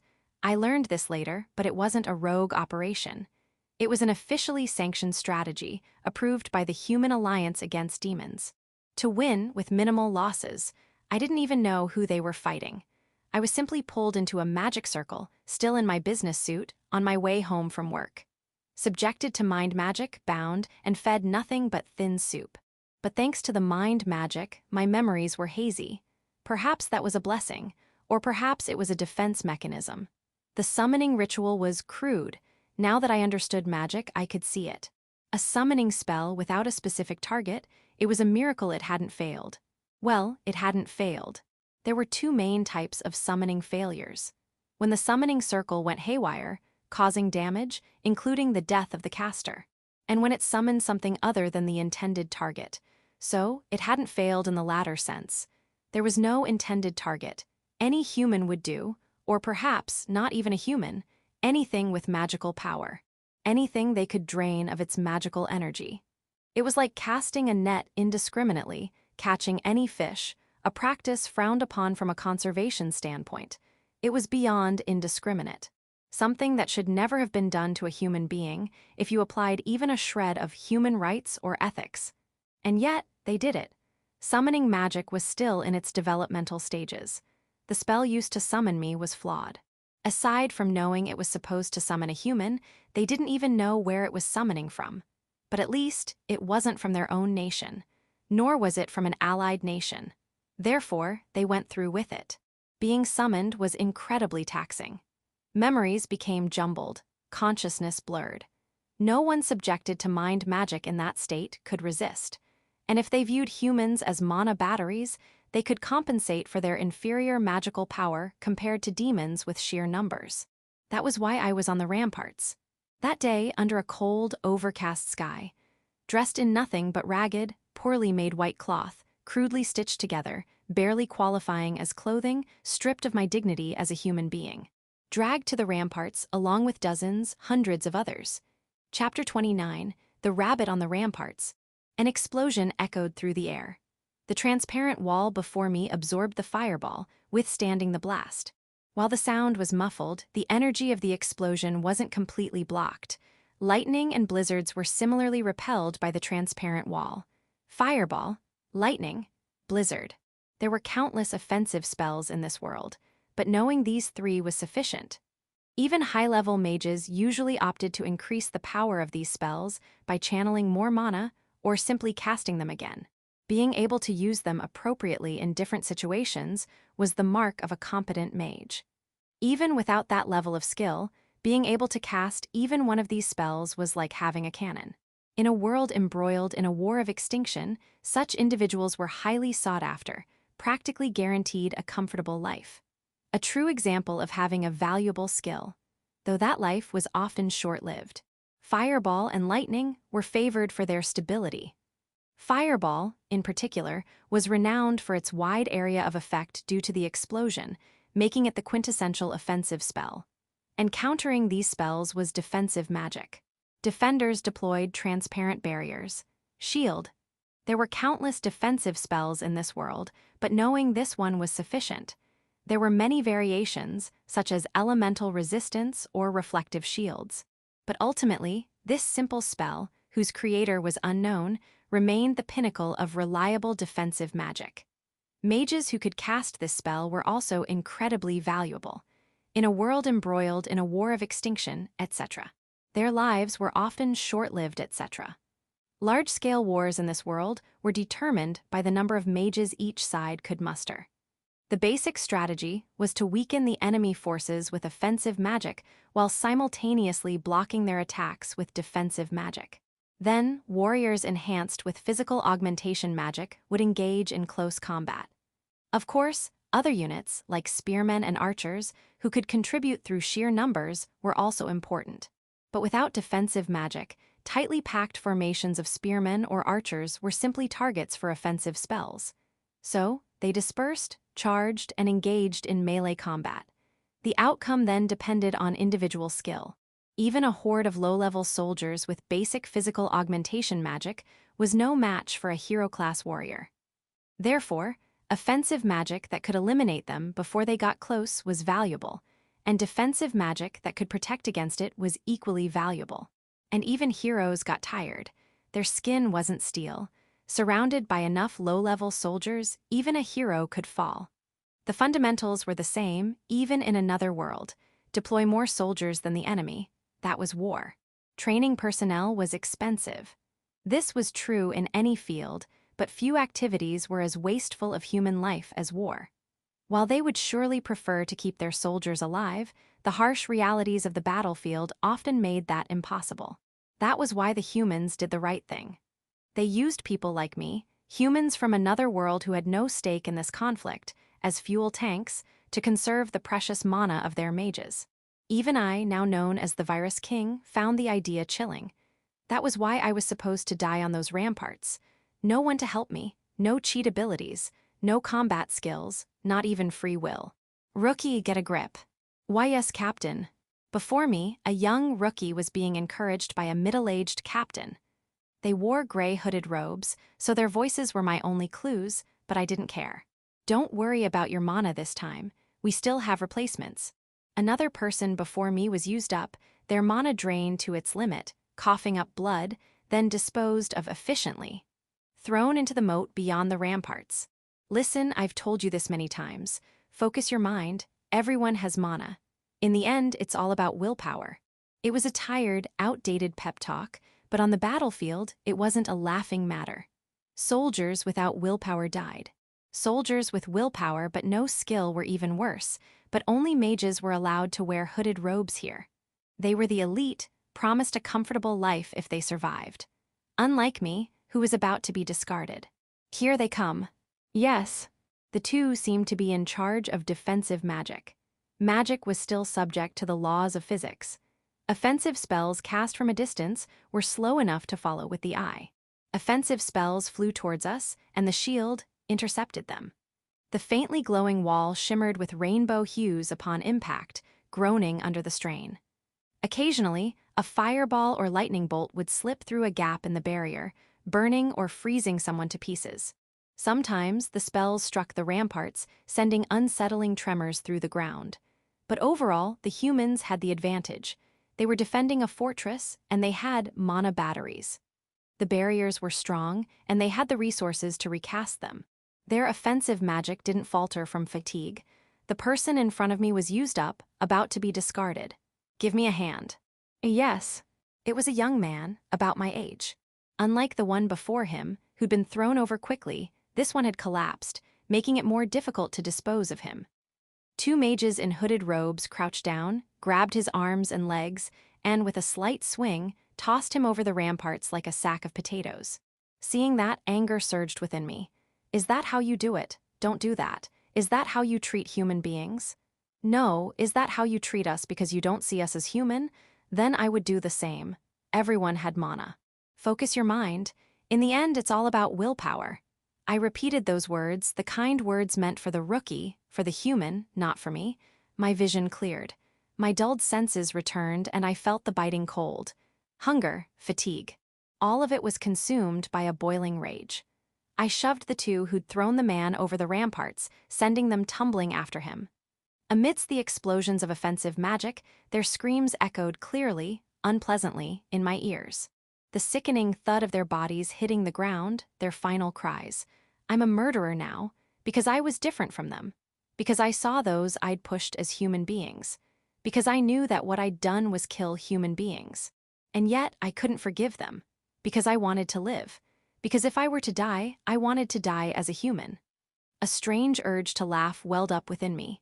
Standing on the ramparts of that fortress in the wilderness, breathing in the stench of blood and smoke, I looked up at the overcast sky, ignoring the black-armored knights swarming around me. I am here, I am free. A world where no one knew me. Where I was alone, not even knowing my own name. Where I didn't know who I was, but the one who resisted the mind magic. The one who chose to fight against this injustice, even if it meant killing.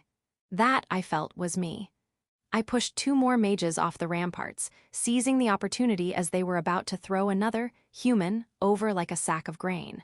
Then I was restrained, or rather beaten and dragged to the ground. Someone shouted, "What the hell are you doing? Why are you saying that? Why are you saying that?"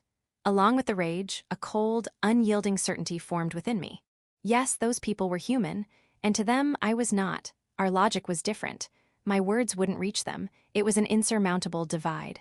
Foo-foo, ha-ha, phew-foo-foo. I laughed, a sound that seemed to come from deep within my throat. It was so absurd, this world where words held no power. So tragic, this world where everything I'd been taught to value was useless. But my actions had a small impact. Two pairs of defensive mages were gone, and another pair was busy restraining me.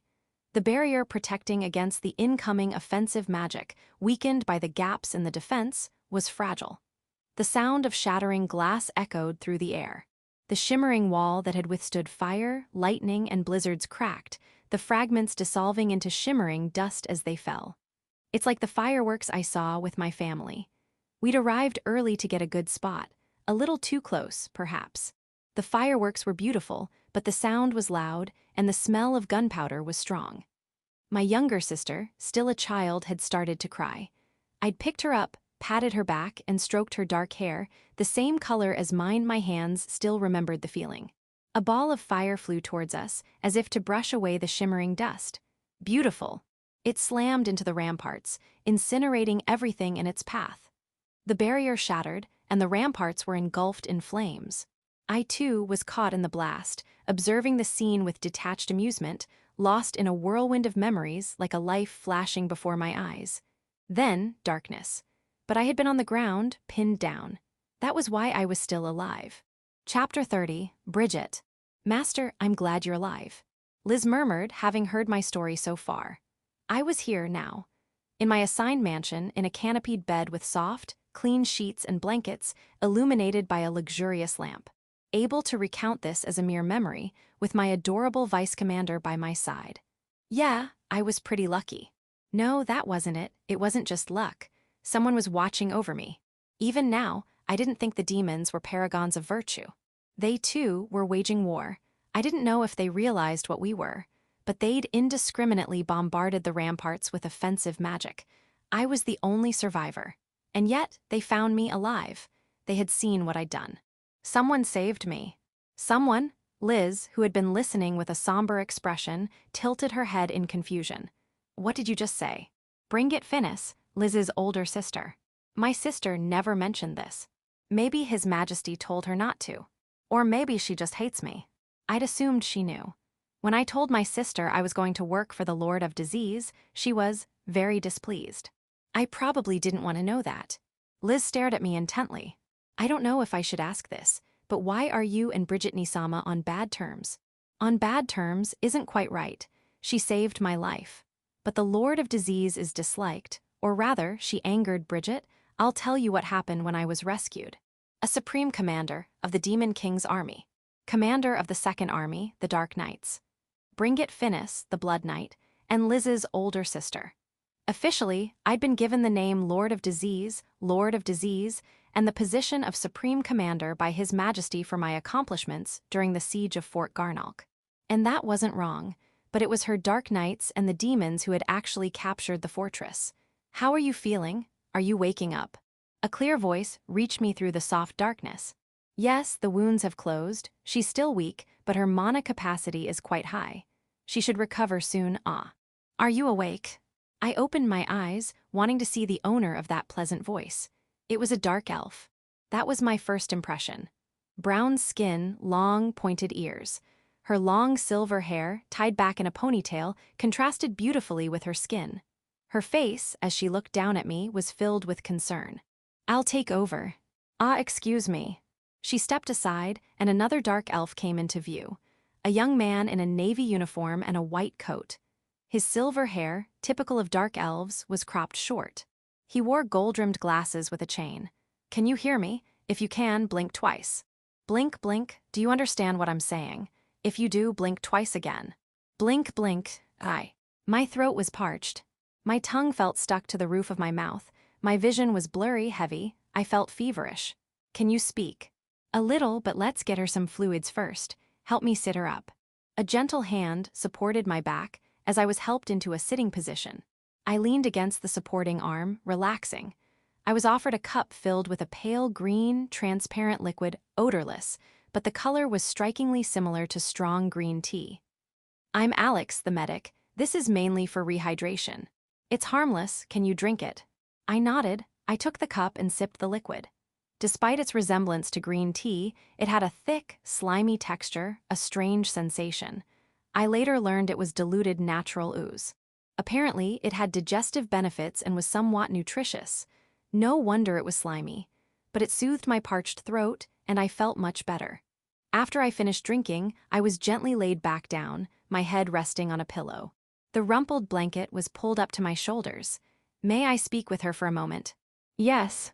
I am Bringit. I saw you push those mages off the ramparts. First, allow me to thank you. You created an opening for us.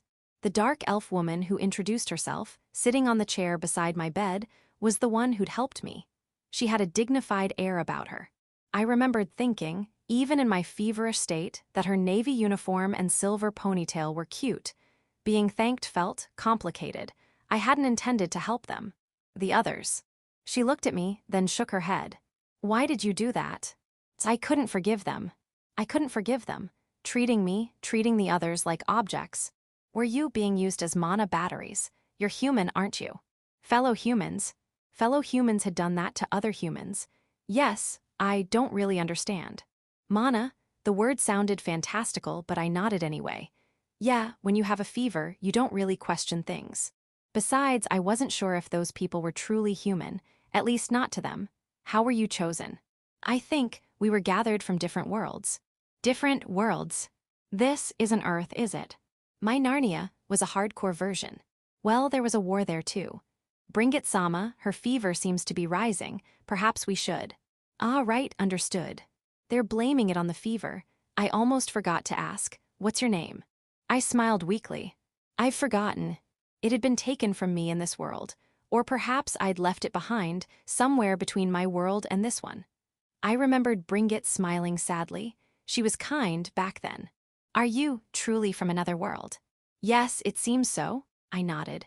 I was still in a private room, now a sickbay. This was a room in Fort Garn, a fortress that belonged to the enemy as far as they were concerned, one already slated for abandonment. This was just a temporary accommodation, but it was far more comfortable than where I'd been kept before the battle. That place had a roof and straw bedding, but thinking back, it was basically a livestock pen. Thanks to everyday magic, the sheets, the blankets, and I were clean. The food was the same as what the officers ate. Looking back, I'd been treated incredibly well, even though I was human. I'd heard that this was a world at war between humans and demons. There were 3 major human nations and 13 smaller states. And then there was her nation, the Lystria Demon Kingdom. Dark elves, beastmen, demons, undead, and dragons were collectively known as demons. It's strange that the non-humans are being kinder to me. Of course, this was also an interrogation. They'd used mind magic on me, though they'd asked for my permission first. A mild spell, just enough to make it difficult to lie. A weak mind magic that required a skilled mage to interpret my reactions to their questions. Far too gentle for an interrogation of a hostile species. I was too ignorant to be a spy and deemed harmless. They even answered many of my curious questions. The fair-skinned elves were likely extinct. They'd never heard of dwarves. There was a race called doppelgangers with the ability to shapeshift. Touching a beastman's ears or tail wasn't considered an insult or a marriage proposal. Demons were born mages and physically strong. There were actually many different types of undead. Dragons were few in number, but there were winged lizards in the desert. I gradually learned these common facts, and after a while, Bringit-san, I have a request. What is it? Tell me. I'll get you anything within my power. Kind words, but I shook my head. It's not a thing. She looked at me intently. Your name, can I call you Bridget? Yes, I don't mind. Bringit, now Bridget smiled. She was busy with her duties as a knight commander, but she visited me often, and we chatted about trivial things. If it weren't for her, I would have died. If it weren't for her, the Lord of Disease would never have been born. Chapter 31. Madness in the Barn. What's wrong, Bridget? My physical wounds had been completely healed with healing magic. My strength had returned, and I felt much better, but now she looked troubled. Well, you see, She had a troubled expression on her face, one I hadn't seen since I'd told her I'd forgotten my name. After a moment, she spoke, her voice tinged with sadness. There are those who speak ill of you, simply because you're human. I see, I nodded slightly. Aren't you angry? No, it just makes me realize how well I've been treated. That was true, I was human. Bridget was a demon, a dark elf. In other words, we were enemies. Even if Bridget and I didn't see each other that way. There were those who would consider me an enemy simply for being human. I'd been treated well, but giving a stranger a private room and having the knight commander visit frequently would understandably cause resentment. I nodded and explained this to her. Her expression darkened considerably. What is that? She muttered, her voice laced with disgust. That's just how it is. Sadly, but if I was right. And if my impressions of Bridget and Alex, the medic, were accurate. Then the demons, at least the dark elves, so different from humans in their way of thinking. There were no differences beyond cultural ones. What will you do, Bridget? Nothing, or rather, I'll explain. No, you can't, I shook my head. The ones you need to prioritize aren't me, it's your comrades, your subordinates. Then, what do you suggest? She was a dark elf, a knight commander. I was a human with no standing. I consider you a friend, Bridget, and that will never change.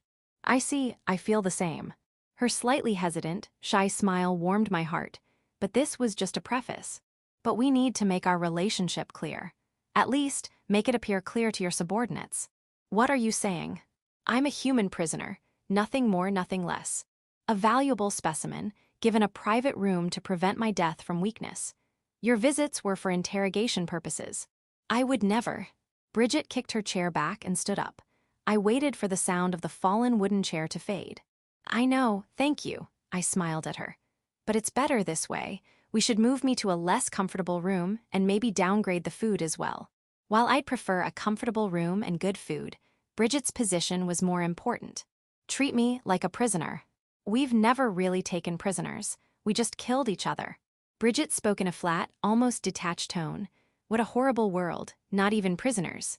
I'd anticipated this, but hearing it said so plainly was still jarring.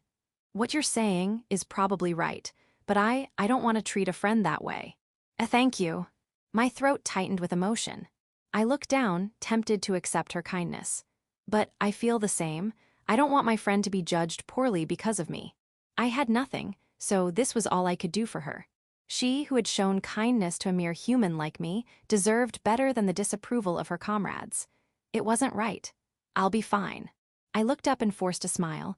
I wasn't sure if it reached my eyes. Very well. We'll do as you say. I am the commander of the Dark Knights. Bridget spoke as if to convince herself. I won't treat you too badly, but I apologize.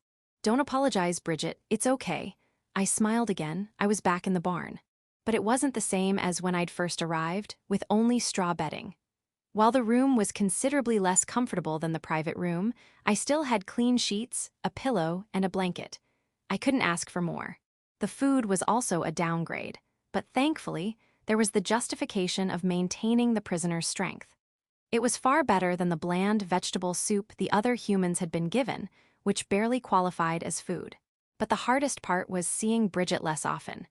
The moments she'd found time to visit, bringing me food, eating with me, those were almost gone.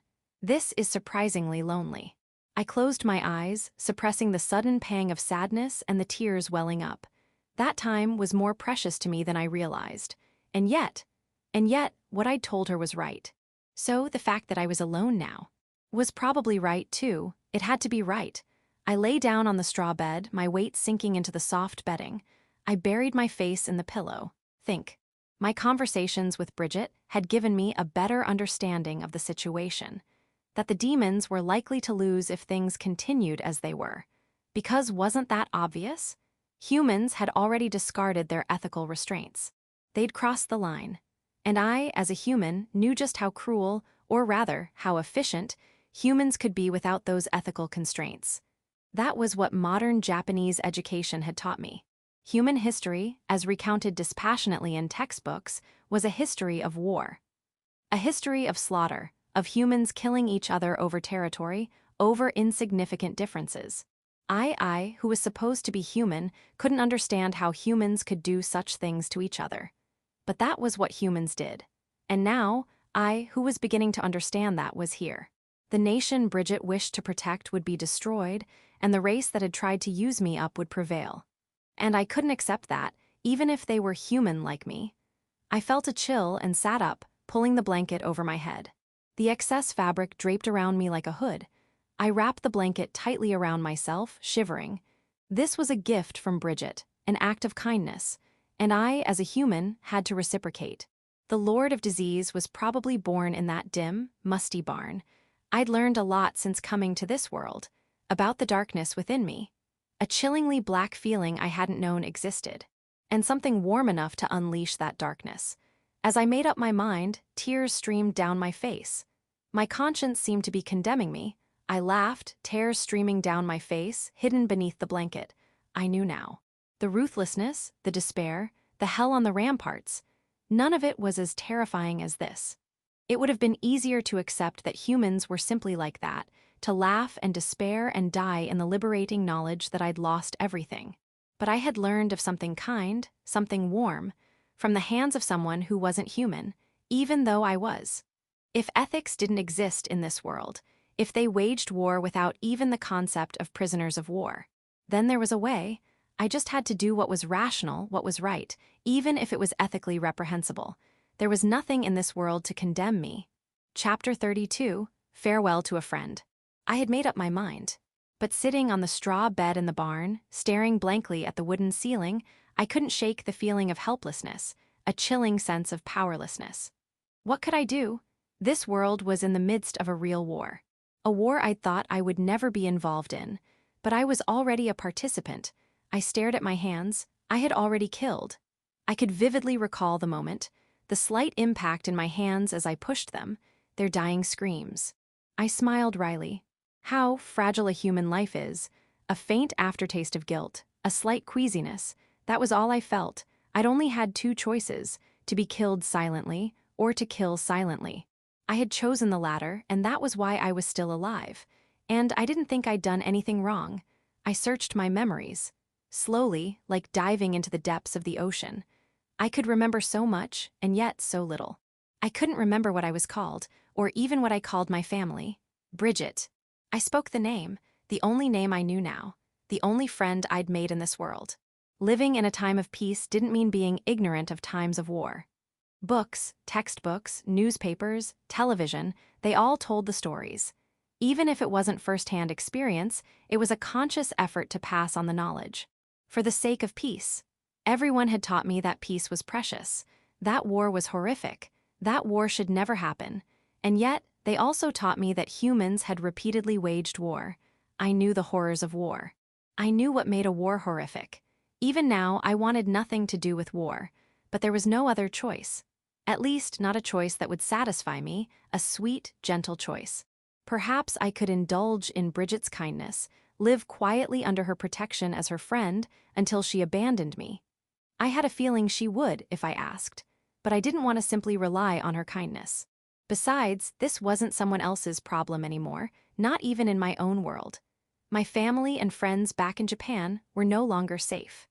The image of my younger sister flashed through my mind, and a sudden wave of nausea washed over me. I covered my mouth. Even if I couldn't remember her name, she was still my precious little sister. I couldn't bear the thought of her being treated like a mere fuel tank under that cold sky, on those cold stone ramparts, then discarded when they were done with her. Perhaps that had already happened. I'd asked Bridget if there were any other humans who looked like me. She'd said, not that I'm aware of. That most of the humans had been reduced to unrecognizable ashes by the offensive magic. I, too, would have been among them, if not for a stroke of luck, if not for Bridget. I wanted to believe there was meaning in my survival. I wanted to find meaning in it myself. A knock echoed through the room. I'm coming in. I took a deep breath, lowering my hand from my mouth. I slowly suppressed the dark feelings churning within me. Come in, Bridget. The door opened, and Bridget peeked in hesitantly. I finally have some free time. I came to check on you. Thank you, I missed you. Seeing her face, I felt relieved. I'd been worried that my fragile resolve might waver. I see, Bridget smiled shyly. Then, as if suddenly remembering something, her expression turned serious. You seem different. Do I? Well, I have a request. I smiled. I want to meet the most important person in this nation. Sometime later, Bridget and I sat facing each other before the fireplace in her room. Logs were stacked beside the hearth, a fire crackling merrily within. Despite being a temporary accommodation, the room, as befitting the commander of the Dark Knights, wasn't much different from the private room I'd initially been given. Apparently, the officers' quarters in the fortress had been destroyed during the siege. When you arrive at the royal castle, show them this letter. Don't read it. I understand. It's rude to read someone else's letter. If anything happens, mention my name. Understand. Thank you. Here, take this as well. What's this? Can I read it? She handed me a folded piece of paper. Yes. I unfolded it and read the contents aloud. By order of Bringit Finnis, commander of the Dark Knights, ensure the safety of this human. No, Bridget, you can't do this. This is too dangerous. Hi. What if this falls into the hands of a human spy? Bridget remained silent. She must have considered that possibility. But she was overestimating my value. Please dispose of it. Burn it now. All right. Bridget tossed the paper into the fireplace. Her kindness was consumed by the flames in seconds, reduced to ashes. But if anything happens, mention my name. The name Bringit Finis, Commander of the Dark Knights. I don't want to cause you any trouble. Don't worry about it. I don't want to lose a friend over something trivial. She smiled. I stepped closer. Thank you, Bridget. No, thank you. We hugged briefly. I'll be going now. Yes, take care. I will. Bridget headed for the door, and I followed. We stepped out into the hallway. Come with me. Understood. From this moment on, Bridget and I were no longer friends. At least not publicly. I was nameless, the human prisoner.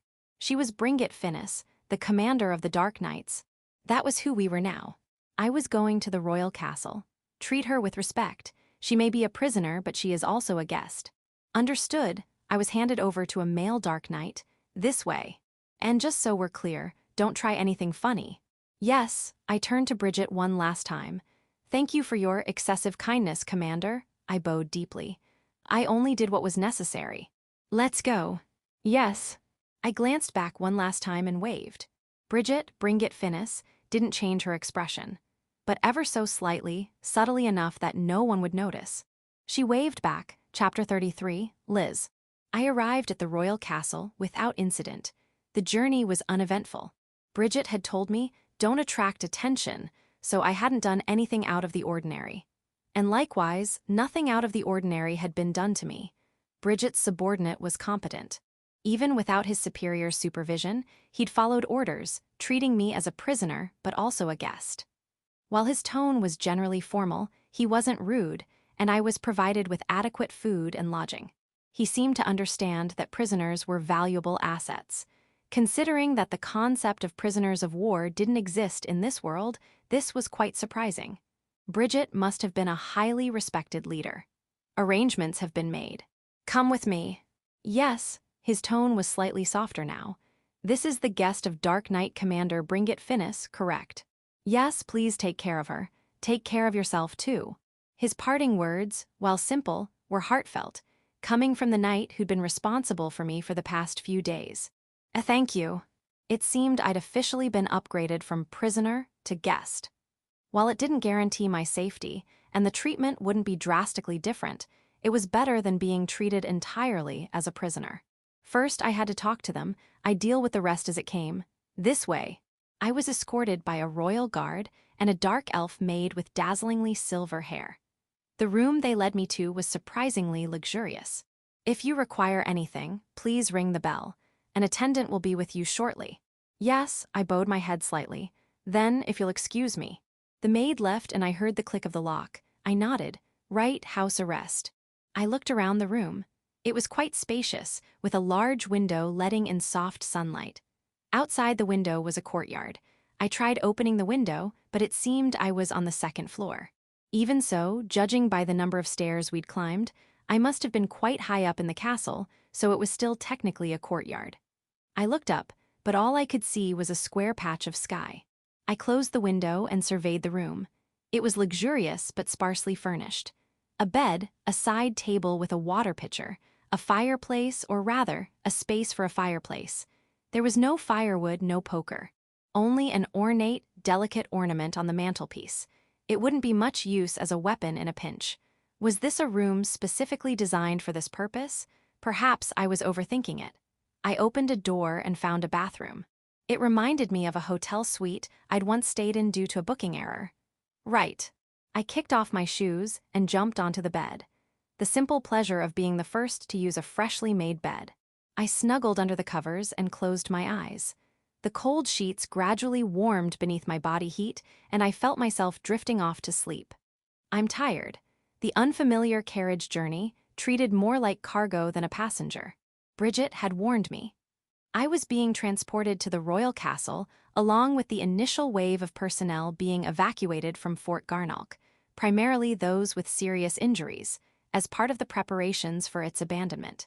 But they couldn't put a human prisoner and guest with the injured, so my designated seat had been a small space in a wagon crammed with supplies. Clean sheets, a soft bed.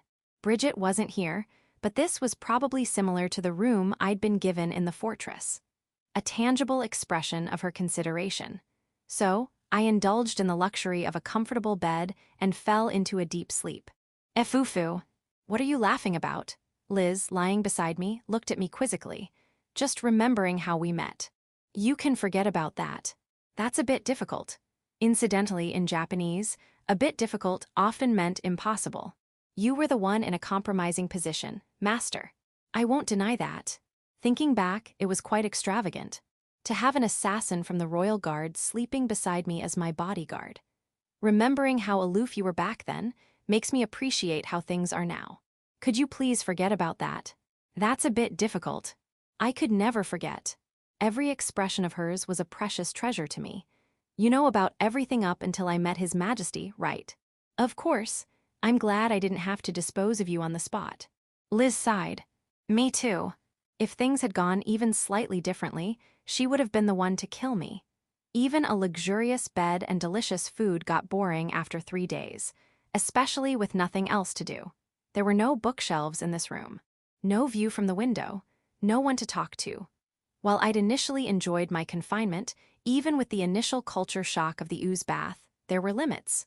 So, in the afternoon, I rolled around on the bed, then lay on my back, staring at the ceiling. Hey, are you there? I'd appreciate some company. There was no reply.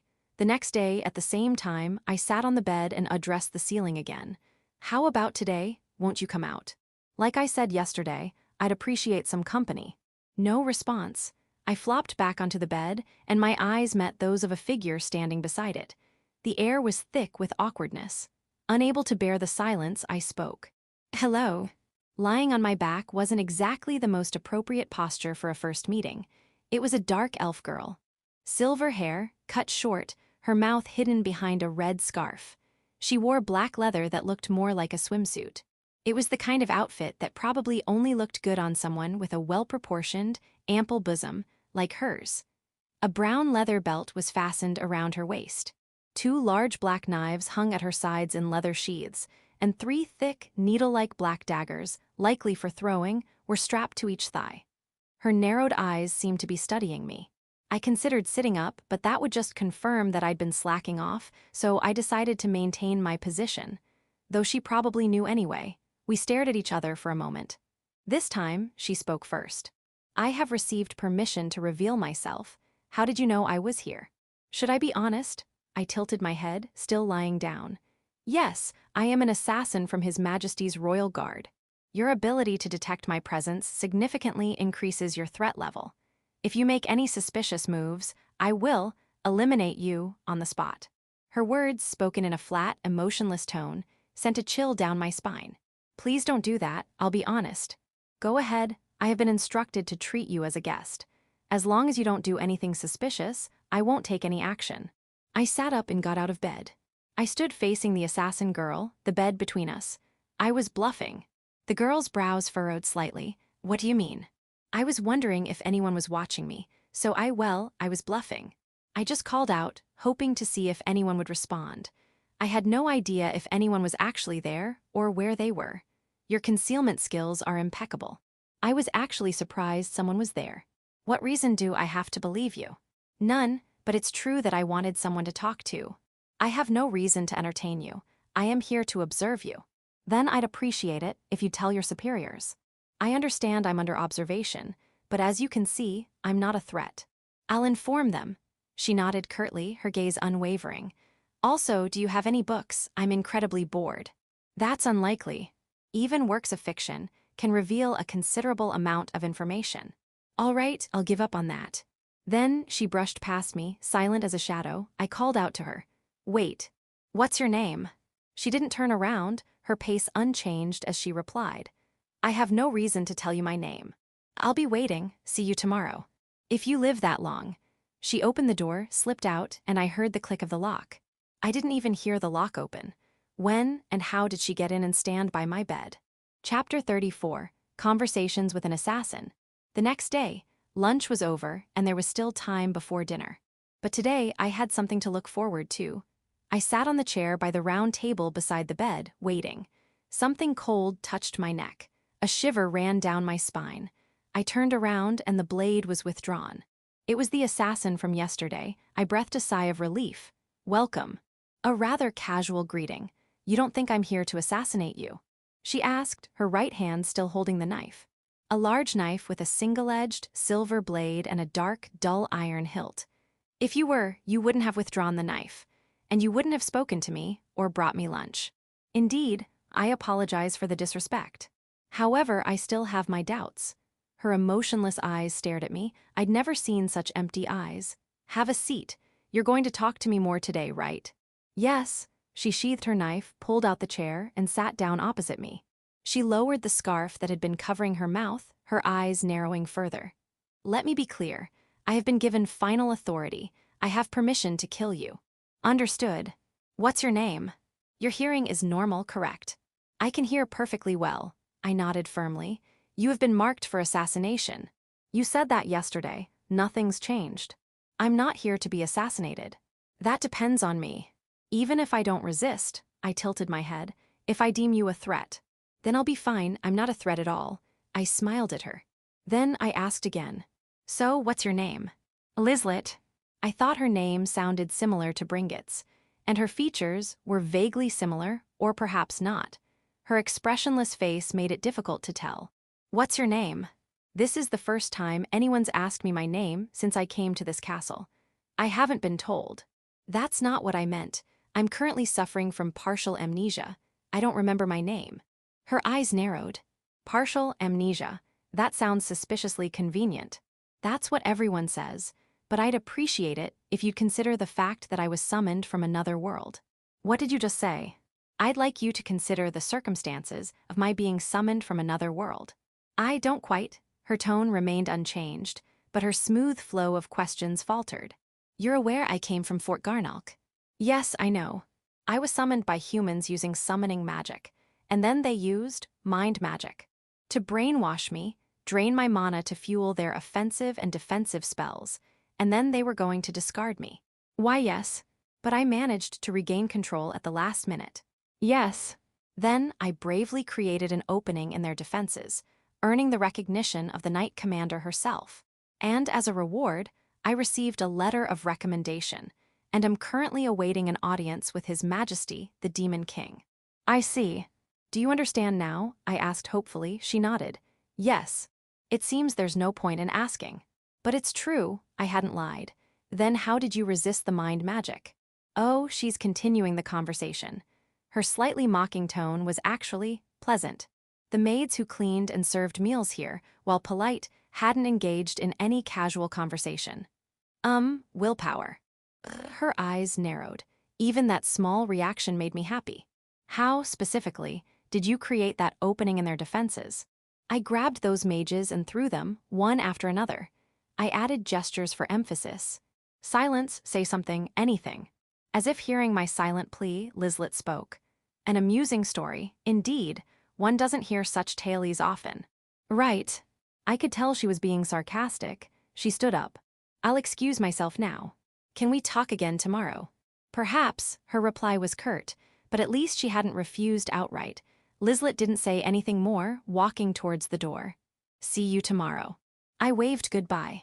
The next day, I was waiting for Lizlet again. I couldn't contain my excitement. I'd been restlessly rolling around on the bed until it was around the same time as yesterday, and even after sitting on the chair, I couldn't stop fidgeting. Is this what they call love? Or is it Stockholm Syndrome? Something cold touched my neck. 2 large black knives were pressed against my neck, one on each side. I froze, then slowly tilted my head back. Hello, Lizlet. This is cold and scary. You don't sound very scared. Behind me was Lizlet, her silver hair cut short, dressed in her black leather assassin's garb. Her voice was slightly muffled by the red scarf wrapped around her mouth. That's because I trust you. You trust an enemy assassin. Trust. You're not my enemy, are you? I could kill you with a flick of my wrist. Yes, I didn't need to nod to agree. My life had been incredibly fragile since I arrived in this world. Let me ask you, are you prepared to betray humanity and join our side? A chill ran through me. What did you just say? My voice sounded not like my own. Lizlet repeated her question. I asked if you are prepared to betray humanity and join our side. Don't be absurd. A wave of anger, surprising even to me, washed over me. I didn't betray humanity. Humanity betrayed itself. I glared at her. They summoned me from another world, me, who had nothing to do with this world. I spoke each word slowly, deliberately, my words like blows. How could I forgive that? Fine. I'll join your side. If the humans of this world are willing to use humans from other worlds, I won't forgive them. I won't consider them my comrades, so don't call it betrayal. Are you being sincere? If I deem otherwise, this blade will. Before she could finish, I declared, I will become the enemy of humanity. The moment I spoke the words, a sense of resolve settled over me. Is that enough? For now, she smoothly withdrew her knives. You have been granted an audience with His Majesty, though it's not yet official. She bowed her head.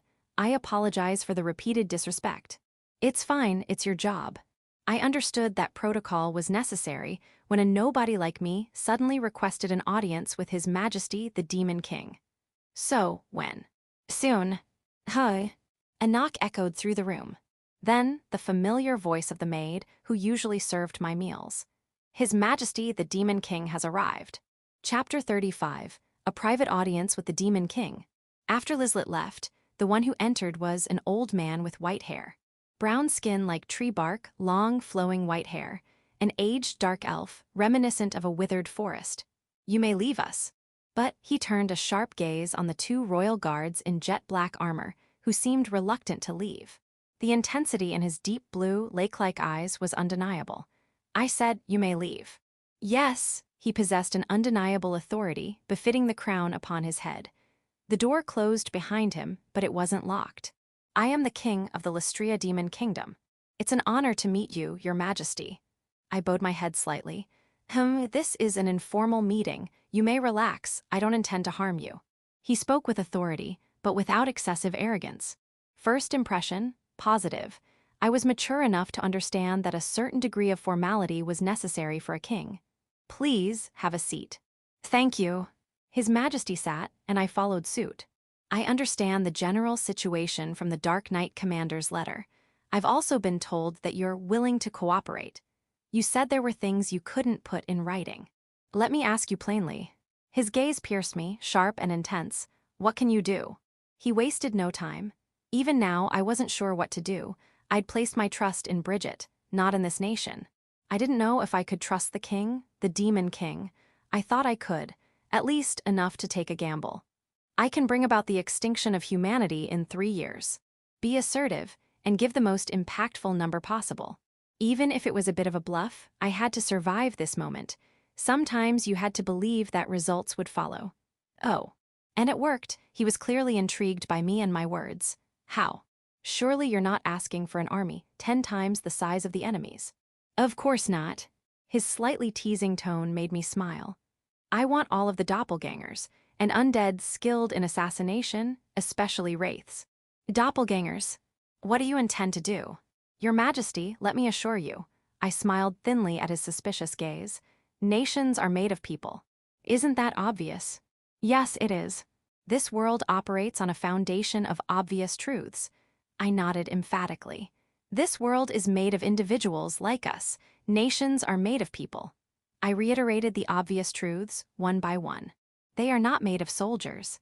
Indeed, you're right. The Demon King nodded. I continued. Then we target the rear. I began to dismantle those obvious truths one by one. Our targets are all citizens of the enemy nations. I continued, looking directly at the wide-eyed Demon King. We systematically target their rural areas.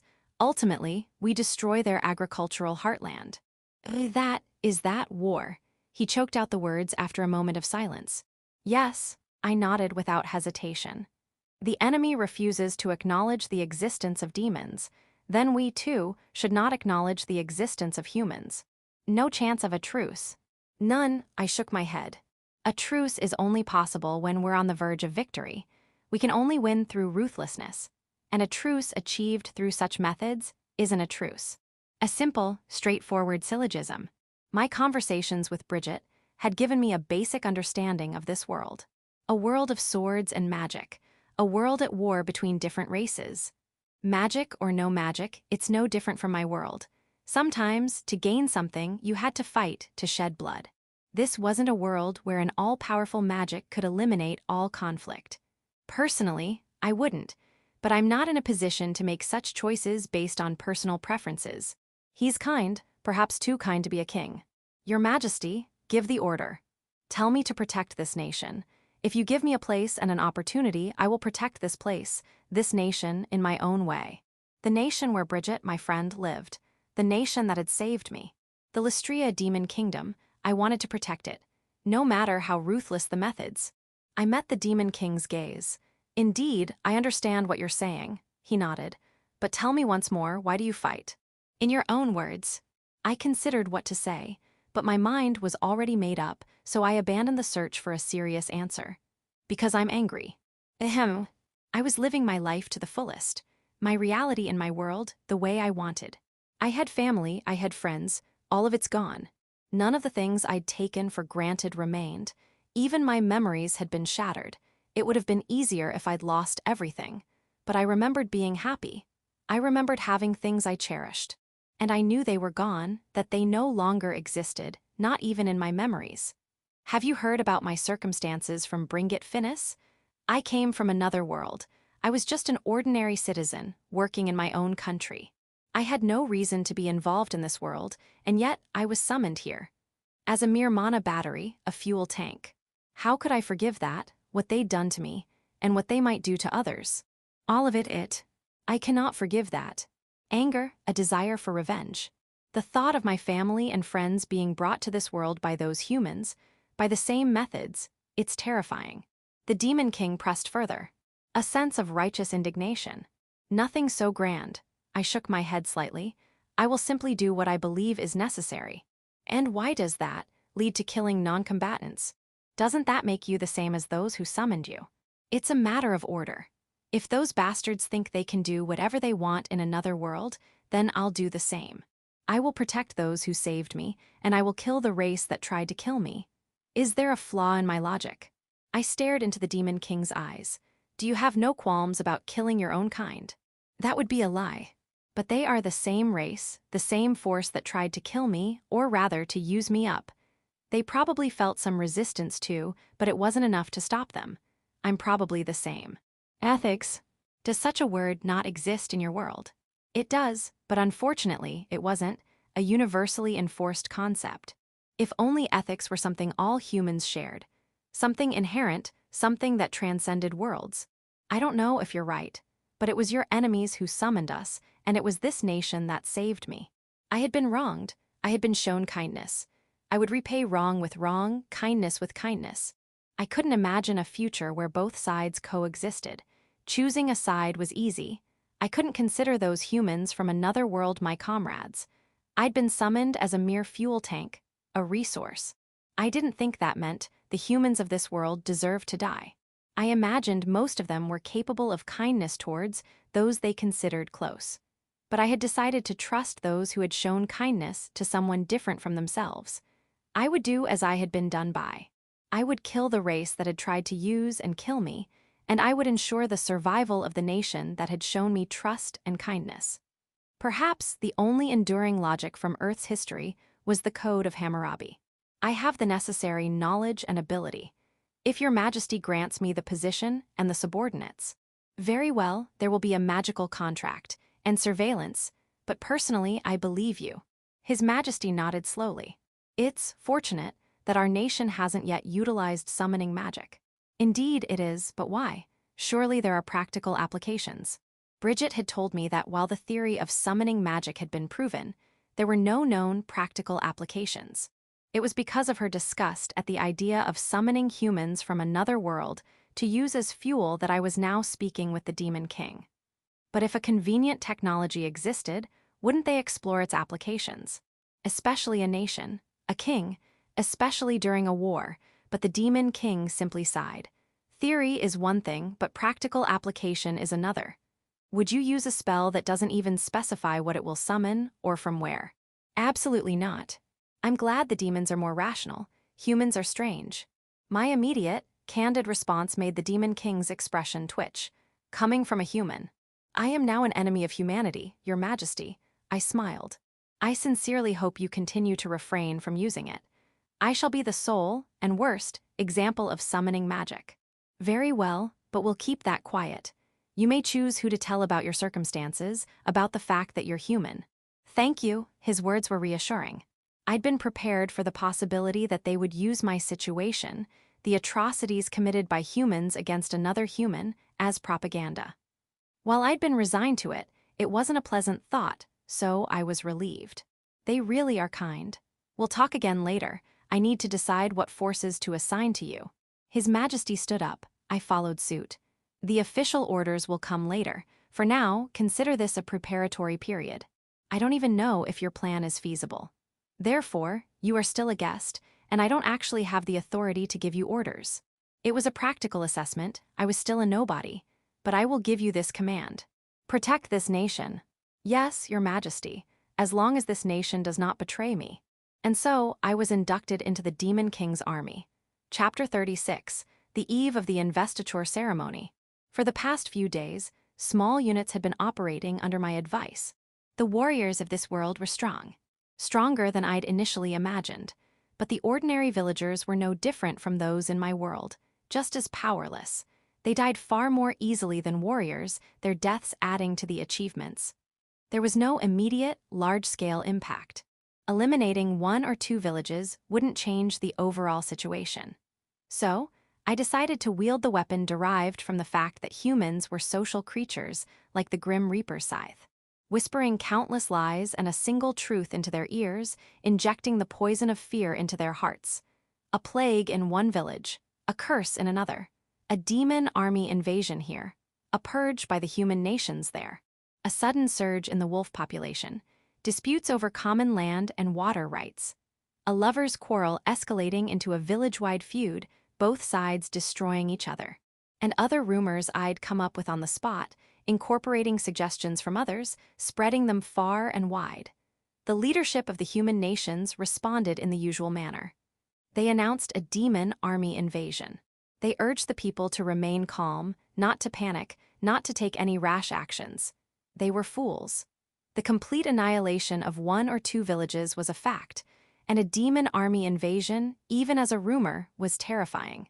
The rumor that people were being killed simply for working in their fields, and the realization that it was, regardless of the reason, close to the truth, terrified the populace. People abandoned their fields in droves. They flocked to the towns, and naturally, food production plummeted. A large population was the foundation of human prosperity, but it was also a noose around their necks. A society built on the assumption of abundance was incredibly fragile when things went wrong. The humans weren't completely incompetent. They deployed their standing army as guards and organized hunting parties. While these efforts were ineffective since we'd already withdrawn our forces, their ineffectiveness also proved the absence of the Demon King's army. It was the correct response in the short term, but not all soldiers were elite. Guards were targeted and killed, soldiers got lost during hunts and were killed, and in areas without military presence, villagers continued to be slaughtered. Slowly, surely, like a gradually administered poison. The human nations apparently had some sort of intelligence network. Even if it wasn't perfect, they were gathering information. There was a new enemy, and His Majesty bestowed a name upon me. He gave form to the amorphous fear. Lord of Disease. That was the name of the terror I'd unleashed. Known as the Lord of all disease and poison. A terrifying mage who reaped lives with forbidden magic. It was a mere illusion. The Lord of Disease did exist. I was the Lord of Disease, but I wasn't a powerful mage. And yet, the humans relentlessly pursued and tried to kill the Lord of Disease. They probably wanted to believe that if they killed me, everything would return to normal. The truth was different. The lid to hell had already been opened. I was frequently targeted for assassination, and there were several close calls. But thanks to Liz, whom I still called Lizlet back then, and her colleagues, who sometimes helped without revealing themselves, I survived. Every time an assassin sent after me disappeared, every time a hastily planned invasion failed, the name of the Lord of Disease spread. There were traitors among the demons, too, but they revealed themselves, drawn out by the tempting target I presented. And based on these accomplishments, I was appointed as Supreme Commander of the Demon King's army. It's finally happening. Yes, the finally happening, Lizlet, who now frequently saw me in her capacity as my guard and attendant, referred to was my investiture ceremony. I had made it this far, I was no longer nameless. I had a name, one proposed by Lizlet and adopted by His Majesty, the name Lord of Disease. And to that, the title of Supreme Commander would be added. But isn't Lord of Disease a bit much? It suits you, Lizlet smiled faintly. I smiled back. Thank you. Lizlet opened the closet and retrieved something. Here you go. This, she handed me folded green cloth, a staff and a mask. Your attire. Lizlet helped me put it on. A pale green robe. A dark green hooded robe. A shoulder cloth edged with gold thread and embroidered with runes on a black background. 3 amulets on a cord around my neck. A small vial, a fang, and a metal plate. In my hand, a gnarled wooden staff with an octahedral blue gem bound to it by iron chains. After donning everything except the black mask with the orange markings, I stood before the mirror. I look like an evil sorceress. I twirled around, the hems of the layered robes swirling around me. I tilted my head. Does it suit me? Yes, it suits you very well. Except for the robes, these were all custom made for you by our finest artisans. They are all top-quality magic items. Magic items, the word sent a thrill through me. Wow, what kind of magical effects do they have? This vial has a defensive enchantment that absorbs a certain amount of damage. When the sand inside turns red, it's reached its limit. This fang protects against physical attacks. This metal plate protects against magic. The staff also constantly generates a defensive barrier due to the mana imbued within it. The shoulder cloth is mostly decorative, but it also provides a weak defensive effect. Any effects besides defense? The items seemed to promise a variety of effects, and indeed they did, but they were all focused on defense.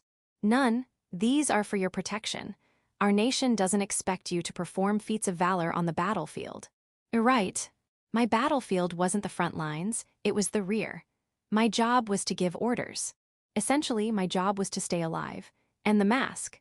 Ah, yes, how do I put this on? The mask didn't have any straps or strings. Just place it on your face. On my face. I did as instructed, and my vision went dark as the mask covered my face. Then, it seemed to fuse with my skin, and my vision returned. Can you breathe? Can you see? Yes, both are fine. I could breathe normally, and my vision was unimpaired.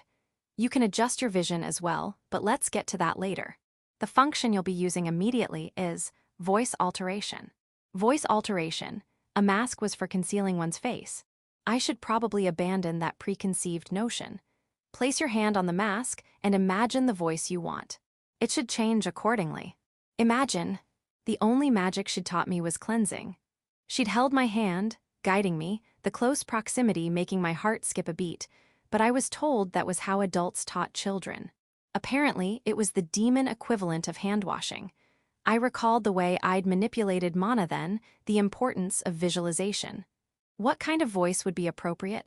I touched the mask. Then I spoke, my voice deep and resonant. I am the Lord of Disease. A deep, booming voice, as if emanating from the depths of hell. It didn't sound like my own. And yet, it felt strangely familiar. Perfect, Lord of Disease, Lizlet bowed. It seemed I'd done it correctly. You can remove it now. Okay, I removed the mask, feeling a sense of relief. You said the artisans made everything except the robes. Who made the robes? I wove them myself, using magic. She made them herself. Wow, that's amazing. They are excellent as both clothing and armor. But in this nation, this is a common item, a common technique. No, being able to make something like this is amazing. Thank you, Lizlet. You're welcome. Thank you, I'll be going now. Take care, I'll be watching from the shadows. Incidentally, the investiture ceremony was tomorrow. Today was for costume fitting and rehearsal. Section. Audiobook by Masquerade at Masquerade Audiobooks. Chapter 37, The Investiture Ceremony. I walked alone down the red carpet of the audience chamber, without my staff. The vast hall, large enough to accommodate over 1,000 people, was almost empty. Only the royal guards, clad in black armor and white surcoats, lined the red carpet for the investiture ceremony. I knelt at the end of the red carpet, before the throne. His Majesty descended from his raised throne and tapped my shoulder with the gnarled wooden staff. The chains rattled, the blue gem catching the light, and I narrowed my eyes beneath the mask. Then I listened to His Majesty's words. Lord of Disease, I hereby bestow upon you the position of Supreme Commander of the Demon King's army. It is my greatest honor. I spoke the rehearsed lines, performing the rehearsed actions. You shall serve as commander of the newly established 6th Army, effective today. I expect your unwavering loyalty, Lord of Disease and Poison. I accepted the staff offered by His Majesty, took a few steps back, then straightened my posture. All that remained was to say, I pledge my renewed loyalty to you, Your Majesty, and exit without tripping over my robe. Now, let's hear your inaugural address. I froze. Wait, Your Majesty. Why are you deviating from the script after we rehearsed? I glanced at him from behind my mask, and he simply smiled. Was this a test of my abilities as a Supreme Commander, or was he simply amusing himself? I hoped it was the former. I took a deep breath and steeled myself. I am the Lord of Disease, my objective, the extinction of humanity. I declared solemnly, striking the stone floor with my staff. Sparks flew, and the royal guards flinched. All who threaten the peace of the Lystria Demon Kingdom are my enemies. I had chosen to live in this nation. Therefore, the peace of this nation was my peace. Perhaps from the moment I'd chosen this name, peace was no longer an option. And that was why I declared it my enemy. His Majesty's smile deepened. A chillingly intense smile hidden beneath a veneer of calm. He isn't called the Demon King for nothing. I pledge my renewed loyalty to you, Your Majesty. I think in that moment, I truly became the Lord of Disease. My apologies. But I wanted to see your resolve. It's quite all right. His Majesty and I were alone in the waiting room. I had a lot I wanted to say, but I swallowed it all and nodded vaguely. As someone who'd practically forced their way into this position, achieving a meteoric rise through the ranks, it was difficult to complain. But I really wished he wouldn't deviate from the script. Of course, the ability to adapt to unexpected situations was a requirement for leadership, and he was probably testing me. I believe that's what you were doing, Your Majesty. That amused smile, it's because you're impressed with your new subordinate, right? Tell me what you desire. I have granted you the position and authority of a Supreme Commander, but those are merely the basics. Meaning there's more. His Majesty nodded. What do you desire? The Demon King asked me that question. I would like a mansion with a maid. I gave him that answer. His Majesty tilted his head. Is that all? I have already received everything I need. Therefore, I desire only a small, personal indulgence. His Majesty frowned. An indulgence. In my world, maids are very, very important. Indeed, but an ordinary maid wouldn't be suitable for your personal service. That is why I have a proposal, Your Majesty. You still require someone to monitor and protect me, correct? His Majesty smiled wryly. You're very direct. But yes, you're right. While I trust you, I need someone to keep an eye on you. I agree. The regulations also state that a Supreme Commander requires a Vice Commander. You've already read the regulations? His Majesty seemed surprised. I'd reviewed all the materials provided. I wouldn't have the audacity to call myself a Supreme Commander without reading them. I have. Therefore, the simplest and most effective solution would be to have someone serve as my monitor, bodyguard, and Vice Commander. Does she really need to also be a maid? His Majesty's question was valid. It's a matter of both practicality and personal preference. Consider it a disguise for my bodyguard. Very well. His Majesty nodded as if conceding defeat. Then he smiled. From the way you're speaking, you already have someone in mind, don't you? Yes, I would like Lislet Finnis as my Vice Commander. His Majesty glanced behind me. Is that so? I turned around, and Lislet was standing there, as if she'd materialized out of thin air. But I was no longer surprised. Ah, Lislet, so what do you say? We're in His Majesty's presence. Lislet stared at me intently, her eyes unreadable. After a moment, she turned to His Majesty. Your Majesty, do I have a right to refuse? You do. Compatibility is important for a Vice Commander. If you believe you are not compatible with the Lord of Disease, I won't force you. With His Majesty's backing, it would be easy for her to refuse my offer. Why me? Would you be angry if I said intuition? Not angry, but I would appreciate a more detailed explanation. And we're in His Majesty's presence. I adjusted my tone, as she'd suggested, and repeated my offer. I feel that you are necessary. That is why I want you to be my vice commander. You spared my life because you felt I was necessary for this nation, didn't you? Therefore, I believe it is your duty to continue to monitor and assist me. Lizlet stared at me for a moment, then closed her eyes. When she opened them again, they were still devoid of emotion, but she nodded. Indeed, perhaps you do require an attendant. It would be a little while longer before I could beg her, to let me call her Liz. Chapter 38. What changed and what didn't? After recounting my meeting with Liz, my audience with the Demon King, and the investiture ceremony, Liz, who had mostly been listening patiently, interjecting with occasional comments and questions to clarify my memories, looked at me with exasperation. Master, you weren't lying. I'm not bold enough to lie to a cute assassin while she's holding a knife to my throat. That's a lie, and I don't think the cute was necessary. A difference of opinion. I reached out and touched Liz's ear. Liz closed her eyes, a small smile playing on her lips. Having confirmed the pleasant fact that she hadn't brushed my hand away, I enjoyed her relaxed demeanor for a moment before withdrawing my hand. Why did you just touch my ear? Just because. Did I need a reason to confirm my happiness? Liz asked. And then what? After that, well, I moved into the mansion, and despite the constant threat of ulcers, I've been diligently serving as a supreme commander. That doesn't sound very healthy. Are you feeling all right? Thanks to our sleepovers, I've been feeling much better lately. Liz sighed softly. I'm talking about Bridget Nisama. From what you said, you're actually on good terms. I still consider her a friend, but you did something, didn't you? Her gaze was intense, the air thick with suspicion. I didn't do anything. After I became a supreme commander, we just had a little chat. That sounds like you did something. A difference of opinion. I became the Virus King, Lord of Disease, a supreme commander, appointed Liz as my vice commander and maid, received a suburban mansion, and that's where we were now. However, there was a gap between becoming a supreme commander, appointing Liz, and receiving the mansion. My last proper conversation with Bridget was when I was still at the royal castle, before I'd been granted the mansion with a maid.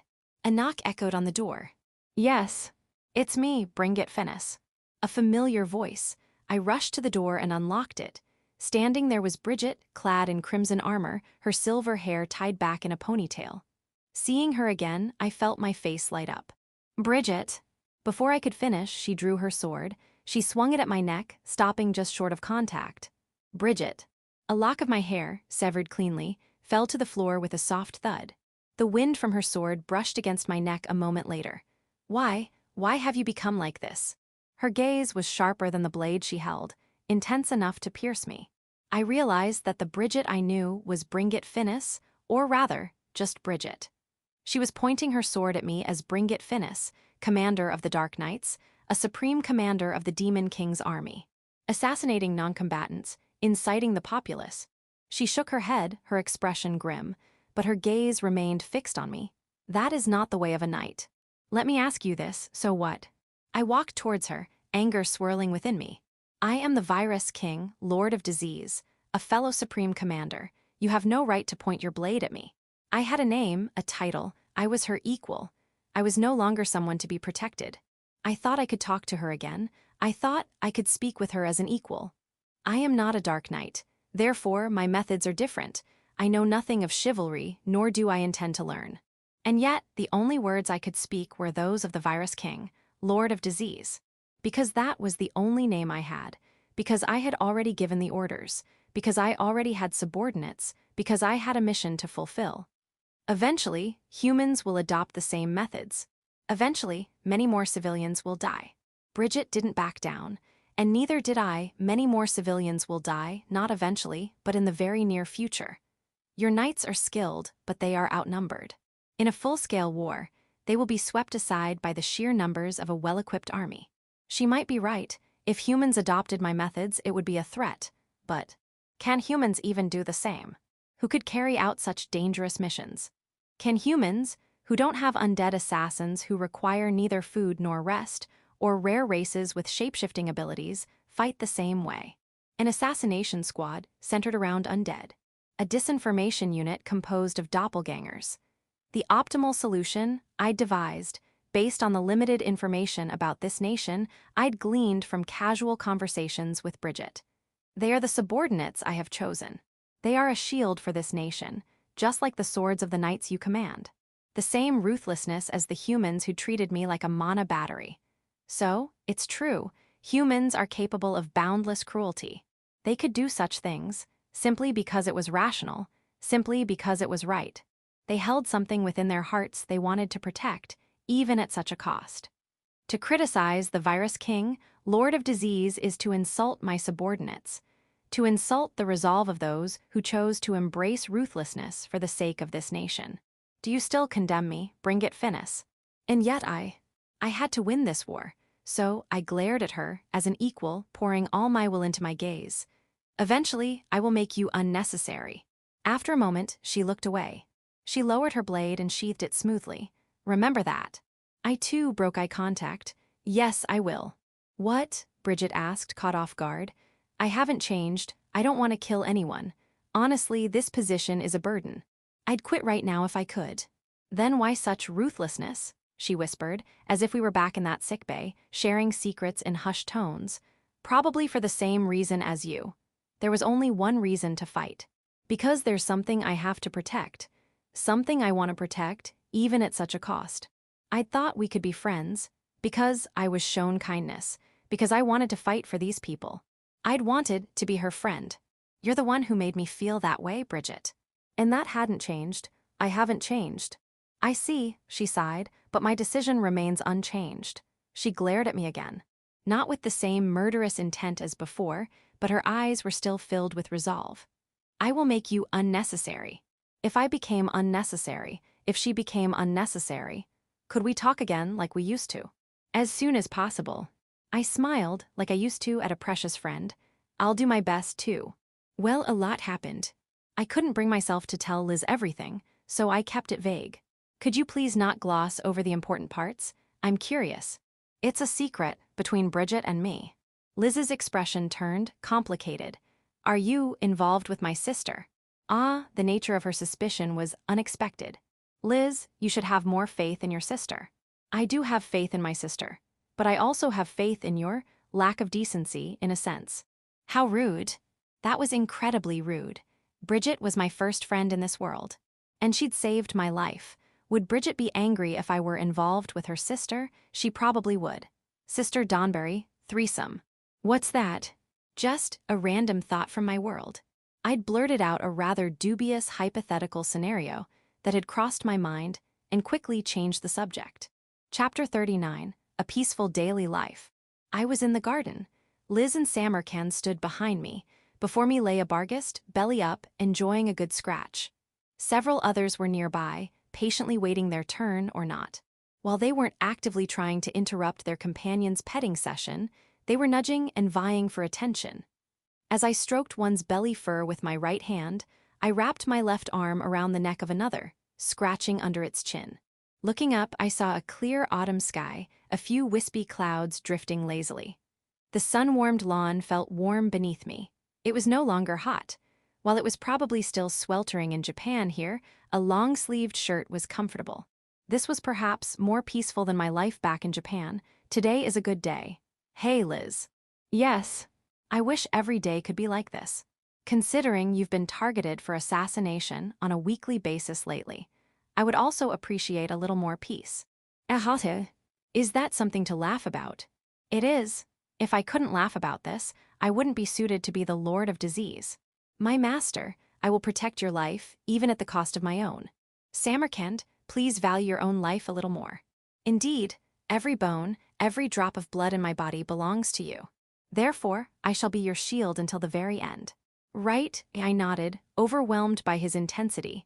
I stopped petting the Barghests and stood up, walking over to Liz. I smiled at her. I love you, Liz. What? What's this all of a sudden? I just felt like saying it. Honestly, this master, Liz quickly composed herself and sighed softly. Liz's scarf was special. Made of magically woven cloth, it could be manipulated to a certain extent by channeling mana through it, according to her. While Liz's mana capacity was average, her mana control was exceptional thanks to rigorous training, again, according to her. She used this precise control to enhance her close combat abilities, wrapping the scarf around her arms to augment her movements. Should I point out a significant flaw? Her scarf twitched and moved. It seemed to react to her emotions. She said she used magic to regulate her emotions during combat, and her focus likely prevented any issues then. Normally, she was relaxed, so she probably didn't notice. But occasionally, her emotions leaked out. That said, what those emotions were was merely my speculation, but it seemed safe to assume it was similar to a dog wagging its tail. At any rate, she didn't seem to mind being told she was loved. But Master, please try not to do anything dangerous. I don't really do anything dangerous, do I? Well, no, not really. Liz nodded reluctantly. Aside from venturing out alone with only the Barghists as my guard, I hadn't done anything dangerous. I wasn't suicidal. The fact that I still found myself in dangerous situations could only be attributed to my position as a target. If it weren't for Liz, I would have been dead long ago. However, Master, I will say this again. Please remember, Liz looked at me, her eyes serious. There is no one who can replace you. Her straightforward words touch my heart. Thank you, Liz. But that's not a good thing. What do you mean? You shouldn't rely on a single individual. Even taking a single human life was a grave crime in a peaceful, civilized society. But in wartime, it wasn't considered a crime. And that responsibility shouldn't be borne by a single individual. While I'd embraced this role, it wasn't right. What would happen if I broke, or if I regained my sanity? Even leaders should be replaceable. In the business world, charismatic CEOs, founders, and leaders were often celebrated, but it wasn't uncommon for a company's performance to suffer after their departure. That's a dangerous idea. I understood Liz's concern. The nations of this world, while differing in name, were essentially absolute monarchies. The idea that a leader should be replaceable was probably not something I should mention in front of the Demon King. Isn't your world a little crazy? Well, it's what humans do. Human lives were short, a century at most. The time they could contribute was even shorter. The demons, while varying by race, generally had longer lifespans and slower generational turnover.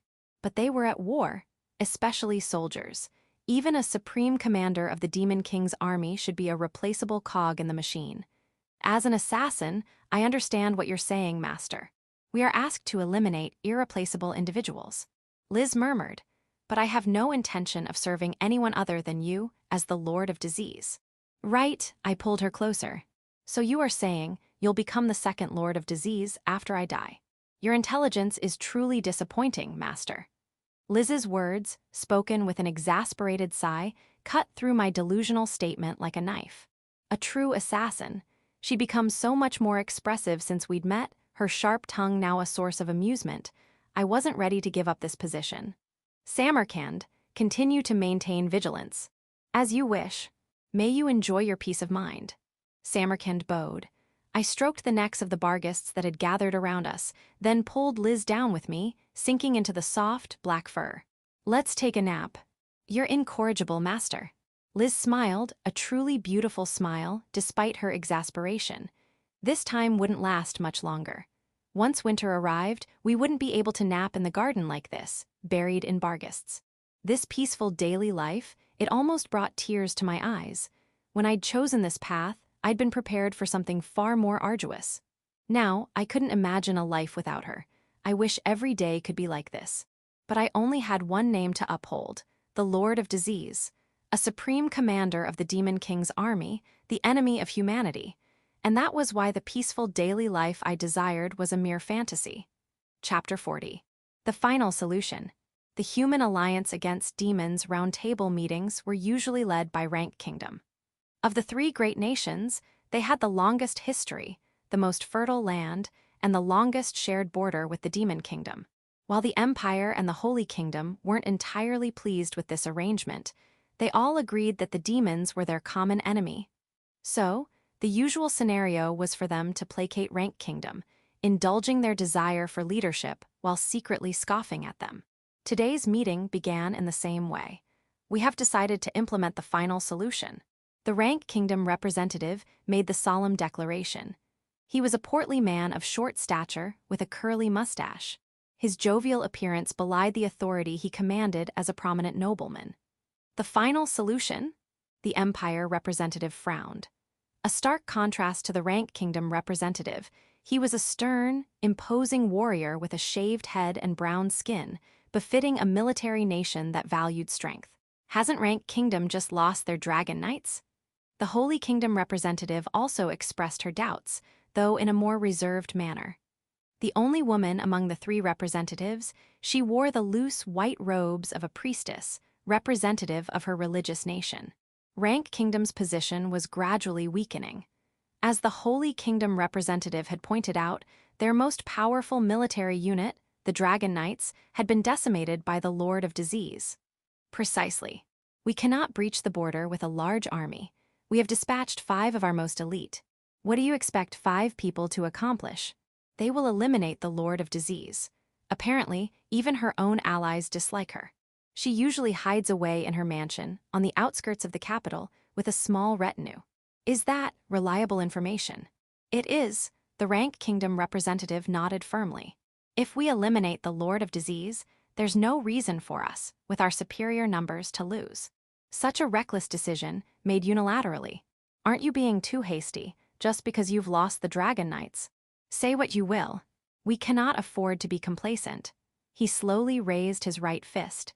We will eliminate her, with the best resources at our disposal. He slammed his fist down on the table. The loud bang echoed through the chamber. No one here would be intimidated by such theatrics, but it was a clear demonstration of Rank Kingdom's resolve. Upon their successful return, we will launch a full-scale attack. Understood. Indeed, if the Lord of Disease is eliminated, the Empire agrees. The Holy Kingdom has no objections. She is an abomination, an evil that must be purged. The representatives of the Empire and the Holy Kingdom nodded in agreement. Inform your respective nations. The Rank Kingdom representative addressed the representatives of the smaller states gathered around the table, his tone dismissive, as if to say they had the right to speak, but not to refuse.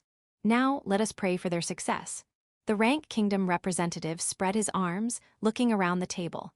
May fortune favor our heroes. May the Emperor's grace be upon those heroes. May God's blessings be upon us. The 3 representatives offered their respective prayers, and the meeting concluded. The night's silence was shattered by a piercing alarm. I was in bed when my eyes snapped open. Master. About 5 seconds after the alarm sounded, the door burst open. It was Liz, impeccably dressed in her maid uniform. She opened the closet and tossed the complete Lord of Disease outfit at me. Put on your usual clothes. And the mask. Samarkand. Here, Samarkand appeared in the doorway. I entrust Master's protection to you. Her life is your top priority. Needless to say. Liz. No arguments.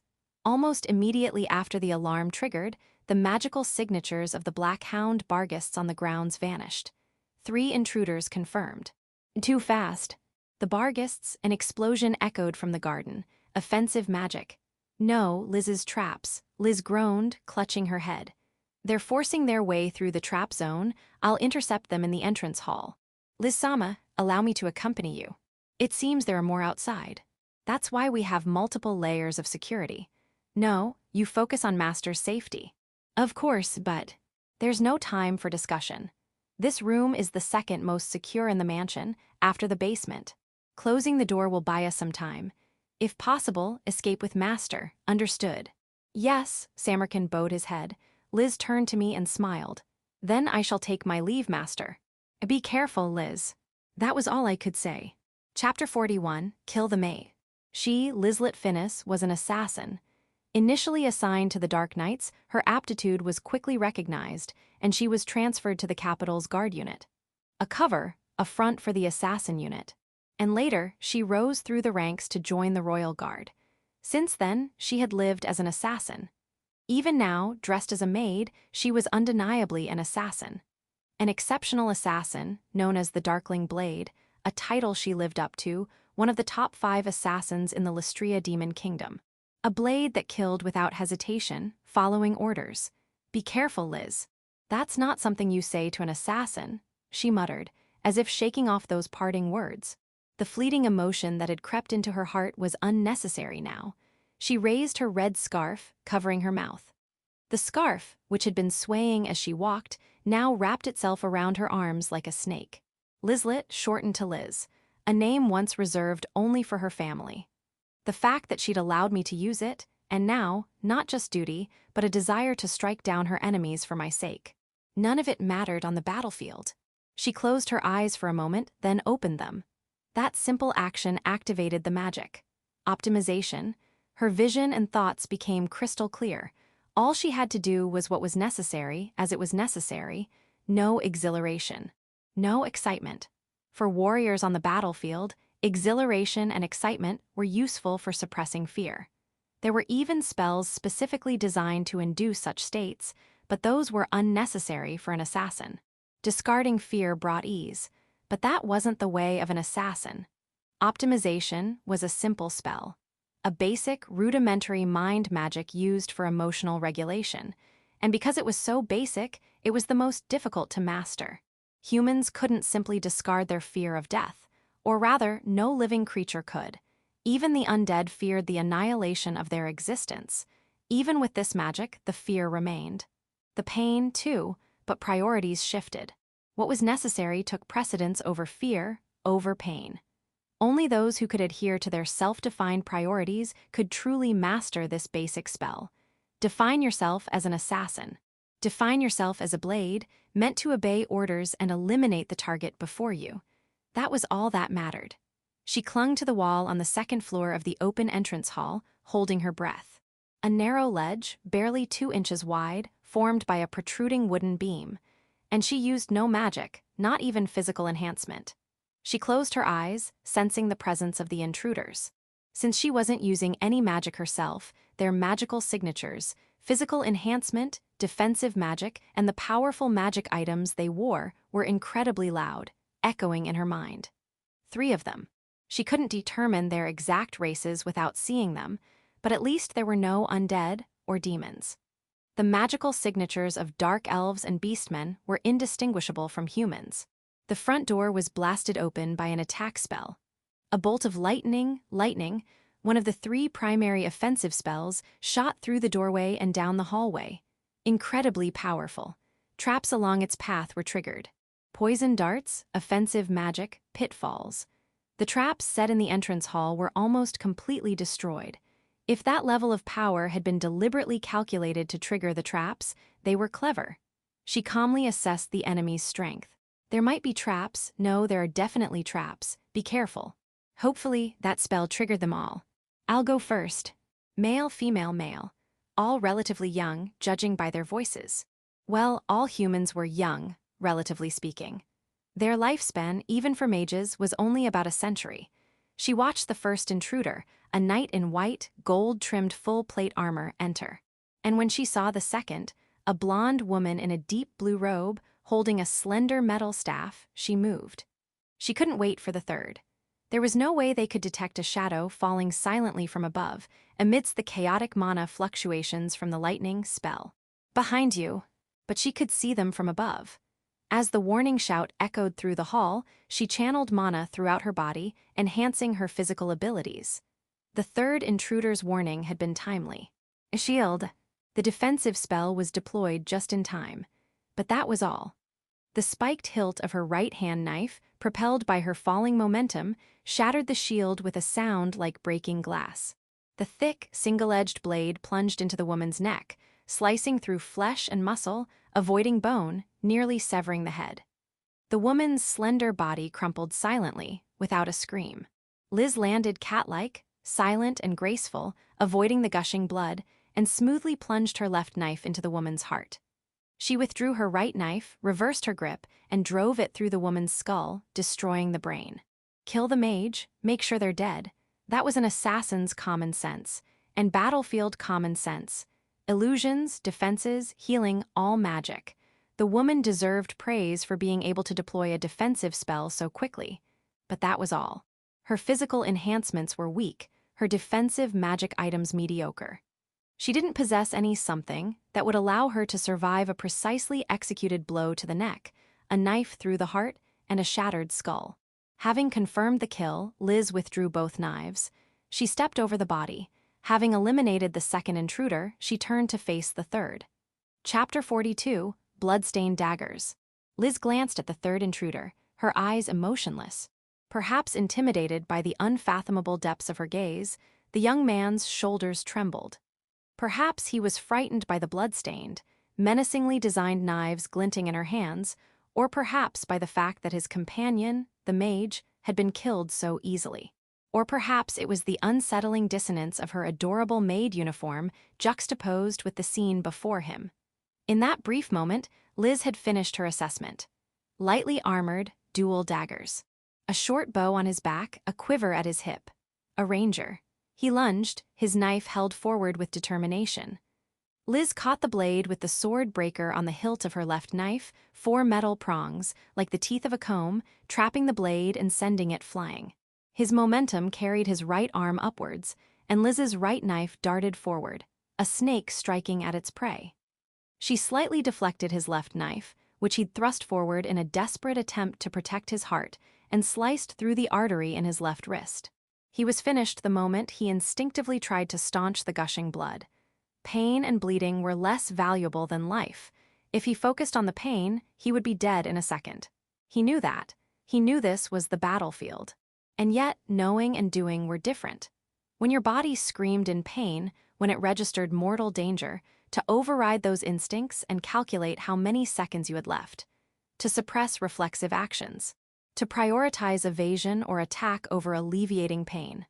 These were actions that went against instinct, skills honed only through rigorous training, and she had that training. He did not. As he hunched over, clutching his wrist, his neck was exposed. Liz's right knife sliced deep. She flicked her left knife upwards, blinding him with a single, swift stroke across his eyes, then threw both knives into the air. She drew 6 throwing daggers, 3 from each thigh, thick as nails, holding them between her fingers. She threw 3 into the ranger's torso, now practically defenseless, and the remaining 3 at the white knight who was charging towards her, sword drawn. The knight deflected 1 dagger with his sword and intercepted the other 2 by stepping forward and taking the impact, controlling where they struck his armor. While the rounded shape of his plate armor was designed for deflection, it was still a bold move against daggers powerful enough to pierce armor at close range. But the ranger, writhing in agony from the pain and blood loss, now blinded, could do nothing. All 3 daggers found their mark, embedded in his torso. One narrowly missed his ribs and pierced his heart. The other 2 struck his lower abdomen, avoiding his ribs, tearing through his stomach and intestines. Without even looking at the body, Liz darted to the side, dodging the white knight's charge. She caught the daggers she'd thrown, still spinning in the air, with a flick of her wrist and a touch of magic, reversing her grip as she held them ready. Manipulating her own weapons, whose properties she knew intimately, with magic over short distances was child's play. However, it was also a risky maneuver. Stories of warriors losing fingers while attempting such flashy moves in the heat of battle were common tavern jokes. "You bastard, you killed my comrade." She ignored his words, his voice filled with barely suppressed rage. He had come to kill. Therefore, being killed was a given. That was battlefield common sense. She had taken down 2, and the remaining one was undoubtedly the most formidable. Even disregarding the simple fact that a fully armored knight wasn't an ideal target for an assassin. Even without her level of skill, it was obvious from his movements and equipment that this white knight was no ordinary soldier, but a hero. And yet, she wouldn't retreat. To eliminate any and all enemies as ordered, that was an assassin's job, even if it meant abandoning stealth, surprise attacks, and poison, her specialties. Knights trained to fight other knights, those similar to themselves. Assassins did not. Farmers, citizens, soldiers, knights, nobles, kings, they existed solely to prey on all of them. The white knight moved first, thrusting his ornate white and gold sword. Liz dodged the attack with a graceful leap, using her lighter weight, unburdened by heavy armor, to her advantage. While her attire seemed utterly inappropriate for the battlefield, the swirling skirt and apron, the long, thin ribbon trailing behind her, the fluttering frills, all served to distract and disorient her opponent as she spun and danced around him. Her steps, seemingly focused on evasion rather than engagement, light and elegant, were meant to lull him into a false sense of security. As he lunged again, she stepped forward, disrupting his rhythm. The red scarf wrapped around her arms tightened, constricting her muscles, forcefully accelerating her already swift movements. With her left knife, she deflected his blade slightly.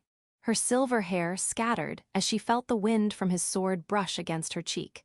She drove her right knife into the narrow gap in his visor, aiming for the eye and the brain behind it. The knight's body convulsed.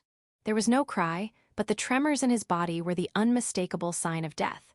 Destroy the brain with a single blow, and a human would die. As would dark elves, beastmen, and most demons and dragons. So calling it carelessness would be unfair. The moment she withdrew her knife, blood gushed from the wound, and a pale green light enveloped the white knight.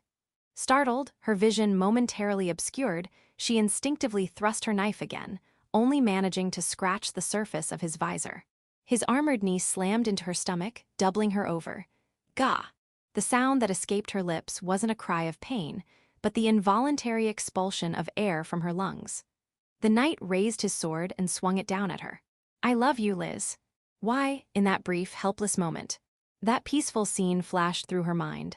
That voice echoed in her ears, blood splattered. Chapter 43, of Contracts and Trust. My master. It seems Liz-sama has eliminated 2 of the 3 intruders. One is approaching. Liz what? I cannot say for certain. Even during combat, Liz-sama almost completely suppresses her magical signature. At this distance. Samarkand shook his head. I see. I tightened my grip on my staff. Samarkand, wielding his jet black scythe, gestured for me to step back. Please take cover behind me. All right, Samarkand's broad back obscured most of my vision. Long, black fur. Powerful muscles. My servant, my vice commander, might be gone. I put on my mask and activated the voice alteration. If Liz is defeated, can you defeat this opponent? I will use all my power to eliminate my master's enemy, and if that is impossible, I will be your shield. That is all. A dull metallic clang echoed through the room. They'd tried to break the lock with a sword and failed. Of course, they wouldn't give up so easily. A thud, thud like an axe striking wood followed. They were hacking at the door with a sword. Even with strengthening and defensive enchantments, it was still a wooden door. Repeated blows from a similarly enchanted sword would eventually break it down. Such unrefined guests. Reminds me of my younger days. You were a bit more refined, Samarkand. At least you didn't break down doors. Samarkand's joke eased my tension slightly, and a faint smile returned. A chunk of wood, what was once part of the door, fell to the floor, revealing the tip of a sword. It retreated, then continued hacking at the door. It was only a matter of time before it gave way, and that time was fast approaching. My master, as expected of my master, even her assassin is first-rate. Then I'll leave this to you. You're first-rate as well, aren't you? It would be my honor. Samarkand turned, his crescent moon eyes meeting mine. My master. Just one word by the name of our contract. Command me to win. Yes, by contract and by trust, I placed my hand over my heart. Win. A rapid pulse throbbed beneath my hand. Mine or Samarkand's. The blood flowing through my veins felt incredibly hot. Exhilaration, excitement, and joy? A tremor ran through my entire being. Samarkand's eyes glowed red, his muscles bulging further, the tips of his fur fading into the air like wisps of smoke. His short horns twisted and lengthened, solidifying into a grotesque, menacing shape, born without origin, without parents. That was why he craved a mark on this world, a connection during his lifetime.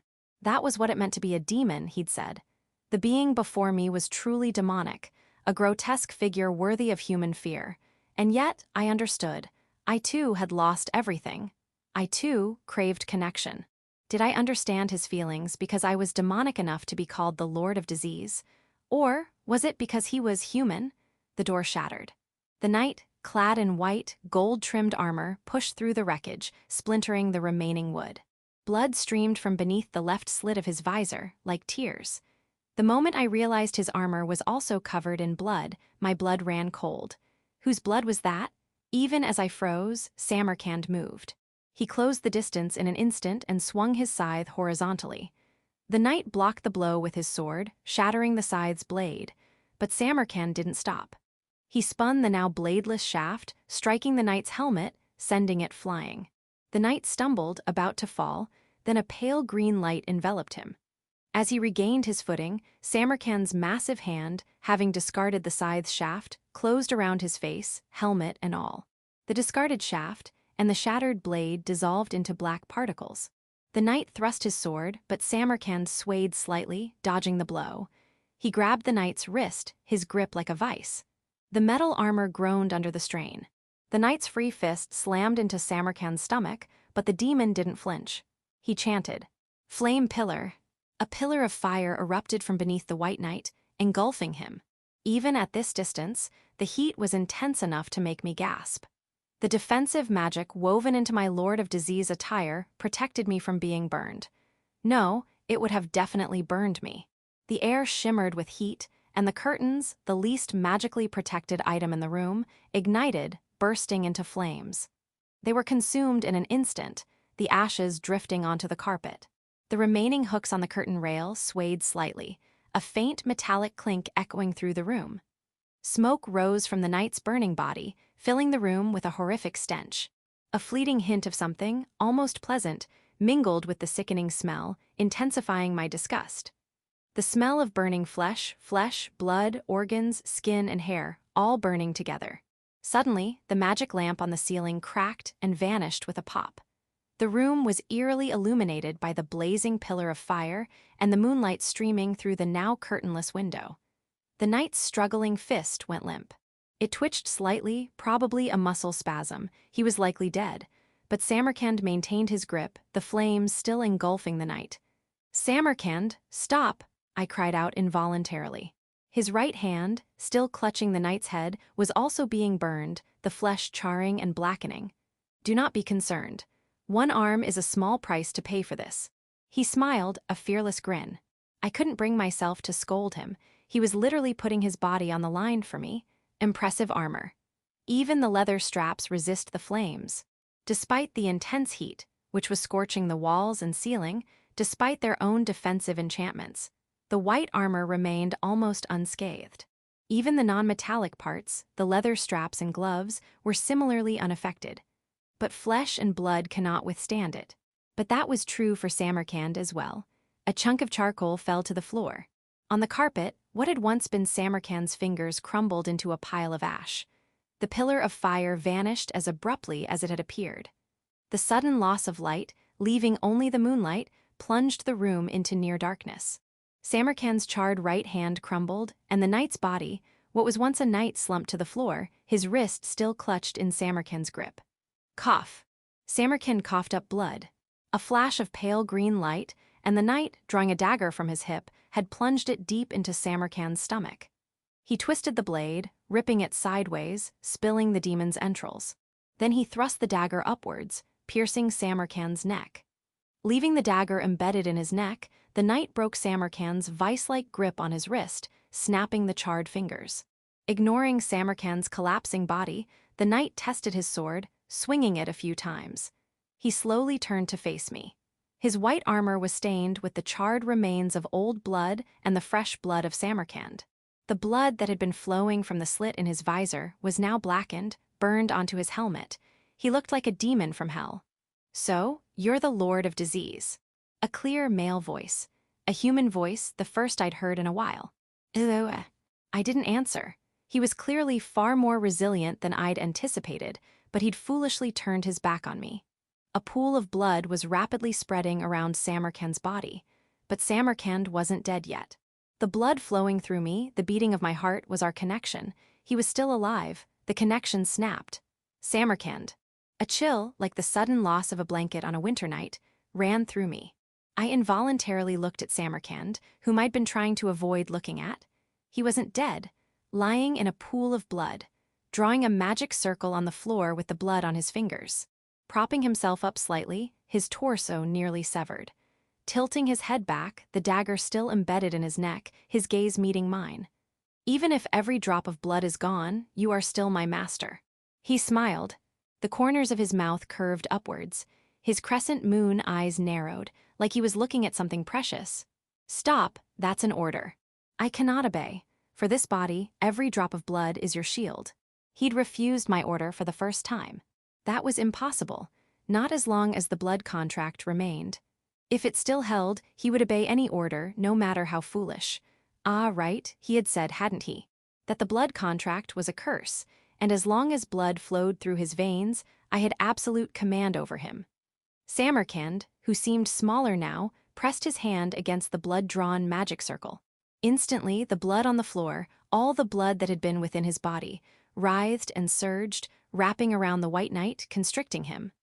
Thinking back, the blood loss had been far too rapid, but that didn't matter anymore. What mattered was that my black goat was now beyond my reach, that he was about to go somewhere I could never reach him. My beloved master, though our time together was short, serving you has been my greatest joy. Samarkand, I reached out, my voice a choked whisper. Samarkand clenched his bloodied hand. Blood grasp. Chapter 44, My Blade. The moment Samarkand clenched his bloodied fist, the White Knight's body exploded. A light sound, like a water balloon bursting. Blood and gore splattered, and even with the mask, I instinctively turned away. The knight's body, blood gushing from every gap in his armor, swayed unsteadily, then collapsed like a broken marionette. The impact sent ripples through the expanding pool of blood, already too large for the carpet to absorb. Samarkand. I whispered his name. His eyes were closed, he didn't move. All that remained in my vision was a lifeless husk, drained of blood. Damn it. Something glowed behind me, a faint, green light. It had glowed before. Twice now I'd seen that light. The ominous glow sent a chill down my spine. I turned around, and the mangled corpse, what should have been a mangled corpse, was rising, its movements stiff and awkward, but undeniably human. And that, somehow, made it even more terrifying, a grotesque mockery of human life. He's dead, I thought he was dead. Does a monster mourn the death of another monster? But instead of attacking, the White Knight, slowly raising his sword, spoke. A clear provocation, a clear attempt to buy time. I, too, steeled myself. Fine, I'll play along. I was a pragmatist, a realist. I didn't possess any lofty ideals like pride, something others might consider worth dying for. He was my subordinate and my friend. You didn't kill a monster. But I wasn't so meek that I would tolerate insults to my friend's memory. Are you the Lord of Disease? Indeed, I am the Lord of Disease. The mask felt tight, constricting, making it difficult to breathe. Probably from the heat, I reached up, pulled it off, and threw it aside. A woman. A human one. Wah, he was clearly startled, though I couldn't see his face. A traitor. Even knowing I was human, he still pointed his blood-stained, beautiful white and silver sword at me. Well, I'd expected this. Being human wasn't a reason for humans to spare each other. Go ahead, kill me, but we will win. I may die, but the Lord of Disease will not. The disease, the poison, will not vanish from your nation. I was certain of victory. My death wouldn't be my defeat. Your forests and your nights will forever be haunted by arrows and blades. Your fields will burn and rain down filth. Samarkand was dead, and perhaps Liz too, but the disinformation unit and the assassination squad remained intact. My victory was assured. I am the Lord of Disease. Those who inherit this name will kill you. Is that all you have to say, traitor to humanity? As he raised his sword, I thrust my staff forward. The sword struck the staff, the blade biting deep, snapping it in half. The impact sent splinters into my shoulder, and the numerous amulets around my neck, their cords severed, shattered before they hit the ground, their protective enchantments screaming their final cries as they reached their limits. The fragments scattered, and the blade, unimpeded, sliced deep into my shoulder. The next blow would be far worse. But as the blade tore through the layers of defensive magic, a blue arc of lightning coursed through the night. I was wearing numerous magic items imbued with defensive enchantments. Destroying them triggered a backlash. The knight stumbled, then, enveloped in a pale green light, he steadied himself. The magic had definitely activated, and he'd clearly taken damage.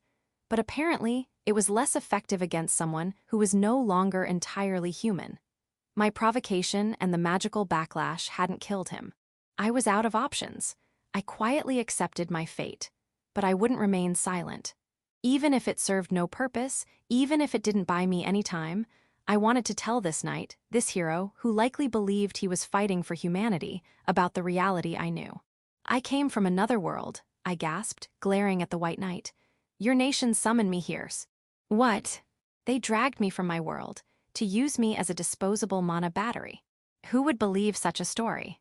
I told you. I'm human, just a human, barely able to block a single blow from your sword. Think about why a human like me could do all this. I'd been ripped from my peaceful life, summoned to another world, treated as a disposable tool, and nearly killed. I couldn't forgive any of it. What they'd done to me, what they might do to those I cared about. The fact that the demons who had saved me, a human, in this world of conflict between humans and demons, might be killed by humans. I couldn't forgive any of it, because that's what was done to me. He silently raised his sword again. You're going to kill me, aren't you? That's all you can do. Kill me, then think about what I said. Think about why I, a human, became your enemy. When the demons are gone, humans will be your next enemy. I screamed, the words torn from my throat. If only all worlds were kind. If only every world were kind. Because I come from a world where humans kill each other. The knight's sword wavered for a moment, then descended. Sparks flew as the sword clashed against large knives. My vision swam in darkness. A navy and white maid uniform. 2 large knives, their designs differing, clutched in her hands. A red scarf wrapped around her arms. Pointed, dark elf ears. Silver hair like captured moonlight. I apologize for the delay, master. Lislet Finis, the darkling blade, Liz for short. My most trusted assassin was here. Chapter 45, Green Death. Liz stood before me. A small, relieved smile played on her lips. My desperate resistance, my petty act of defiance, had bought us some time. A few seconds later, and I would have been dead. Her gaze swept over me, assessing my injuries, then stopped at the wound on my shoulder. Her eyes narrowed, the light fading from them. You're injured. A cut. What about you, Liz? There was a large gash on her back, a deep, untreated wound. Just a scratch. That's definitely a lie. I'll eliminate him, please step back. All right, I'll leave it to you. I wasn't a warrior. That was why I had her. Liz moved first. She glided to the right, then threw her right-hand knife.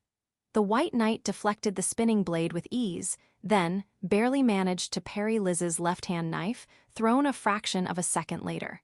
In that brief opening, Liz kicked up her skirt, drawing a throwing dagger from her thigh and hurled it at the knight. It pierced his armpit. Armor had gaps. It had too for mobility, but the enemy was moving. How many people possess the skill to target those fleeting gaps in the heat of battle? But a flash of pale green light, and the dagger slipped out, leaving a trail of blood. How troublesome. Liz flicked her fingers, sending the knives that had been thrown and deflected, now embedded in the floor and wall, flying through the air. She caught them effortlessly, her movements fluid and graceful, a sight to behold. I am protected by the dragon's blessing. The dragon's blessing? Liz murmured. A power granted to those chosen to destroy the demons. The White Knight spoke with confidence. You're too careless, assuming you have no allies nearby. You should have said to save humanity. That's why your means and your ends are so easily reversed. If it were to save humanity, then the idea of using humans from another world would be wrong. But if it were to destroy the demons, then that monstrous idea became justifiable, even though destroying the demons wouldn't actually save humanity. What? The moment his attention shifted towards me, Liz moved, a shadow slipping in from the periphery of his vision. She drove both knives into the slits of his visor from behind. His body convulsed, and Liz released her grip, jumping back. A pale, green light. The light, already seared into her memory, flared. Blood gushed from the slits of his visor, and the knives clattered to the floor. Liz snatched them from the air before they landed, repositioning her grip. Impressive regenerative abilities. But to be distracted by my master's words, to take your eyes off the enemy before you. Liz's sweet voice, laced with mockery, had a sharp edge. But I was just trying to distract him for a moment. The fact that you could do that in less than 2 seconds is what's impressive, Liz. But even more impressive was the White Knight, who, despite the blood streaming from his eyes like tears, calmly raised his sword again. I will not lose, justice is on our side. He wasn't wrong, but we had our own justice too. And the presence or absence of justice didn't determine victory or defeat. If you're so proud of your regenerative abilities, I'll just have to keep killing you. Liz's words were reassuring, but blood was still flowing from the wound on her back, soaking the back of her skirt. She couldn't fight a prolonged battle. I couldn't figure out the trick to his regeneration, so we had no choice but to kill him on his terms. Then an idea struck me. Liz, can you restrain him? Master. I couldn't say much, so I simply repeated my question. Can you restrain him? I will. Liz lunged. Blades clashed, sparks flying. She pressed her attack, using the maneuverability of her shorter knives against his longsword in the close quarters combat. The knight countered with an armored knee. I've seen that before. Liz deflected the blow with her foot, sweeping his leg out from under him. She dropped her knives and fell to the ground, wrapping her legs around his, a perfect joint lock, a figure-4 leg lock. Joint locks should be effective against a human. The joint structures of humans and dark elves were the same, far more similar than Beastmen, who had different skeletal structures. The White Knight struggled, trying to break free, but Liz wouldn't allow it. Liz, keep him restrained. Yes, but I can't hold him for long. While she had him in a joint lock, he had regenerative abilities. If he could withstand the pain, if he was willing to let his joints break, he could force his way out. It would take an extraordinary level of resolve, but it also took an extraordinary level of resolve to infiltrate enemy territory and target a supreme commander with a small team. And Liz was injured. Beads of sweat glistened on her forehead. I raised the broken staff. Even without the mana-infused gem, the staff itself was a conduit for magic. It would help with the spell I was about to cast. Create ooze. A blob of pale green ooze materialized at the end of my staff and plopped onto the knight. Master, what are you? Keep him still, create ooze. Another blob. This one landed on the knight's helmet, the ooze from the first blob squeezing through the gaps in his visor. I'd drunk ooze before. Natural ooze was sometimes used medicinally, diluted with water, for its digestive benefits and nutritional value. It was always diluted 20-fold, and the ooze summoned for bathing was also loosened with heat to reduce its viscosity. The knight's body convulsed, and Liz tightened her hold. Create ooze. I continued chanting. Create ooze. Create ooze. Create ooze. Create ooze. Create ooze. The knight's body twitched with each new blob. His face, hidden behind the visor, must have been contorted in agony, the agony of suffocation. The pale green light flickered repeatedly, enveloping the knight, each time his body convulsed, struggling against Liz's hold. Create ooze. Create ooze. Create ooze. Create ooze. Create ooze. I continued chanting. The ooze, accumulating around his head, coalesced into a large, pulsating puddle. The flickering green light abruptly ceased. The knight's body went still. Master, Liz's voice trembled. Liz, hold him a little longer. Why, yes, the light had returned to Liz's eyes. She was breathing heavily. I maintained my grip on the staff, watching. There was no movement. I believe it's done. Yes, but don't let your guard down. Right? Liz released the joint lock and stood up. She brushed the ooze off her arm. Then she winced, the movement aggravating her wound. Master, are you all right? I'll manage. The pain, which had been masked by the adrenaline and the cold rage, now throbbed in my shoulder. What about you? I can move, I'm fine. She was clearly more seriously injured than I was, but I'd probably said the same thing, so I decided not to comment. They said married couples started to resemble each other. Perhaps the same was true for masters and servants. The important thing was that we were both alive. Both of us. I glanced at Samarkand's body. He had truly given his life. The words, even at the cost of my own life, which I'd heard so many times, had been true for him. I looked away, a bitter taste in my mouth. Then, what about the ones inside? I don't know, there's no response. A voice called out from the window.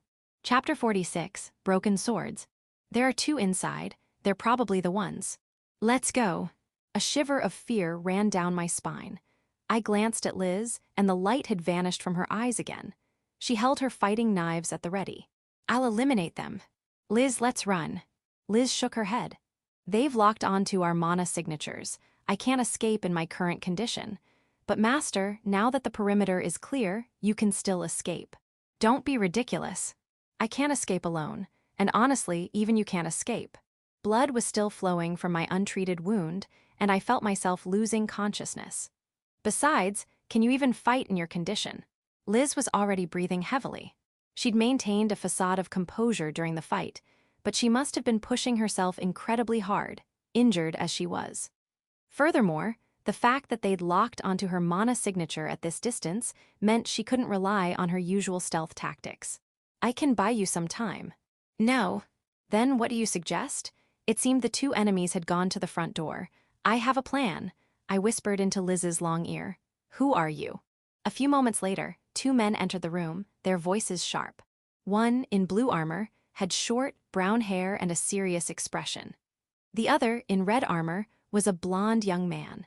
They were more lightly armored than the White Knight, but unless their armor was exceptionally high quality, it wouldn't offer much protection against magical weapons or offensive spells.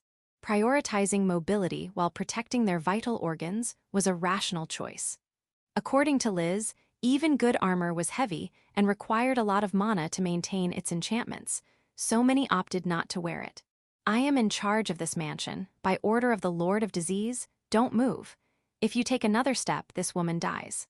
Liz pressed a knife against my neck. Help me, I whimpered, my voice weak and trembling. I'd removed the heavy hooded robe and shoulder cloth, wearing only the thin green robe beneath. Who is she? A hostage, the Lord of Disease's plaything. That would be me. This was my plan. That they'll never suspect I'm actually holding the real Lord of Disease hostage plan. A rather foolish name for a rather foolish, hastily devised plan. You. Wait. The young knight in red armor started forward, but the older knight in blue armor held him back. That was dangerous, to step forward when someone was threatening the hostage's life. In these situations, ignoring the hostage was usually the best course of action, but I wasn't sure if they were that rational. I wanted to believe in their human decency, but considering my own beliefs about the illusory nature of such things, I was walking a tightrope. Where is the Lord of Disease? I'm not at liberty to divulge that information. I'm right here. Our comrade. It seems she was killed in a duel with my comrade. I was delayed securing her safety. I wasn't lying, not entirely.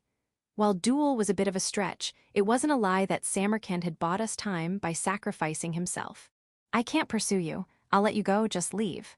Liz's haughty tone, so different from her usual demeanor as my subordinate and vice commander, was refreshing. I needed to distract myself with such trivial thoughts to avoid losing consciousness.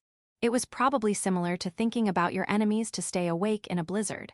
Release the hostage. We're taking her with us. I can't accept that. It would compromise my safety. Liz pressed the knife harder against my neck. While I trusted her, the cold steel made me shiver. Do you really think you can afford to carry extra baggage? Even so, we are here to save humans. We won't abandon anyone, especially not a defenseless woman asking for help. How noble. But please abandon that belief. Please. We'll spare your life, but release the hostage. I told you I can't. We are knights, we keep our promises. I could sense Liz's hesitation. Both she and I knew enough about reality not to blindly trust the word of a knight. But if this standoff continued, we might bleed out before they did anything.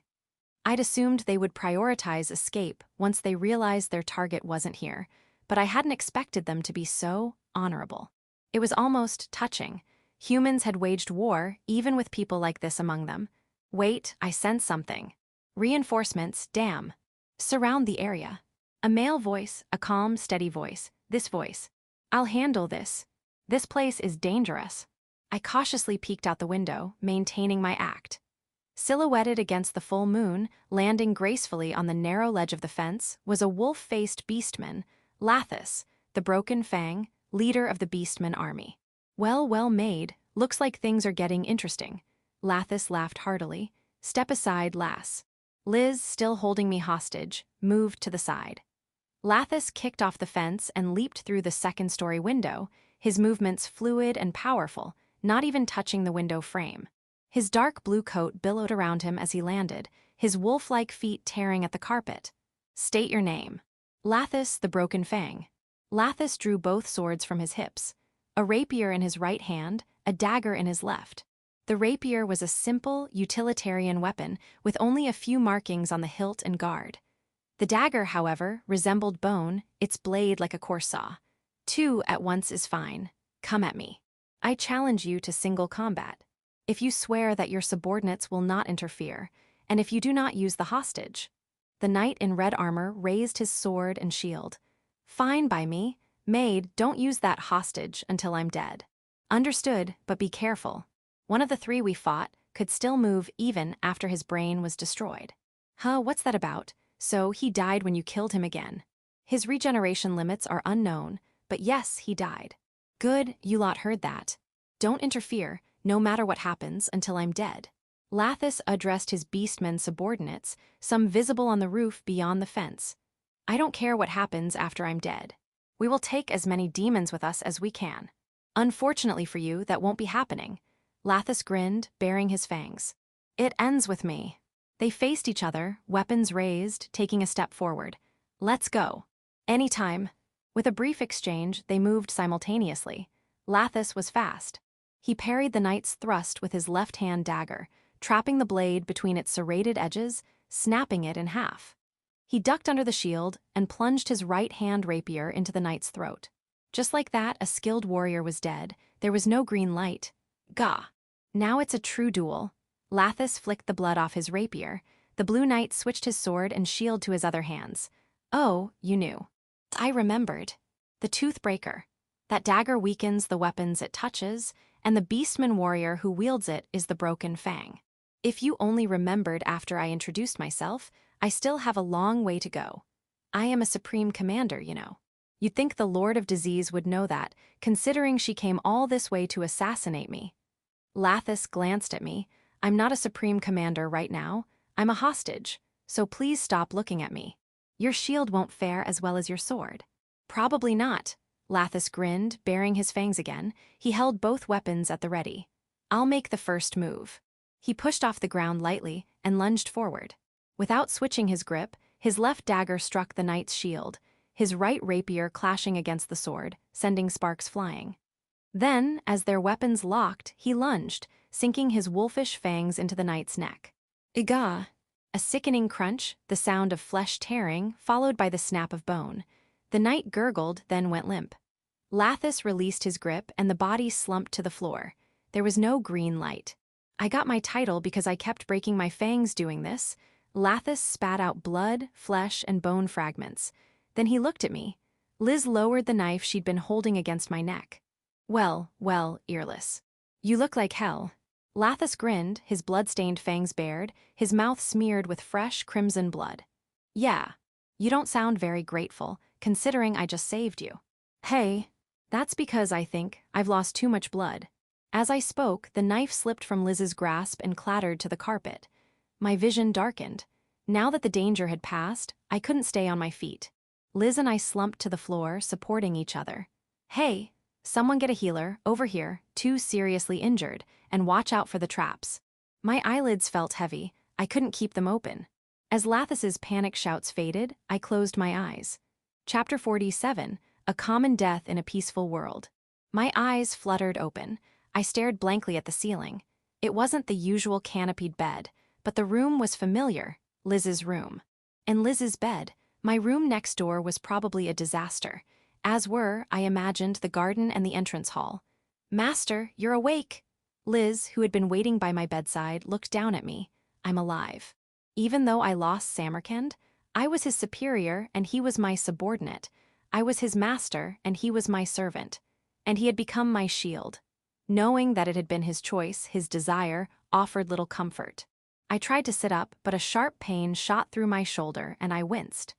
The wound seemed to have closed, but healing magic wasn't instantaneous. It would take a few days to fully heal, and I needed to rest. How long was I out? About a day, a little more. Could you help me up? Yes, my master. A large, fur-covered hand, surprisingly gentle despite its size, supported my back as I sat up. Thank you, Samarkand. I did a double take. Samarkand. The towering figure looming over me, the glossy black fur, the crescent moon eyes, my black goat. Liz, I asked, am I dead? You're alive. Are you all right? Your head, I meaned. But Samarkand is right there. Samarkand is also alive. Indeed, our contract is still in effect, my master. At Samarkand's words, I felt it, the pulse of the contract within my blood. But he was dead. Physically, however, we greater demons do not die easily. To resurrect our bodies and re-anchor our souls, we require the flesh and soul of the one who killed us, and this time, those conditions were met. Thanks to Liz-sama, and most importantly, to my master's efforts. That's so cool. To be resurrected by consuming the flesh and soul of the one who killed you, it made my own contribution, repeatedly summoning ooze, seem rather pathetic. Even as my body was destroyed, I heard your words in my soul. I will not forget that you called me your subordinate and your friend. I see, I'm glad you're alive, Samarkand. While I'd pulled him into my service partly to prevent his execution, it wasn't exactly a suitable position for a greater demon. I was truly relieved that he was alive. I extended my hand. Such kind words. Samarkand took my hand and pressed it to his forehead. He lowered his head, his eyes welling up with tears. After a moment, he released my hand, stepped back, and bowed respectfully. I turned to Liz. So, what's the damage? It was a small-scale, forceful intrusion. Good news, no fatalities. There are injuries, including masters, and most of the Barghists were killed. But the Barghists, I see. I'd enjoyed petting them, burying myself in their soft fur, an unexpected comfort in this unfamiliar world.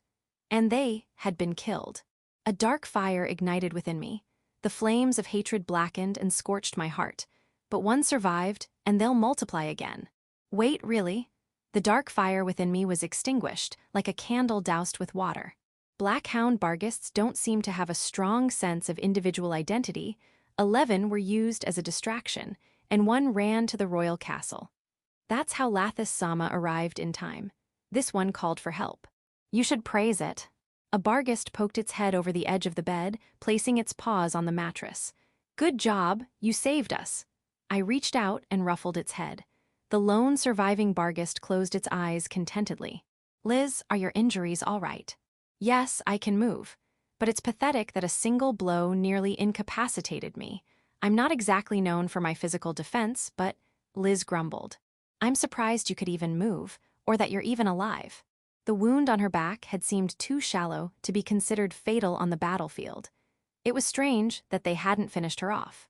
I created an illusion the moment I was struck, with a touch of mind magic. Like adding seasonal vegetables to a dish. Could they really be fooled by that?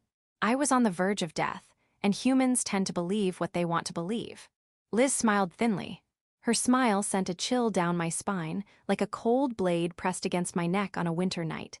Liz's smile vanished, replaced by her usual expression. Master, I have a question. What is it? How did you come up with the idea of using Create Ooze offensively? I chuckled. It was the only spell I knew that could, continuously, kill someone. That's an everyday magic spell. How did you come up with such a diabolical idea? She called it diabolical, and I'm just a human. Because my world was peaceful. What does that have to do with anything? In my world, a surprisingly large number of people died in the bath. Despite being peaceful, accidents in the bath have nothing to do with peace or war. That's true, but you can drown in a basin of water. And during New Year's, we have a tradition of eating mochi, a sticky rice cake. Yes. Every year, several people choke to death on it. Your world sounds increasingly insane. Coming from someone who lived in a nation that bathed in ooze, that was a bit rich. So, any information on that White Knight? Chapter 48, The Dragon's Curse. When I asked about the White Knight who had nearly killed me and my subordinates, Liz nodded. Yes, we have the results of the investigation. Tell me everything you know about his strength, his regenerative abilities, his objective, and how he infiltrated. Understood. He was almost certainly a dragon knight from Rank Kingdom. We're still confirming the details, but he was likely the captain. The last one, I should say. Are dragon knights that strong, even without their dragons? Rest assured, he was an exception. As for the other 4, that's fine for now. I'll read the report later. I hadn't seen the other 2, but Liz must have killed them. If they were easily killed, there was no need to rush. Yes. His objective was likely the assassination of the Lord of Disease. There's a possibility of a larger diversionary tactic, but so far, there haven't been any other unusual movements reported. In my opinion, it was a straightforward assassination attempt. Well, I'd be worried if it wasn't. What about the infiltration route? Based on the markings on the map he carried, it seems he crossed the Little Mountains on foot and passed through the Great Forest. Wait, Liz. Did you just say, cross the Little Mountains on foot? If I remembered correctly, the Little Mountains were a range of towering peaks that formed the border. their summits perpetually covered in snow. Even disregarding the fact that it was a dragon's lair, it was an avalanche hotspot, not a place for safe passage, even with magic. Then it hit me. The lower passes. No, the higher peaks. While there were lower passes, those were heavily fortified and guarded by the Lystria demon kingdom. The higher peaks, on the other hand, would have less security, or rather, no security at all. But that's insane. It is, Liz agreed, but he almost succeeded. It was insane. If they can infiltrate that route with a small force, Liz's expression darkened. What about preventative measures? We've requested the dragons to review their aerial patrols of the Little Mountains, and the Beastmen army has increased their patrols as well. Well, it failed, and I doubt anyone else would be that foolish. I'd like to think so, but we can't ignore the possibility. Maintaining unnecessary vigilance is a burden, but it was a tactic the Lord of Disease often employed. For example, after wiping out one village, we wouldn't target the next one. We were an elusive enemy, appearing and disappearing without a pattern. Well, I doubt they could move a large army through that route undetected, so increased vigilance is the most practical solution for now. Right, I nodded. So, what about the secret to his strength? Dragon's blood. He had mentioned the dragon's blessing. I seem to have a strange connection with dragon knights. Dragon's blood has that kind of effect. Normally, no. We analyzed the potion he was carrying. It seemed to be based on dragon's blood. The refining method is unknown, but consuming it essentially creates a constant, maximum strength healing effect. So, invincibility. For the duration of the effect, yes. He was still moving even after his brain was destroyed. Even the undead aren't that resilient. Liz grumbled again. I understood her frustration. If they could mass-produce that, the thought was chilling. About that, it's probably fine. Why? I pressed. If he was a dragon knight and their captain, he must have been strong. But not strong enough to overwhelm both Liz, a member of the Royal Guard, and Samarkand, a greater demon. A drug that turned ordinary humans into immortal heroes. That was what it might be.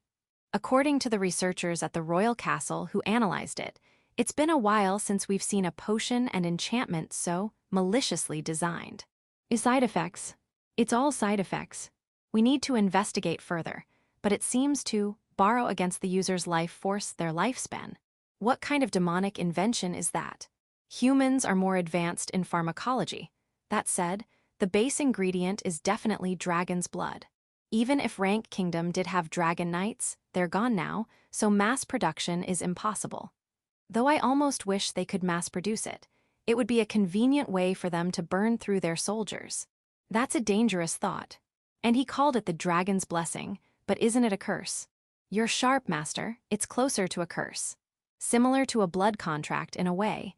Even stopping the dosage could be fatal, and with the amount he'd consumed, he probably would have died within a week. It was more of a drug than a medicine. I see, I nodded. Eliminate it. Thoroughly. Request additional funding and personnel from His Majesty if necessary. This is an order in the name of the Lord of Disease. Erase everything related to that drug from existence, from the ingredients and facilities to the personnel involved. Yes, Master. Liz smiled gracefully and nodded. By the way, does dragon's blood have any medicinal properties? Yes, some have been confirmed. It has similar effects on dark elves and beastmen, probably the same for humans. Like what? Do I have to say it? What? Is it something I shouldn't know, something I might misuse, like a deadly poison? As long as the dosage is correct, it's not a poison. If you don't have a good reason to refuse, tell me. It has a vasodilating effect, and a small amount is sometimes used medicinally for physical conditioning, which is difficult to achieve with magic. It didn't seem like something that needed to be kept secret. Meaning? So there are other effects. Liz blushed slightly and whispered. It's also an aphrodisiac. Right, like turtle blood, I nodded inwardly. Could you say that again? It's an aphrodisiac. One more time, please. It's an aphrodisiac. You clearly understand already. Liz's face was bright red. I smiled serenely. I don't know what you're talking about. That kind of banter is outside my job description. By the way, can we get some? If you state a clear reason and request it through His Majesty, a small amount shouldn't be a problem. Do you think I want to try it on my maid is a valid reason? I will vehemently oppose that. Okay, so I should drink it myself. That's not what I meant. Wait, should we both drink it? That's also not what I meant. Bantering with Liz like this was relaxing. I leaned back against the pillows and closed my eyes. Your usual job must be tough too. I smiled, then I heard the chime of the doorbell. We had a visitor. Chapter 49. A lifesaver and a rabbit apple. Liz returned from greeting the visitor, accompanied by a wolf beastman in a dark blue coat with gold epaulets. Lathis, he raised a hand in greeting. Hey, how are you feeling? Ah, my lifesaver is here. You refer to the savior of my master's life. The savior of master's life. I Samarkand and Liz all chimed in. I didn't expect to be greeted with a chorus of lifesaver. Your unit is unique. We appreciate the compliment. Liz smoothly offered Lathis a sturdy, oversized chair designed for Samarkand, and he sat down heavily. That wasn't a compliment, so how are you feeling? How am I feeling? I looked at Liz, who was standing by the bedside. Hey, why are you asking her? It's your own body. Lathis frowned, his voice laced with irritation. He had a point.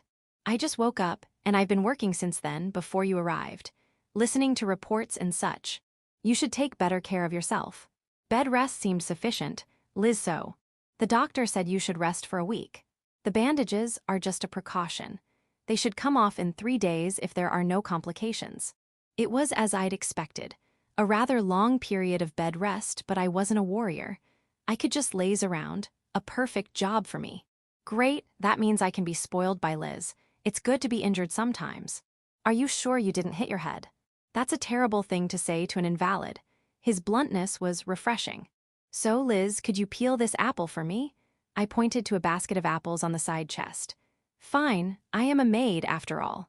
Liz grumbled, but she efficiently retrieved a plate and fork from the drawer of the side chest, along with a fruit knife. Cleansing. A seemingly simple, everyday purification spell.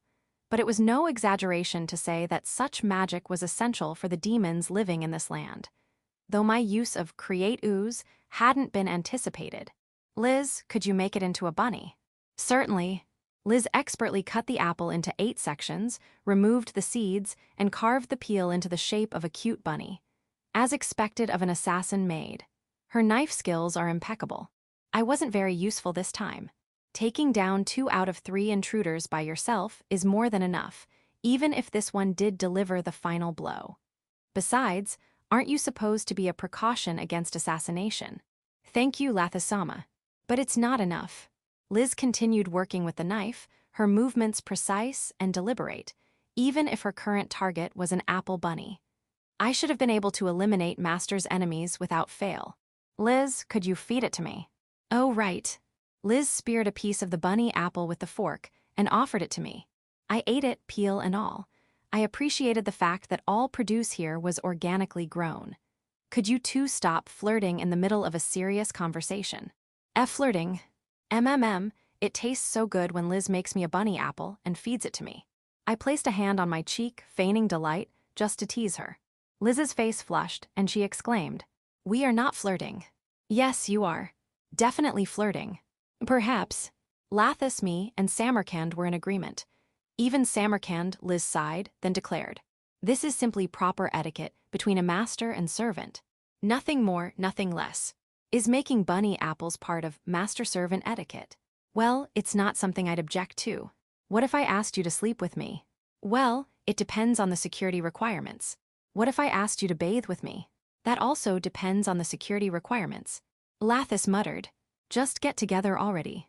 Lathisama, Master and I are both women. Oh, right. That was kind of rude. My bad, I just can't see anyone without ears and a tail as a woman. That wasn't an apology.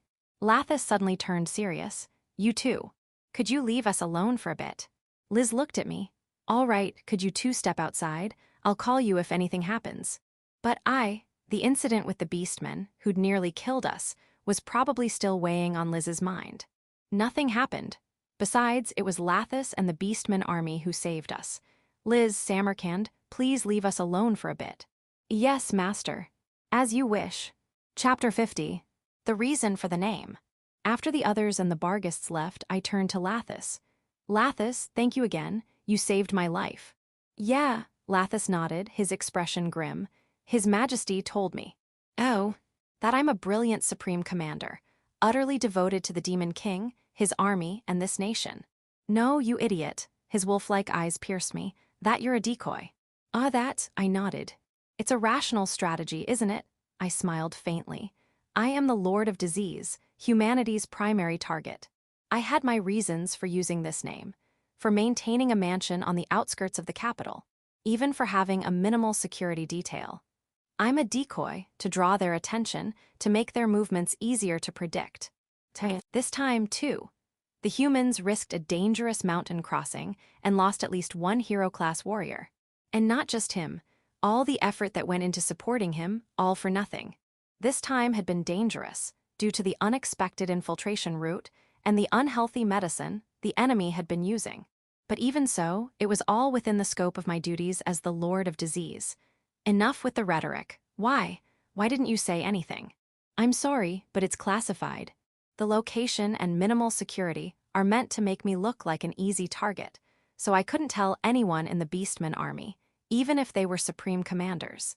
Don't apologize so readily. It's infuriating. I didn't do anything wrong. I'm angry. At what? That Wells. Your people tried to kill me too, didn't they? A fellow supreme commander, just because they felt like it. That incident had also been quite dangerous, as an attack motivated by sudden, impulsive emotions wouldn't be detected by the usual security measures. My apologies. I'm not angry, you stop them. Doesn't it bother you? Lathis lowered his gaze. His Majesty is using you. I know, or rather I proposed this. What? The Lord of Disease is a tool.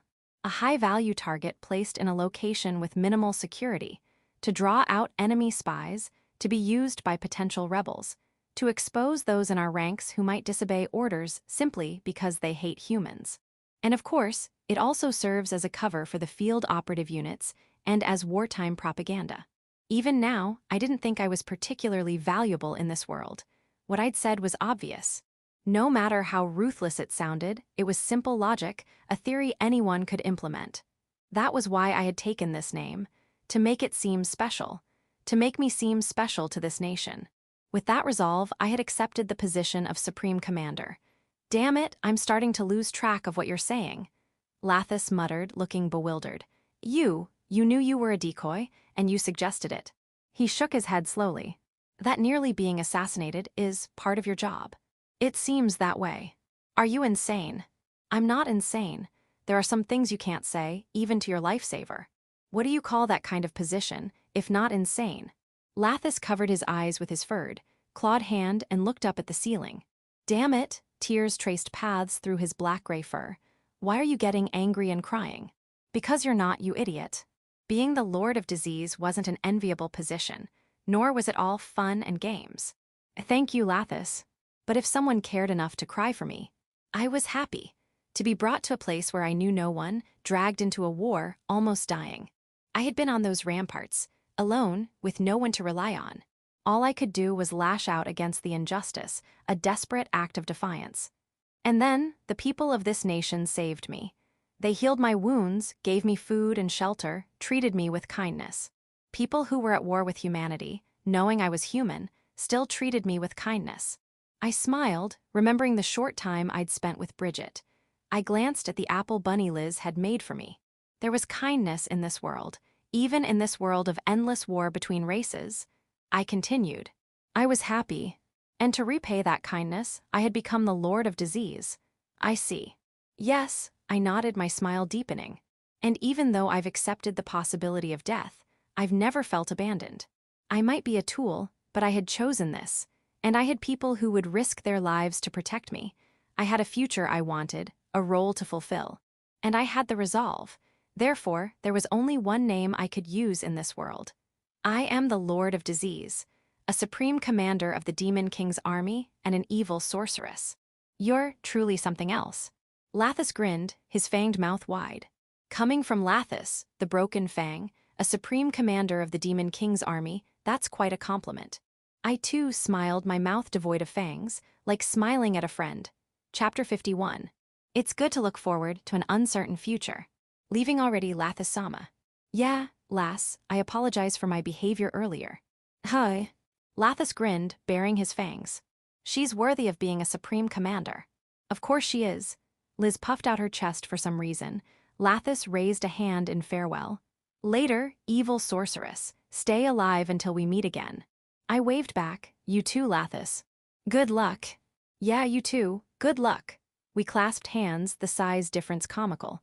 After seeing him off, Liz and I were alone. She spoke hesitantly. You seem to have bonded. He's my lifesaver. I understand that, but... And he's my comrade. Liz's expression clouded over. Just so you know, interspecies breeding between humans and beastmen is possible, but the child will inherit the mother's race. In your case, human. I know, but... It could lead to complications. I wouldn't stop you if you're truly in love, but personally, I'm conflicted. Liz. Also, while Lathis-sama isn't in a committed relationship, he does have 17 children, so, as a partner for Master. Liz, Lathis and I aren't like that. Oh good, Liz breathed a sigh of relief. So, Lathis is a father.